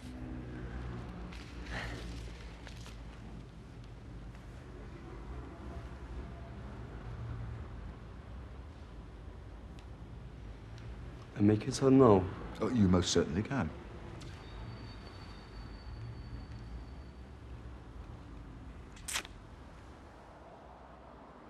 Now, before you all rush off, you're all invited back to the Rover's return to toast the health of the bride and groom. A wedding present from me. Thank you. And if this lad plays his cards right, I might can chuck in a few ham butters as well. Who's she? Who's she? Hello. Tracy. Oh, I'm so glad you came, love. It's okay. Look, we'll have an natter when we get back. It was nice, I I'm bet. not coming. Well, surely the shop can give you the afternoon off. I mean, it is a special occasion. You look nice. Thanks. Come and see Sammy, eh? I'll see you, Mum.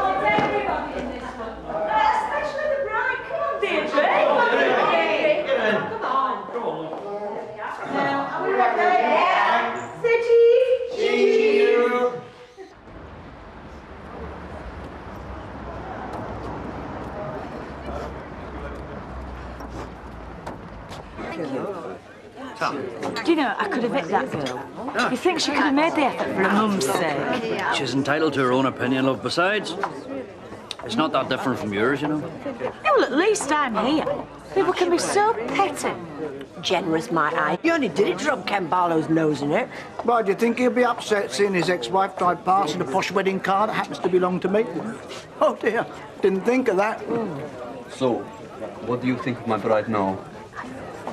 When I offered to make food for your celebration, she says no. She's only happy with her own kind. And you are not her kind. You are wrong, my friend. You will see. Nobody's going on no buses. I only said that to wind you up after all the aggro he gave me. We've got a perfectly good vehicle of our own. Well, you'll have to miss out on all that claret that you sup at your fancy banquets then, because I'm certainly not stopping on the wagon to drive you home. How are you feeling? Oh, a bit weepy. I was lonely before, Liz. So bloody lonely. And now I'm not, that's all. I know, love, I know. So, how is Mrs. Rashid? Mrs. Rashid, eh? I'm going to have to get used to that, aren't I? We have a lifetime. I'm not dreaming all this, am I? I mean, I didn't just fall asleep with a holiday brochure in my hand. No dream, Mrs. Rashid. I am for real. This ring is for real. This funny little teeth is for real. You know, most folk ring they don't stand a snowball's chance in hell. So I gather. How about you? Right now, I'd swap with her and let tomorrow take care of itself. Me too, Cobb. Me too. You just have to take taxis everywhere. Only if and when. I did this as a cost-cutting exercise. Oh, exercise in spite, all right. If you could just vouch for him, just say it's a legitimate business that he's running. Lizzie, after what that young pup said about me, you don't seriously think I'm going to help him, do you? I should have known better. And it's Liz. Well, to Mr. Pooper Scooper. No, it's Super Scooper. And about that, they're having a bit of a staff do next week. Oh, well, that's good. You'll be able to meet everybody in one go. Yeah. Well, you know, I told them I was engaged. Yeah? Well, they want me to bring my fiancée. Yeah, but you haven't got a... Oh, no. No, you can forget that, Curly. Problem, love? Well, he needs a fiancée to take to his new firm staff do. I've told him it's not going to be me. It's only for one night. No, you can get lost, Curly. Oh, I knew you'd say that. It'd be a good do. Go on, then. You talked me into it. You? I'll pose as anybody's fiancée for a free sausage roll, me cock.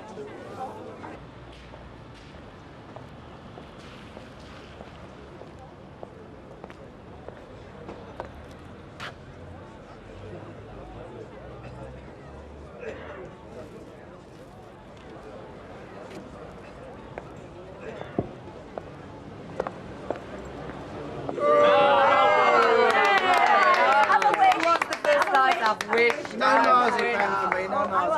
There you Who's go. our best one? Oh, you've got the ring with the Oh, double. pass it back. Pass it back. Like a big kid sometimes. All right.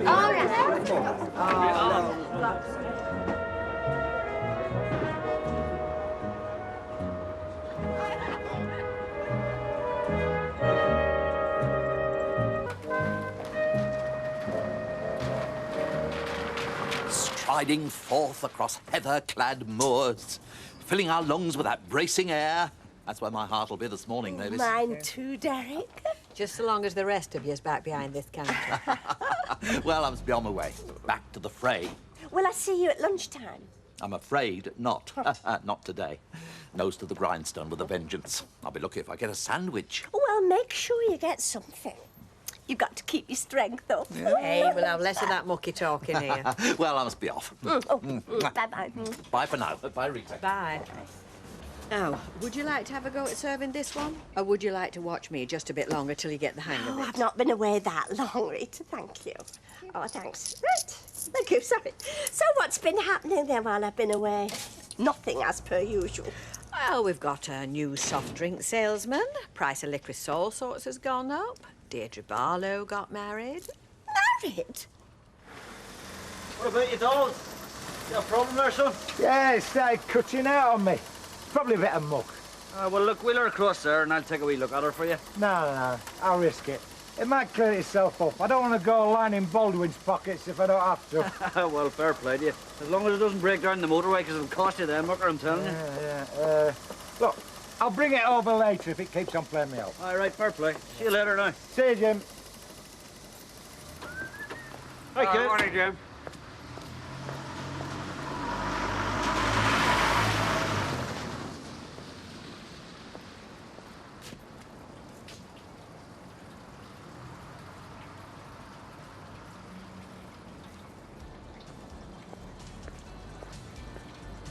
You're very busy today. I'm not complaining. Hey, look, if you want a hand. I'll tell you. Now, why don't you go back upstairs? Take the weight off your feet. Me and Fiona can manage perfectly well down here. You've nothing on till later, have you? Mrs. Watson, half-term facial. Why? So give yourself a break. I'm not an invalid. I'm pregnant. Oh, I just wish people had stopped trying to wrap me up in cotton wool. Morning. Morning. Ken, How you feeling? I'm fine. Well, I just wondered how you were fixed for lunch. Oh, I'm sorry. Oh, you can't make it? No, not today. I've got a hospital appointment. Oh, I see. Oh, look, I could come with you if you like. Got a free period straight after lunch. I'll be fine, honest. Oh, you sure? Yeah, positive. OK, well, I'll catch up with you later in the day. Right.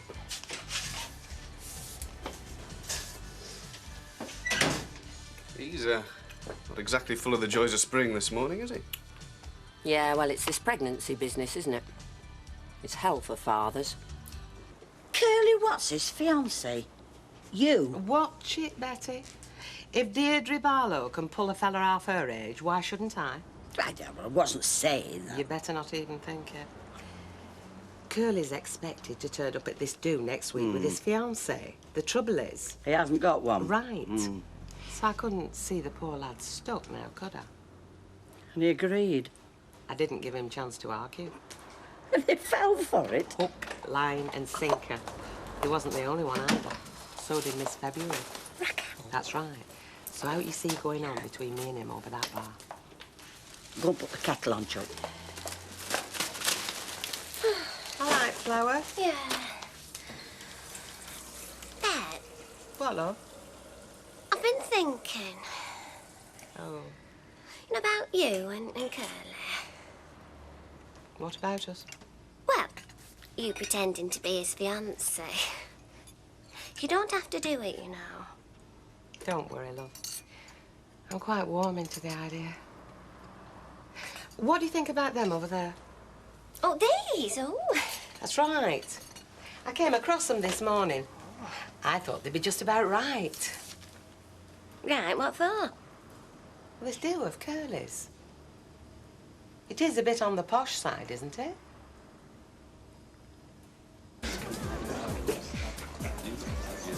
Can we wonder where we put the decorations. Eh? Christmas. You know, I suppose we're going to have to make some sort of an effort. I've no idea. I think they used to be in the flat.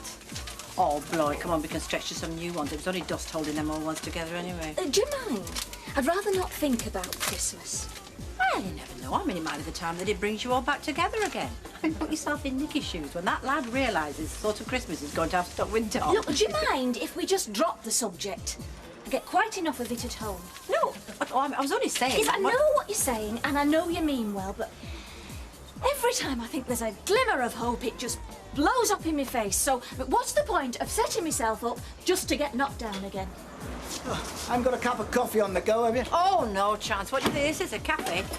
I thought you were supposed to be in Huddersfield. Yeah, I was, but he put it off till later, so I thought to myself, now I wonder who would be tickled pink to see my happy, smiling face for half an hour. Oh, so you came in for a coffee while you tried to think of someone. Exactly. Well, hello. Let you out by yourself, did she? Hey? Trust you to cross the road on your own, does she? What are you on about? Well, your mother. What didn't she tell you? Tell me what? Had a word with me yesterday. Asked me to give you a good conduct badge. Get you off the hook with this probation officer of yours. Well, did you put her up to it? No. Oh, no. No, it'd be a bit too smart, that for you, wouldn't it, eh? Getting her to soft soap me because you didn't have the neck to ask me yourself. I'll get stuffed. You know, you never told me much about your childhood. Eh? Well, your hobbies, your interests. But I bet pulling the wings off butterflies came fairly high on the list. Thank you. And Emily didn't go to the wedding. I, for one, admire her for standing by her principles. She's such a good friend of Deirdre. That's why she didn't go, because if she had gone, she'd been condoning it, wouldn't she? Hey, you never said that Emily wasn't at the wedding. Well, I've not had much chance, have I? I mean, I've hardly been able to get a word in edgeways, let alone go through the guest list. Any road, I'm proud of her for making the stand that she did. And never let it be said that Mrs. Bishop's a hypocrite. I bid you good day. Good day. Bye. So, what else has been happening while I've been away? Not a lot. Roger? What about him? Well, has he been in? We've popped in a couple of times. Oh, really? Hey, you're only supposed to have eyes for your husband after that holiday you've just been on. There's nothing like that between Roger and me. There never was. It's just nice to know he hasn't completely forgotten me.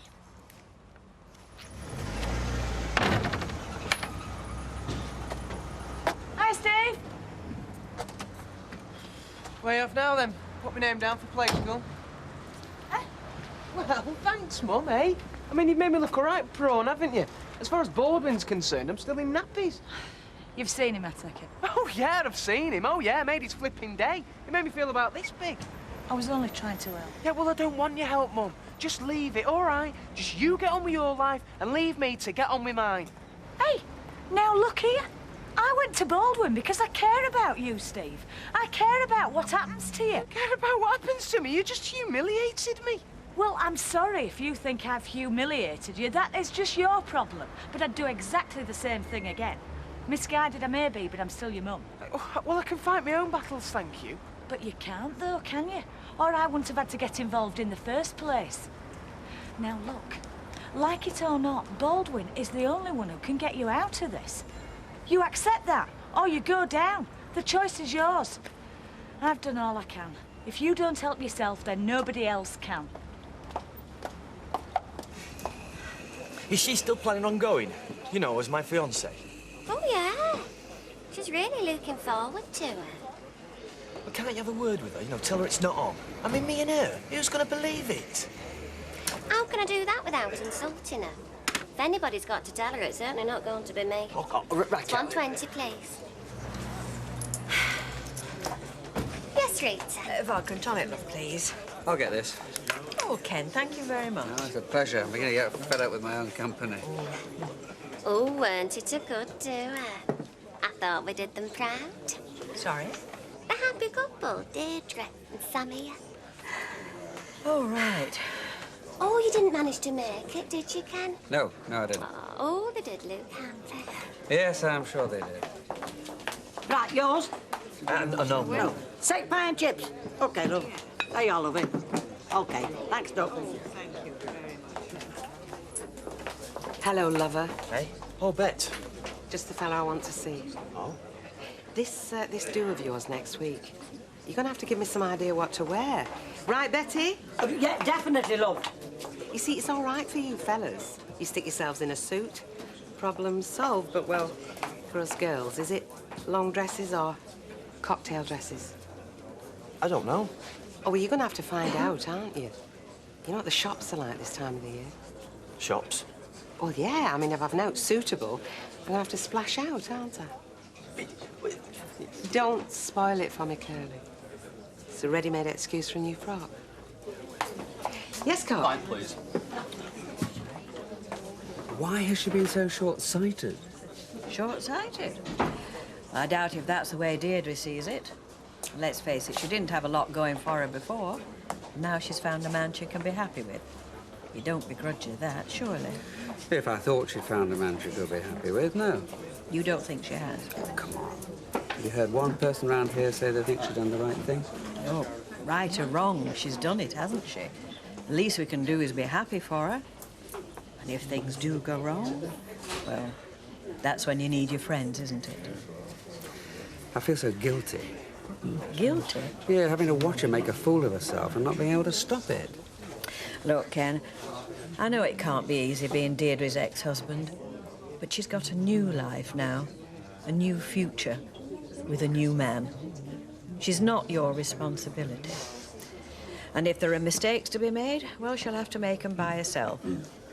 So if she has got it wrong, don't you go blaming yourself, because you've nothing to blame yourself for. Not anymore.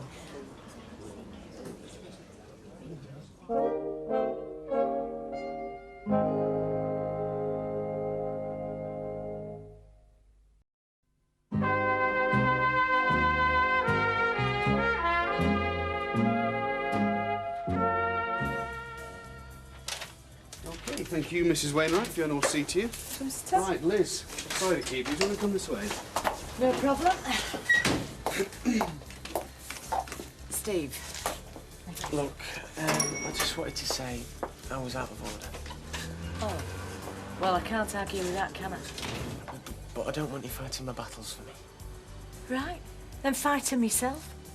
Can't you see it's not Baldwin you're hurting, it's you? I know, and I know you were only trying to help, and I'm sorry for snapping your head off. Yeah. Well, just think on, it's still not too late, you know. I know. See you. See you, Steve. You all right? See you. I'm slipping out for a minute. Steve! What's all that about? I had a go at her for talking to Baldwin. She's trying to get me off the hook with this Christine bullet. And I know I shouldn't have. She was only trying to help. Do you know something? That's the first time I've ever heard you apologise for anything. So where do you go from here? Look, if you want to prove how smart you are, stop feeling so sorry for yourself. Go see Baldwin and don't take no for an answer. Do you think he'd forget it if I did? So you might have to swallow that stubborn pride of yours. If it keeps you from getting into worse trouble, is it not worth it? Does anybody care? Yes! Yes, they do. There are folk around here who care. Look, I'll see you later.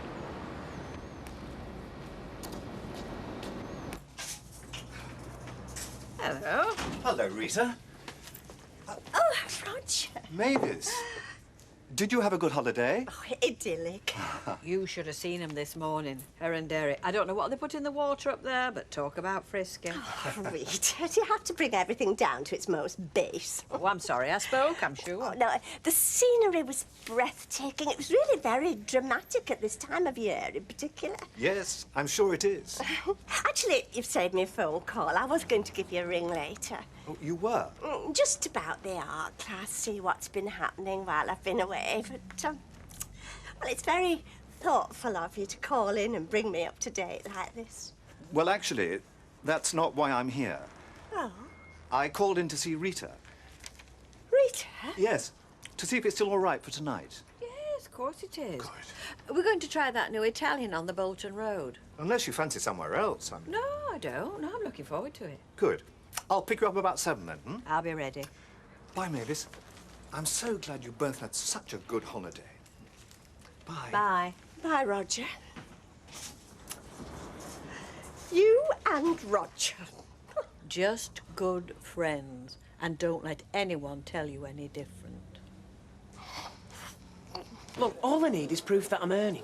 But you're not, are you? You've just been off to Florida, then you're off round the bookies. Things are ticking over. Ticking over? There need to be more than ticking over to justify that pad you've got. Look, all I need is copies of the accounts from the job we did for Saunders.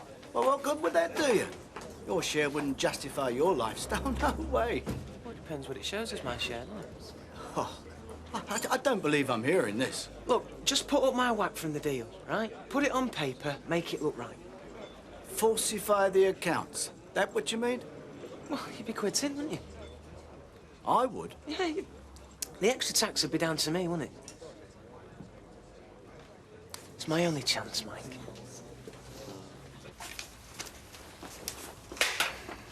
Could have done that, you know. Yeah, I do know. You must have said half a dozen times. I'm sorry. Are you coming over the road? No, not tonight. I'm on a flyer. Oh, well, let's be off then. Right, yes. Come in. Are you going to be all right? Sorry. See you tomorrow. Hi. Oh, hi, Ken. hello. Hi. We're shut. If you want it, you're going to have to come back tomorrow. Sorry. And if I don't? Better come in. Okay, bye. Bye. Ken? So, how'd it go at the hospital? Fit as a fiddle. Oh, good, good. I was thinking about you all afternoon. Do you fancy the Rovers? Not really. To be honest, I just want to go upstairs, put my feet up. I really do need to talk to you. Oh, well, if you can't wait, give me 5 minutes. Well, when's she going to stop treating me like a kid, eh? Mother? Just as soon as you grow up, I'd say. What, like you mean? Oh, yeah, I'm doing something with my life, thank you very much. Well, doing something with your life. You just kicked a decent job into touch to go back to school. University. Oh, right, so you're doing something with your life, yeah? Well, at least I won't be spending Christmas behind bars, will I, mate? Well, not your sort of bars, anyway. Oh, thanks, mate, for that overwhelming vote of confidence. You want my backing, brother? You get yourself back in the game. And that means playing by the rules, all right? Hiya. Hiya. What are you having? Can I have half a lag on light, please? Certainly can. Did you go and see Baldwin? Yeah, I've seen him. And? Well, he knows where I am if he wants to play ball. If not... But you must be delighted for them, surely. Delighted for them? Well, yes. Two people alone in life who found a common bond, friendship, companionship. We are talking about Rita. I know. Well, she's not Roger's type. She's not Roger's type at all. And how do you know what Roger's type is, eh? Well, I think I know. Roger is artistic, sensitive. And Rita isn't, is that what you're saying? They're like chalk and cheese, Derek. Surely you can see that. No, Mavis, I can't. In fact, I think we can be quite pleased with ourselves. We can? We were the ones that brought them together in the first place. Ha. Ken, I'm tired. Will you get to the point? Just what is bothering you? You and me.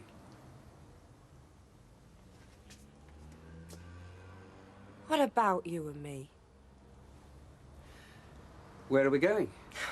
You know where we're going. But I don't. All I know is that I'm going to be the father of your child. I don't know where that's leaving me with the baby, with you, because that is the way you want it.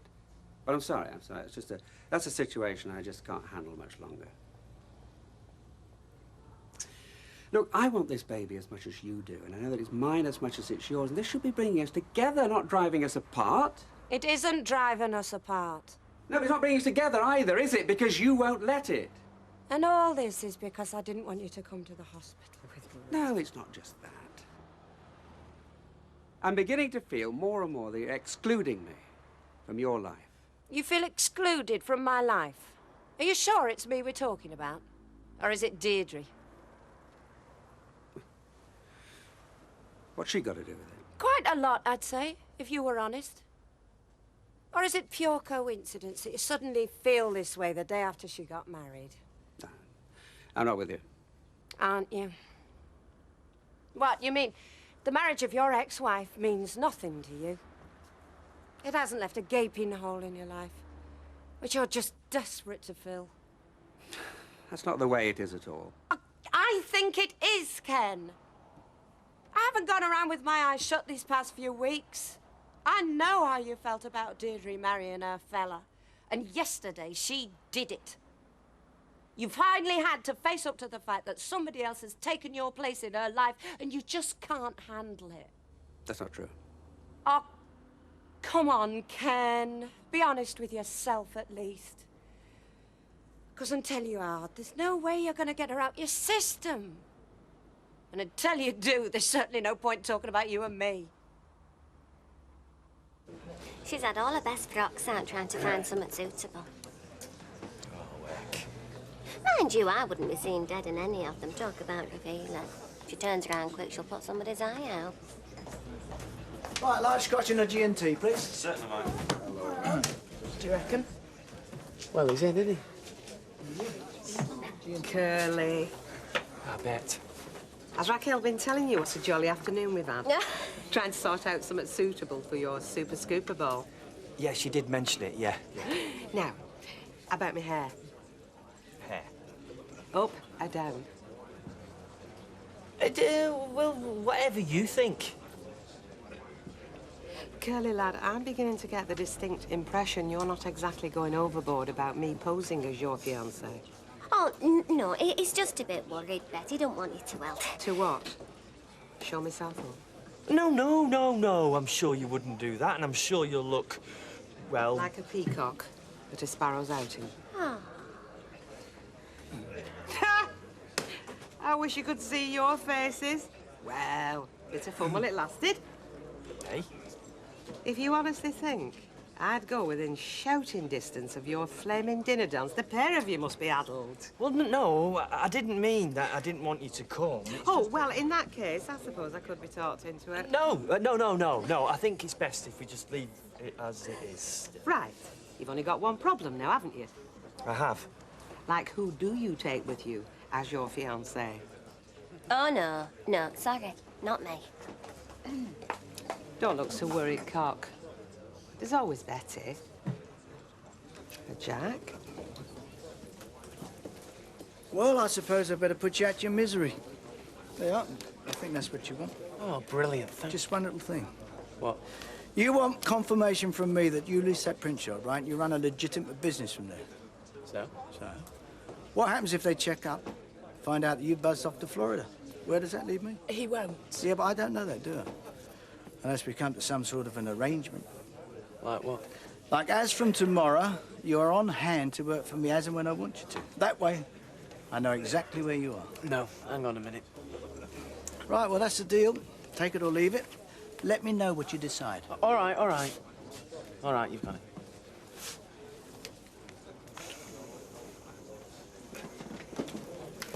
It's all right. Perfect. So why are you looking so pleased with yourself, then? Me? Well, Steve McDonald just taught you into doing him a favour, and you've got a smile on your face with the Rosamond Street, so either you're going soft in the head, or you're up to something. He cots for a hefty slice of my tax bill, right? I've got him exactly where I want him, and he thinks he's the winner. Sounds to me like my kind of deal.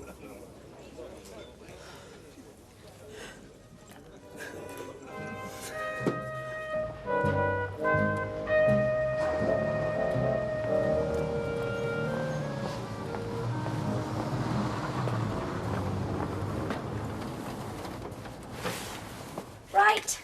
Come on, Trevor. Your dad's got some studying to do, and you have got another table manners lesson with Glenys to look forward to. Well, come on, then. No!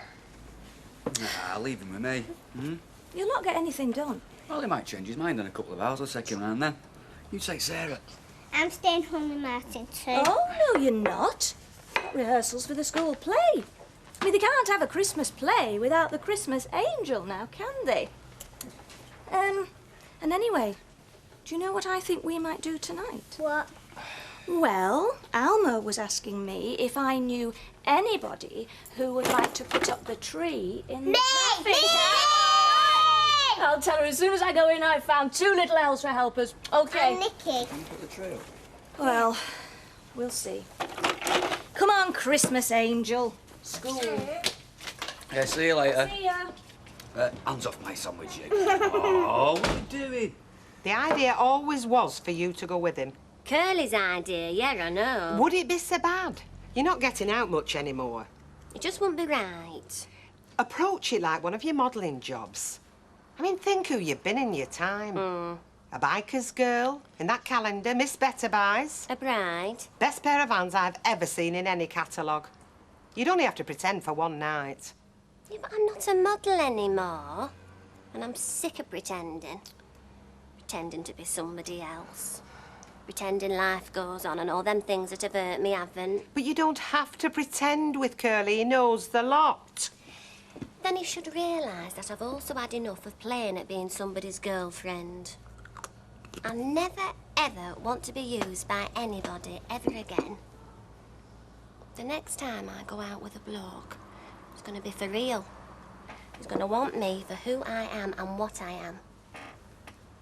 Which Curly does. I'm going to be number 1. In Curly's eyes, Raquel, you always have been. It's precisely what's worrying me. You want me to offer again? No. No, he'll have to work this one out for himself, eh? I could do that for you if you're tired. Tired? No. I just thought you might have had a late night. To be honest, I get more tired after a night in by myself. Do you find that? Yeah. Oh, well, I mean, no, because I've got Derek. Oh, yeah, I suppose, yeah. Yes, Ken, what can we do for you? Oh, just a pack of mints, please. Thank you. Fine. Is everything all right? I'm a man without responsibility, Rita. To my ex-wife, to my daughter, and to the mother of my child. Life couldn't be better. Look, Ken, I'm sorry if what I had to say was a bit rough. Nothing compared to what was said to me by a certain person later in the day. Bye. Bye. Look, I apologise if my presence made conversation difficult. Oh, no, Ken and I are old friends. A few words of shorthand. We know what we're talking about. It's rare, that level of intimacy. Well, Ken and I were young together once, you know. No, I don't know. Oh, give over, Mavis. So it was a late night, then? Eh? Oh, Roger. You know, actually, I can't remember exactly what time it was he took off. From your place? No, Mavis, Thendert Street. He slowed down, I jumped out, he kept going. Yes, Mavis, my place. Oh, here, let me. I can manage, Curly. I never said you couldn't. I offered to help. Well, thanks in the back then. Thanks very much. Where's Maud? Oh, you might well ask. Mind you see, she can't help with the stock, so I come in early and get it out of the way. She follows on. Reg drops her off. Well, you've come a long way, haven't you, since part-time shelf stacking at Better Buys? Yeah, I suppose I have. Well, you ought to be proud. I'm too exhausted to be proud. Well, how long's it been now? Oh, I don't know. Oh, it's over 6 months. Well, that's a landmark, isn't it? Yeah, it is, Curly. It is, yeah. Here we are, fed and watered. His tea tasted as though he'd passed yesterday's bag over the cup. His eggs were cold. Hey, Reg. Curly and I have just realised something. Yes, well, can it wait till tonight? She hasn't half taken her time this morning, you know. And, Curly, morning. Maureen, I'll have to go. Thanks ever so much, Curly. You're terrific. Thanks. thanks very much for what? Isn't it time you were off? To be all things to all things frozen. You'll be late. Yeah, see you tonight, Reg. Yes, well, that'll be a change, won't it? What is it? All right. What have you realised? 6 months, Mother. 6 months I've been running the shop without Reg. Have we now? Oh, I'm sorry. We. There's something worth celebrating, love. I'll pop the kettle on. What? No, you just had your breakfast. I mean, there's things here, you know, that need doing. Oh, well, let them wait. Do you fancy a brew, Betty? I'll do that, love. Come on, let's have you. Right. And 2 ice buns with no butter and Johnson. And heaps on yours. Right. Oh, yeah, where did you spring from? Followed you all the way here. Well, you can follow her straight back again. What John says about management is that you get the best from your staff if you treat them with a little bit of respect. Well, his own business folded, didn't it? He probably employed too many young people with too much to say. You seen that probation officer of yours yet? Yeah, lunchtime today. Oh, yours is ready, Steve. I phoned in my order, it saves time, you know. You're still responsible for phone bills. Do you know, he knew just how I like my G&T's pouring. What's the chauffeur doing, pouring your drinks? No, he's more than the chauffeur, girl. He's the mayor's attendant. Oh? And how did he attend to the mayor's lady? Don't you start. You know, everybody thinks Alfie's done the moral thing by giving up the limo. It's just an example of a very jealous husband. Well, let him take the bus, I say. Just be needing a single fare, I'll tell you that for nothing. That's right, thank Roaches. Hiya, all right? Hi. So, what have you got for a ravenous bloke who's been looking after a 3-year-old since the crack of dawn? Well, got some nice sandwiches, some Oh, yeah? cold meat. You don't want sandwiches, you want something substantial. The Rovers say. Some adult company. There you go, you see, adult company. Where am I going to find any of that round here, eh? Well, I do. Mother, I'm falling over myself here. Some of us have been slaving away all morning ourselves, haven't we, Maureen? Some of us have, yes, Mother. You don't begrudge me my lunch break, do you?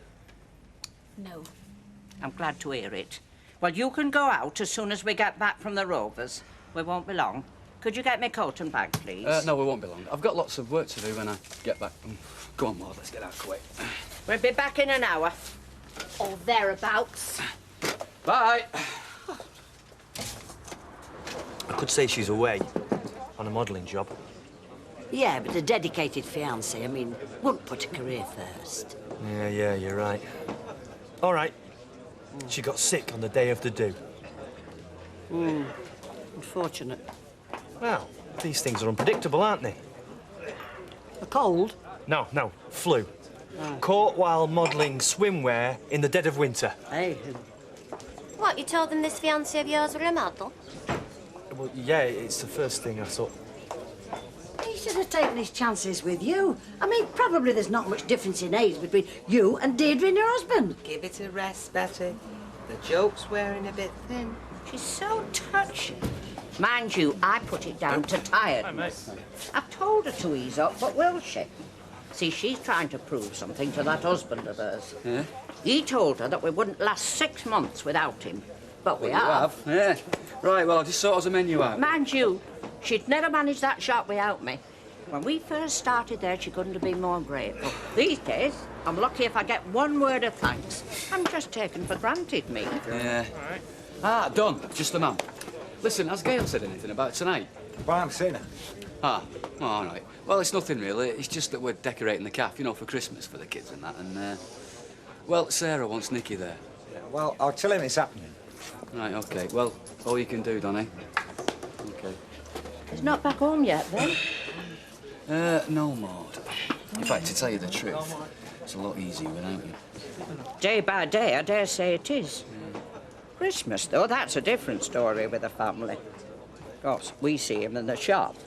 He's at a stage where he likes to try it on. He thinks I'm a silly old bat, but I've got his number. Oh, he's not started nicking stuff, has he? Oh, he wouldn't dare try with my eagle eye on him. No, the best he's achieved is a bit of bad language. Now, you think that's ugly coming out of the mouths of children. But it shocks them when an oldie like me can go one better. OK. OK. But, I mean, is it enough to show whoever it is you have to show? Glad you're taking it all so seriously. Well, is that not going to put me in the clear or not? Should do. Seems I've finally found a way to make you sit up and take notice. Yeah, you did. Not before too long. Oh, please. I've had enough of the lectures. I've been taught enough lessons lately. As long as something's sinking in. Well, now we've got that out of the way, tell me something. Is she worth it? Is who worth it? Oh, come on, Steve. You can't tell me there isn't a girl attached to this lifestyle of yours? Well, I keep my options open. Nah, maybe you used to. We've been sitting here at least 10 minutes. You haven't even attempted a pass. Are you disappointed? Hardly. Who is she? Just somebody around. Around when you should be doing your community service. OK. You've been a good boy, done your duty. I suggest you try and look after this lady just as well, eh? Yeah, I intend to. If she'll have me.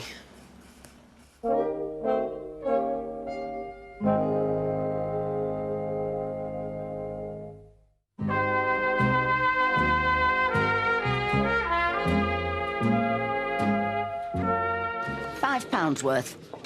Oh, I've just called your taxi. It's on its way. £5 worth. Right.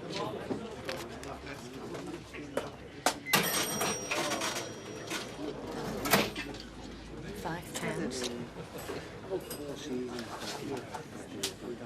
She hates me. I don't know what I've done, but she hates me. You're too young and too pretty, love. That's your only problem. Hello, love. Hi, Don. Taxi for Stan. She's just putting another £5 in the machine. It won't take her long. Damn thing. Stuff here, empty it out every night if you ask me. Jean, taxi, love. I'm not your love. Husband propping up the bar every night. It shouldn't be allowed. Oswald Street. Probably worried about them outfits she wears. I don't know how old she reckons to be, but if she thinks she can get away with them skimpy numbers, she's wrong. Bye, Jeannie. Hello, Don. Hiya. Wow, to what do we owe this pleasure? Your prices. Cheapest around. And I thought you were the man who liked the best of everything, eh? Red carpets and all that kind of stuff. £1.50, please, Mum, and a tenner worth of change. Oh, you're not playing on the machines, are you? I thought we were going to talk. You two go find yourselves a nice, quiet corner and I'll bring you drinks over. Well. I saw a wee lad with a wee girl wanting to have a conversation with him. Can you believe it? Leave off him, Edgin. He's very down at the moment. Oh, he's down, is he? What, down to his last £2 grand? Aye, my heart bleeds.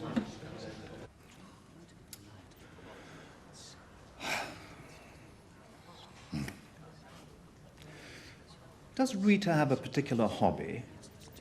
I'm sorry, I was just concentrating here. Who? Rita, does she have a particular interest outside her own work? No, I think work seems to be all she's got.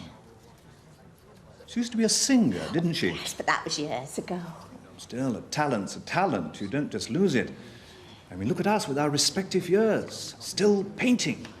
Yeah, but I mean, in a small group and for our own enjoyment. I mean, we're not standing up on a stage, are we, in a nightclub doing performance art to a crowd. Still, she must miss it. Rita. Singing, I mean. No, I think she prefers to be out of the limelight these days. I mean, you see, she's one of those people... Well, I mean, you're getting to know her for yourself now. One of those people? Yes, who always attract a lot of interest. From men. Ah, yes. Understandably. Well, I think her days as a celebrity brought her a lot of heartache. Romantically. Yeah, a class like this wouldn't suit Rita. Art's not her bag, as they say. Or as she herself says. I mean, any class, really, you know, mixed as we are. Because she said to me on a number of occasions, quite cynically, that she thinks women only join a group like this in order to meet men. Well, what I'm saying is that Rita hasn't got a lot of experience of enjoying strictly platonic relationships. Ah. Ah, yes. Here again. A flame waiting to be ignited. A bold yet feminine influence. She's yours yet not yours. She's elusive yet ever present. She has taken up residence in your soul, Roger. And she's here to stay. Yeah, let's put the star on top of the tree. Come on. Oh, that's a clever Oh, that's a good boy. lad. Oh, it's good up there. Hey. Oh. What are you doing? Well, we're sorting out the tinsel, and Martin's getting the Christmas lights into an even bigger tangle than they were to start Find with. the end.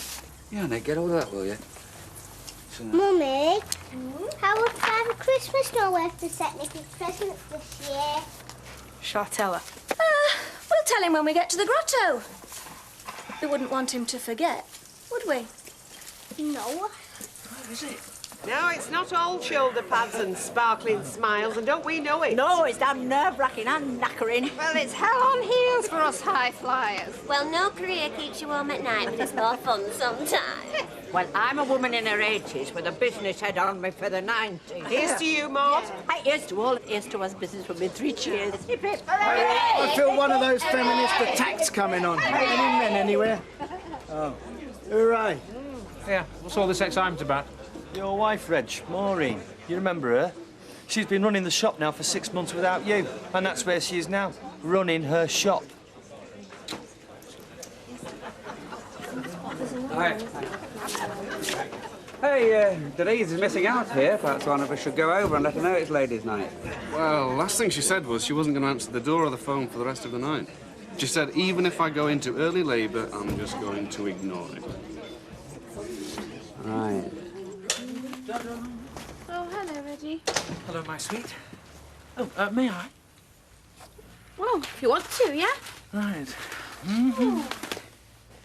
You know, I was wrong. You have done it. Yes, I have, Reg. And the drink's from me. So come on, close up a few minutes early, because it's your big moment, you know, Maureen. I'll take a back seat while you shout to the world what you've achieved here. I'm not a shouter, Reg. No, I don't suppose you are. Although I suppose there are times when you feel you'd every right to be. Look, I've shown a complete lack of faith in the woman I love. The person I love most in all the world. So pack it in for tonight, eh? Have all the drinks you want. And call me the worst names you can think of. Oh. No, at least that way we'd spend some time together, wouldn't we? All I ever wanted to do, Reg, is call you my husband. And you my wife, my darling. Where have those two people been these last 6 months? Busy. Oh, yes, too busy. Oh, wonderful. You're still open. Yeah, it's still open, Sally. Thank heavens for the corner shop, eh? Interesting, didn't you think? Sorry, Mavis, what was that? What Edwin could see in your work. Because you've always had doubts about your ability to express your inner self. Whereas it's sometimes impossible to verbalise one's emotions, here it's mind over palate. I'm a bit early. I can wait if you're not finished. No, just finished. Won't be a minute. Good class, Mavis? Yes, very thank you. And who is this? Edwin Davis, I'd like you to meet Rita Sullivan. Hello, how do you do? Of course. I've seen you before. That is, I feel I have. The Flame, Roger? Yes? Are you going out somewhere nice tonight? Well, late pictures, we thought. The cinema. I'm an addict. Let me know if you see something worth recommending. We will. Now then, can we give you a lift home first, Mavis? No, I'll find my own way. Wouldn't want to take you out of your way. Right, see you tomorrow at the factory then. Bye, Mavis. Bye. Bye.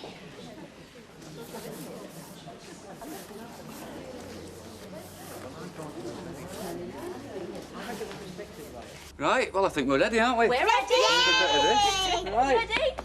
Ready? 3, 2, 1. Yeah!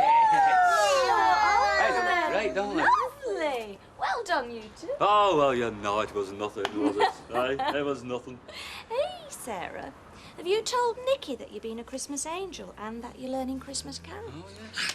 I'm going to be a Christmas angel and we're learning some carols. Great. Which one's your favourite? Away in a manger. You're going to sing it? Away in a manger, no crib for a bed. The little Lord Jesus lay down his sweet head. The stars in the bright sky look down where he lay. The little Lord Jesus asleep on the hay. Lovely. Right then. I reckon I should have another pint, or should I keep myself sober for you to come home? What do you think? If you order another pint, I'll just refuse you. Well, in that case, I'd better go home, hadn't I? See you later, my love. See ya. Hello, kids. Night. I don't need in on my case at the moment either. Oh, chill out, Steve. You've got yourself out of going to jail, haven't you? Oh, is that good? I mean, is that good? Well, it might have got me out your hair, mightn't it? I'm a hairdresser. I like things in my hair. Not me included. You included. I really like you. There, said it. Ooh, like. It's different. And it's all you're going to get? Is that a problem? No, like's fine. I think I can live with like for the moment. Oh, well. Must have known, eh? Settle down, dear. Maureen! Maureen! Oh. Hello, Mother. Where's Reg? Bringing the car round from Rosamond Street. It's time to go home. We've both been waiting for you at the Rovers. I'm sorry. I just had one or two things to do here. Have you been asleep back there? Yes, I did close my eyes for a minute or two. With the shop open? Anybody could have got in and taken everything. Don't worry about me, will you? I've been all right on my own, like I have for most of the day. I've been here. Or didn't you notice? What I've noticed is you coming in 2 hours after me, but that's fine. But then you bring every man, woman and dog into the back and you give them tea and coffee. Tea and coffee, I might add, that's off our shelves. And then at lunchtime, you actually talk Martin out of buying anything and you swan off to the Rovers. And you're not back but 5 minutes and you turn round and you go back down there again with Audrey. Anything else? You just haven't worked a 6-hour day, have you, Mother? Not bad, considering you're getting me for free. That till is full of IOUs because you keep dipping in it. I consider that fair for the amount of work I do. But no, Maureen, if you want it all above board, we can do that. You can start by paying me a wage. A what? You heard me. Do you know, you want for nothing.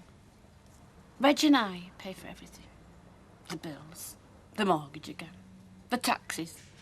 Do you know, you're probably much better off anyway than a wage earner. And where's the pride or the dignity in that for me? You seem comfortable with it most of the time. And to think we've been down the road singing the praises of a female employer. You've changed, Maureen. You're more ruthless than the men. It's types like you get us women a bad name. Now, I'm going home with your husband. You want to watch it, though. Carry on in this vein, and he'll be looking to have his breakfast and his dinner with somebody else.